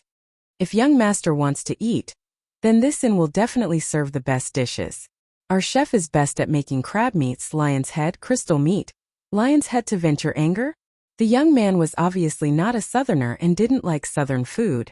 Hearing the name of the dish, he was stunned for a moment. Then he frowned and waved his hand.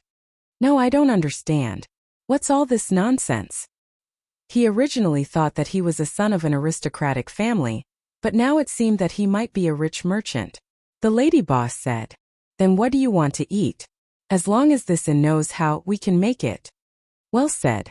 The young man pointed at his followers. "Cut 5 jin of beef for each of them. Also, give me 10 jin of beef, 1 jin of wine, and 2 lamb legs. That's about it. It's too late to eat too much. Just a little to fill your stomach." Mo ran, wow. He wanted to turn around and laugh at this young man's bucket-like appetite with his master, but he saw that Chu Wanning was staring at the young man.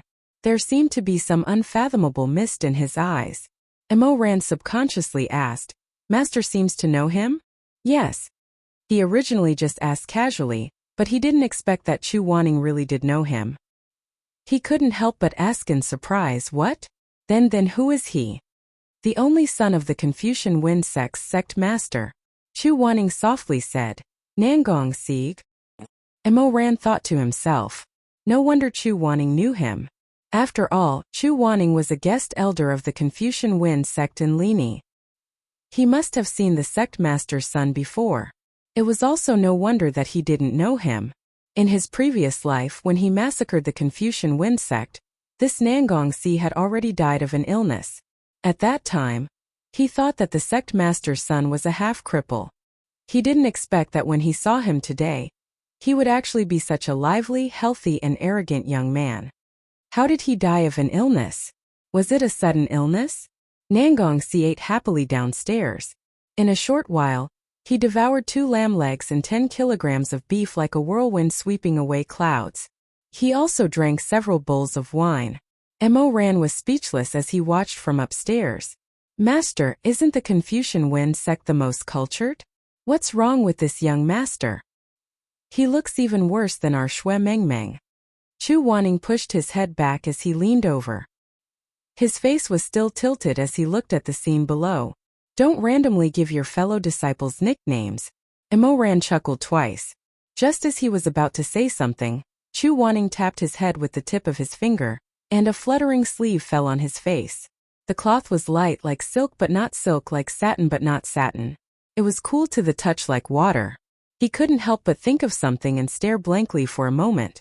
Just now in the room, he pulled on Chu Wanning's clothes in a daze. After tugging for a long time, he couldn't tear them off. He thought that Chu Wanning was wearing tight clothes. But now that he looked carefully at the material of the clothes, Mo Ran suddenly recognized that it was the icy mist silk, produced by the Kunlun Treading Snow Palace. The Kunlun Treading Snow Palace was the most aloof and reclusive sect among the immortals in the upper cultivation world. All its disciples entered the sect at the age of 5. After a year, they had to enter the Kunlun Holy Land to cultivate in seclusion. They could only come out when they formed their own spiritual nucleus. Although the spiritual nucleus came with them, the cultivation was just to summon it out. But this time was very long, usually 10 to 15 years. During this time, unrelated people were not allowed to enter. Therefore, the disciples' food and clothing became troublesome. The food was still okay because the Kunlun Holy Land was adjacent to the Wangmu Lake. The disciples of the Treading Snow Palace could go into the lake to catch food every day. But they couldn't weave their own clothes, right? Therefore, the icy mist silk was born. The clothes made from this silk were not only as soft as smoke, but also had a dust-repelling spell attached to them. They would not be contaminated by dust. Unless they were splashed with stains like blood, they did not need to be washed. But the most amazing thing was that the icy mist silk would change according to the body shape of its owner. This was indispensable for the disciples of the Treading Snow Palace. They entered the Forbidden Land at the age of 5 and could only come out at the age of 15 or 20. During this long time, from a child to a tall and handsome young man, the clothes made of the icy mist silk could grow with them, avoiding the embarrassment of not fitting the clothes. But why would Chu Wanning wear clothes made of this material? Mo Ran narrowed his eyes. Suddenly, a spark lit up in his mind. He suddenly felt that something was wrong. It seemed that he had thought of something wrong from the beginning. What was it? Sorry to disturb you. May I ask where the shopkeeper is? A youthful voice full of energy, but it was very kind and polite, suddenly interrupted Mo Ran's thoughts. Looking down, it was the group of disciples of the Confucian Wind sect who had appeared at the Shenyuan Pavilion earlier in the day. Their leader, Hizwa, was holding a sword. The hilt of his sword lifted the curtain and half of his body poked in. Aren't they Yi Wangshi's followers? Mo Ran immediately became spirited. The Confucian Wind sect had 72 cities, and the disciples usually did not know each other. As for Nangong Si, he was sitting alone in a private room with his back to the door. Thus, when the group of youths swept their eyes over the disciples in the inn, they did not recognize this familiar face. Yi Wangshi versus Nangong Si, this was going to be a good show. I'm really sorry. Tonight our inn has been booked. The lady boss hurriedly went over to greet them while secretly cursing herself for forgetting to lock the door. Immortal monarchs, please go to another inn to have a look. I'm sorry, I'm really sorry. The youth in the lead revealed an awkward expression. How could this be? I just went to look at the other inns, and they were all filled with people. We have a thin and weak girl here. She hasn't rested for a long time, so we want to find a better place for her to sleep. Innkeeper, I'll have to trouble you to ask the uncle who booked the inn whether or not he can give up a few rooms. I'm afraid he won't be willing. The youth bowed and courteously pleaded, Lady boss, please go and ask him. If he isn't willing, then forget it. Before the lady boss could say anything, one of the followers of Nangongsi at the table near the door suddenly slammed the table and stood up. He angrily said, What's there to ask? Get out, get out. Don't disturb our young master's meal. That's right. You're wearing the clothes of the Confucian Wind sect, yet you have the nerve to sleep with a girl. Don't you think you're shaming your sect? The youth didn't expect that they would misunderstand. In a flash, his face turned red and he angrily said, Fellow Taoist, why are you slandering others? My Confucian Wind sect is upright, so we naturally wouldn't do such a thing. This girl was saved by my young master out of kindness, so how can you speak such nonsense? Your young master? Nangongsi's attendant glanced at the private room and saw that the young master was still casually drinking his wine, seemingly tacitly agreeing to his actions of chasing people away. Thus, he relaxed and raised his voice to sneer. Everyone knows that there is only one young master in the Confucian Wind sect, so who is the one in your house? This humble one is Yi Wangxi of the Confucian Wind sect. A gentle and elegant voice came from outside the door. The youths all turned their heads. Young Master Yi. Yi Wangxi was dressed in black, and his handsome face seemed more delicate and pretty under the candlelight. He walked into the inn with his hands behind his back. Behind him was a woman wearing a veil, revealing a pair of anxious and gentle eyes. It was Song Chotong. When Mo Ran saw her, the veins on his forehead suddenly jumped. Enemies on a narrow road, how could it be her again? When Nangongsi's followers saw that the person who came was actually Yi Wangxi, they were all stunned at first, but then a few of them lost their cool and revealed looks of disgust. Yi Wangxi was the adopted son of the Confucian Wind sect's first elder, and belonged to one of the Confucian Wind sect's 72 cities, Dark City. As the name implied, Dark City was good at nurturing shadow guards. The sect leader of the Confucian Wind sect had originally trained him to be the next leader of the shadow guards, but because Yi Wangxi's foundation was not suitable for the shadow guard cultivation method, he gradually transferred to the main city and became the High Lord's right-hand man. Because Yi Wangxi was a shadow guard in his early years, he acted in a low-key manner, so very few people knew his name. However, the High Lord regarded him very highly. In these years, there were even rumors that Yi Wangxi was the High Lord's illegitimate son. Perhaps because of this reason, the real young master Nangongsi had always been at odds with Yi Wangxi. The young master did not like him, so how could his followers have a good impression of young master Yi? Originally, as juniors, they absolutely could not offend young master Yi, but this group of people were all Nangongsi's trusted aides and directly received orders from Nangongsi. Thus the atmosphere was stiff for a long time. Finally, there was a rough person who sneered and said, Young Master Yi, please go back. I'm afraid there is no room for you in this inn today. Young master, since they said there is no room then let's find another place. Song Chotong stretched out her slender fingers and pulled on Yi Wangxi's clothes. She said in a panic, besides, this place is very expensive. I really don't dare to ask young master to spend more money. Mo Ran heard these two sentences from upstairs and rolled his eyes. He thought to himself, this guy really has this weak and pitiful tone wherever he goes. First he tricked me and now he's tricking Yi Wangxi. Just as Yi Wangxi was about to speak, a huge white shadow suddenly rushed out from inside and attacked Yi Wangxi from behind. Song Chotong cried out in alarm, Be careful, young master. Oh, woo woo woo. Following a loud and clear howl, a snow-white demon wolf sprinted madly, circling around Yi Wangxi crazily. Everyone was silent. Yi Wangxi lowered his eyes and looked at the white-furred demon wolf that was as tall as 3 people, but was currently sticking to the ground and rolling around. He said in astonishment, Neo Beijin? This demon wolf was Nangongsi's mount. Because its eyes were as red as agate, its fur was as white as snow, and its claws had a touch of gold, it was named Neo Beijin. Since Neo Beijin was here, Nangongsi must have come as well. Yi Wangxi raised his hand and patted Neo Beijin's head. He looked around. Shah! The bamboo curtain was pulled aside by a hand. The sleeves were bright red, and there was even a golden thread wrapped around the edges. Half of his impatient face was revealed. Nangongsi had his arms crossed and was leisurely leaning against the side of the room. In his hand was a pot of soju wine. He glanced at Yi Wangxi and sneered, "Interesting. Why do I run into you everywhere I go? You're following me so closely. If we provoke others to gossip about us, where will I put my face?"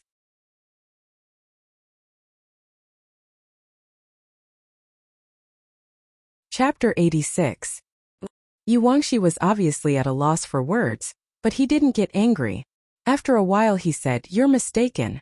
I don't want to follow you, but I was ordered by the Lord to come to Xianyuan Pavilion to buy something back." When Mo Ran and Chu Wanning heard this, they looked at each other. Xin Wu. Nangongsi shook the red clay wine pot in his hand, his expression gloomy. "Father wants to buy something, why bother you? Do you think I don't know how to do it for him?" See, that's not what I meant." "Who told you to call me that?" Nangongsi lowered his eyebrows, his eyes like lightning. "Young Master Yi, don't think that you can be so unbridled in front of me just because father was blind to get close to you. Don't you feel disgusted? I called you that because the Lord wanted me to. If you feel disgusted, you can tell him yourself." Yi Wangxi was silent for a while, then said, "What's the use of getting angry at me? Don't use father to pressure me." Nangongsi took a deep breath, slightly restraining his anger. His black eyes were extremely cold, just like the silver moon hanging high in the sky, filled with smoke. "Young Master Yi." He seemed to deliberately drag out these 3 words. "Father told you to call me Asi, but I'm afraid he misunderstood your position in the sect, but you should know your place. Don't open a dye shop just because I gave you 3 colors. You have to know, even if you dye yourself red and purple, born here, you can't stand shoulder to shoulder with me." Yi Wangxi's gentlemanly face seemed to flash with a trace of dullness. His thick eyelashes drooped down, and he quietly said, "Young Master is right, but this he has never thought of standing shoulder to shoulder with young Master." The change in title made Nangongsi feel slightly more comfortable. He raised his hand and gulped down a few mouthfuls of spicy soju, but he didn't get drunk. He then stared at Yi Wangxi for a while, snorted through his nose and waved his hand.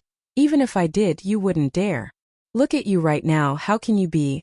He suddenly realized that there were too many people here and he almost said something he shouldn't have said. He suddenly pursed his lips, no longer speaking. On the other hand, Yi Wangxi, even if he suffered such humiliation, he still lowered his eyes, so no one could see whether it was anger or humiliation. He only gave everyone a calm and gentle face, 30% heroic spirit, 70% reserved. The atmosphere was awkward to the extreme.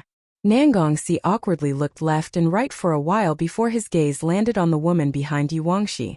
As if to cover up the mistake he almost made, he coughed and raised his chin at the woman, asking Yi Wangxi, "You saved her?" "Yes. Where is she from?" "Don't randomly save someone whose origin is unknown." "It's okay, Xianyuan Pavilion bought it." Nangongsi didn't care about the Xianyuan Pavilion's bidding, so he didn't bother to inquire. But when he heard that Song Chotong was bought, he couldn't help but be surprised. His originally lazy and perfunctory eyes suddenly sharpened, and he stared at Song Chotong's face. After a while he said, "Is this an enslavement bone or a butterfly bone beauty seat?" In the Xiuzhen continent there were only 2 kinds of people who could be sold openly. In addition to the butterfly bone beauty seat, the other was the enslavement bone. The enslavement bone was the child of a human and a demon. Because people were afraid of the demon nature of this race, once it was detected, their zhenqi would be destroyed, and their shoulder blades would be marked with a slave curse, making them servants. However, the price of enslavement bone wasn't high, and there was nothing rare about it. Generally, it was used to serve tea to the big sects, or bought by rich merchants to play with. Since it was sold by the Xianyuan Pavilion, it shouldn't be this kind of thing. "Sure enough," Yi Wangxi said. "It's a butterfly bone beauty seat." Nangongsi became interested. He bypassed Yi Wangxi, walked in front of Song Chotong, and looked at her in a circle. Then he frowned and said, "Why is this thing lame? Is it defective?" "She was injured when she was caught. She applied medicine, but it hasn't fully healed yet." Yi Wangxi paused. so we can't go far.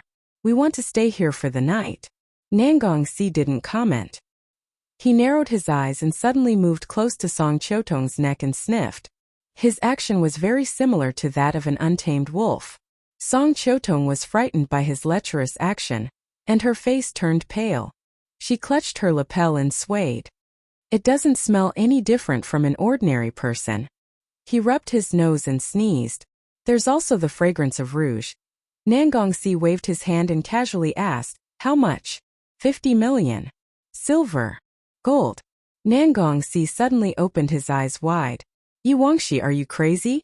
Do you know how many top-grade whetstones you can refine with 50 million gold? You fucking bought a woman for me? Do you think my Confucian wine sex money isn't money? I didn't spend the sex money. Yuangxi paused for a moment and then said, I didn't buy it for you.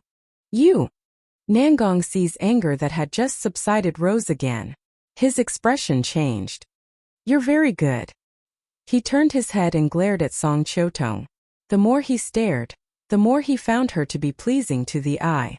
Especially the veil that covered her face. No matter how he looked at it, he was annoyed.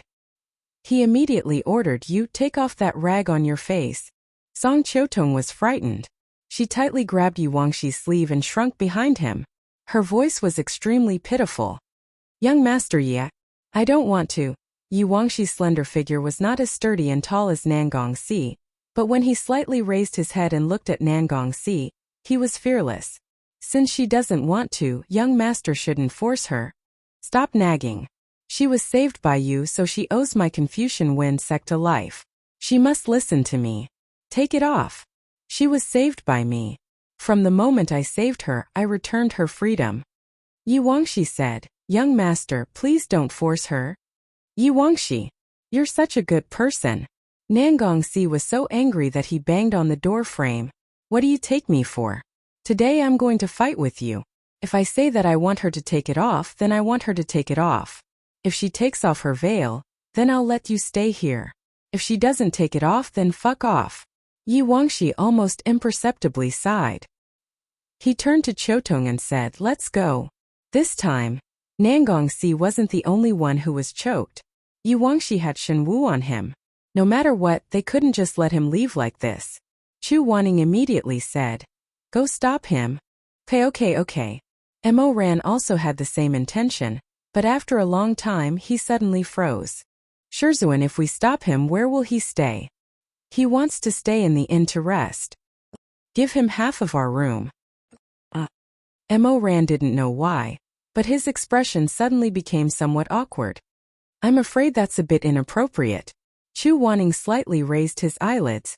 What's wrong? Shizun may not know, but it's best that the two of us don't stay in the same room as him. Moreover, he won't agree to it, because this Yuangxi, he's actually a... Just as they reached the critical point, they suddenly heard Nangongxi kick over a table.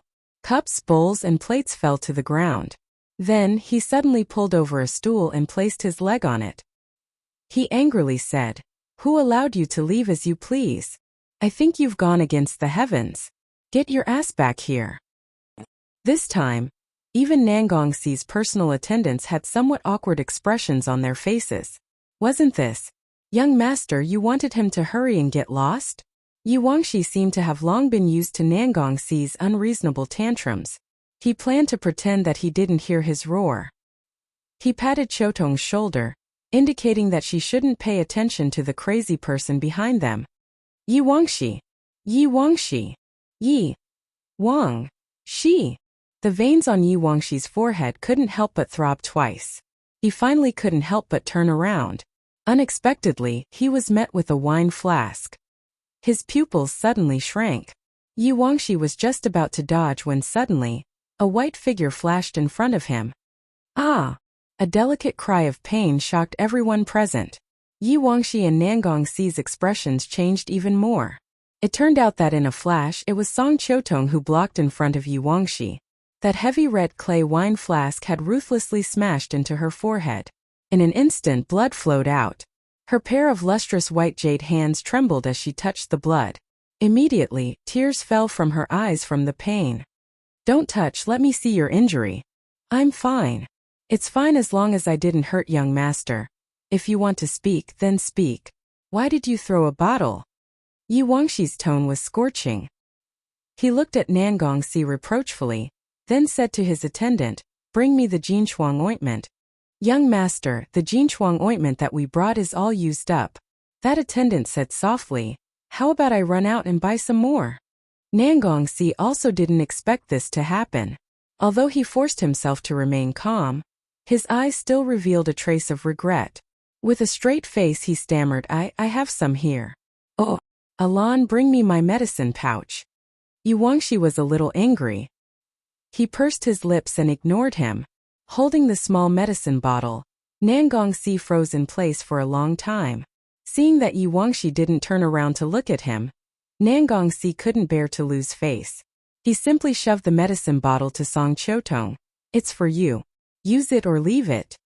Song Chotong was like a little deer that had lost its head out of fear. She first looked towards Yi Wangxi with trembling eyes. Seeing that he didn't stop her and only remained silent, she finally put away the Jinchuang ointment like she was trying to keep the peace. She even lowered her head towards the person who had injured her and said softly, thank you, Nangongxi. Nangongxi was stunned. He didn't expect that the girl he almost played with would actually thank him. Then, he waved his hand and awkwardly coughed, it's fine. That night, Yi Wangxi and his group finally decided to stay the night. In an inn, several candles flickered, and the stars were in chaos. Mo Ran sat by the window with his chin resting on his hands. He seemed a little absent-minded. It had been nearly 2 years since his rebirth. The progress of many things was very different from the progress of his previous life. Seeing the same people doing different things was always a little subtle. Song Chotong, Yi Wangxi, no return. These people and things that he couldn't have been more familiar with in his previous life all appeared once again in his life as time passed. However, in this life, he would never take Song Chotong as his wife again. As for Yi Wangxi, this person would soon become famous all over the world. He would become the second most powerful expert in the cultivation world after Chu Wanning. There was also no return. Thinking of this Mo saber that had accompanied him in his previous life, his heart was restless. Shizun, what's the matter? You've already been drawing this talisman for an hour. Why haven't you finished yet? It's done. As Chu Wanning spoke, he carefully dipped the tip of his brush in cinnabar, and made the last few strokes with the help of a lantern. An extremely complicated dragon appeared on the paper. Mo Ran leaned over to take a look. What is this? Rising dragon barrier, Chu Wanning said. What does it do? It can see all the traces of spells in the surroundings, big or small. If that mysterious person wants to test the essence of the spirit root with the divine martial skill, he must leave a mark on the weapon. Whether the appearance of this weapon is a coincidence or his careful design, we'll know immediately. Wow, why didn't Shizun use such a good thing in the Shenyuan pavilion? I'll awaken the rising dragon barrier. You'll understand when you see it. Chu Wanning pierced his fingertip and wiped one of the dragon scales. The little yellow dragon on the paper instantly overflowed with golden light, and its eyes and tail began to move flexibly. Chu Wanning said, are you a true dragon? A shrill voice rang out from the paper. That's right, that's right. I'm the true dragon. Why do you say that? Stupid mortal. Why don't you believe me? If you can jump out of the paper, I'll recognize you as a true dragon. What's so difficult about that? Just you wait for this seat. Heh. A golden light flashed, and a mighty little dragon the size of a palm suddenly jumped out of the paper. It shook its head and wagged its tail, bared its fangs and brandished its claws, and proudly flew around Chu Wanning. It made a ruckus and said, ha ha ha ha ha ha, I'm a big true dragon, I have many little secrets. I have many secrets, but I won't tell you, tell you. Chu Wanning used his clear eyes to coldly glance at the little loach. He covered it with his hand and expressionlessly said to Mo Ran, do you understand? I understand. Let go of me. You stupid mortal. You're messing with my whiskers. Chu Wanning raised his hand and rudely tapped its reverse scale, the one that was stained with blood. Shut up and get to work.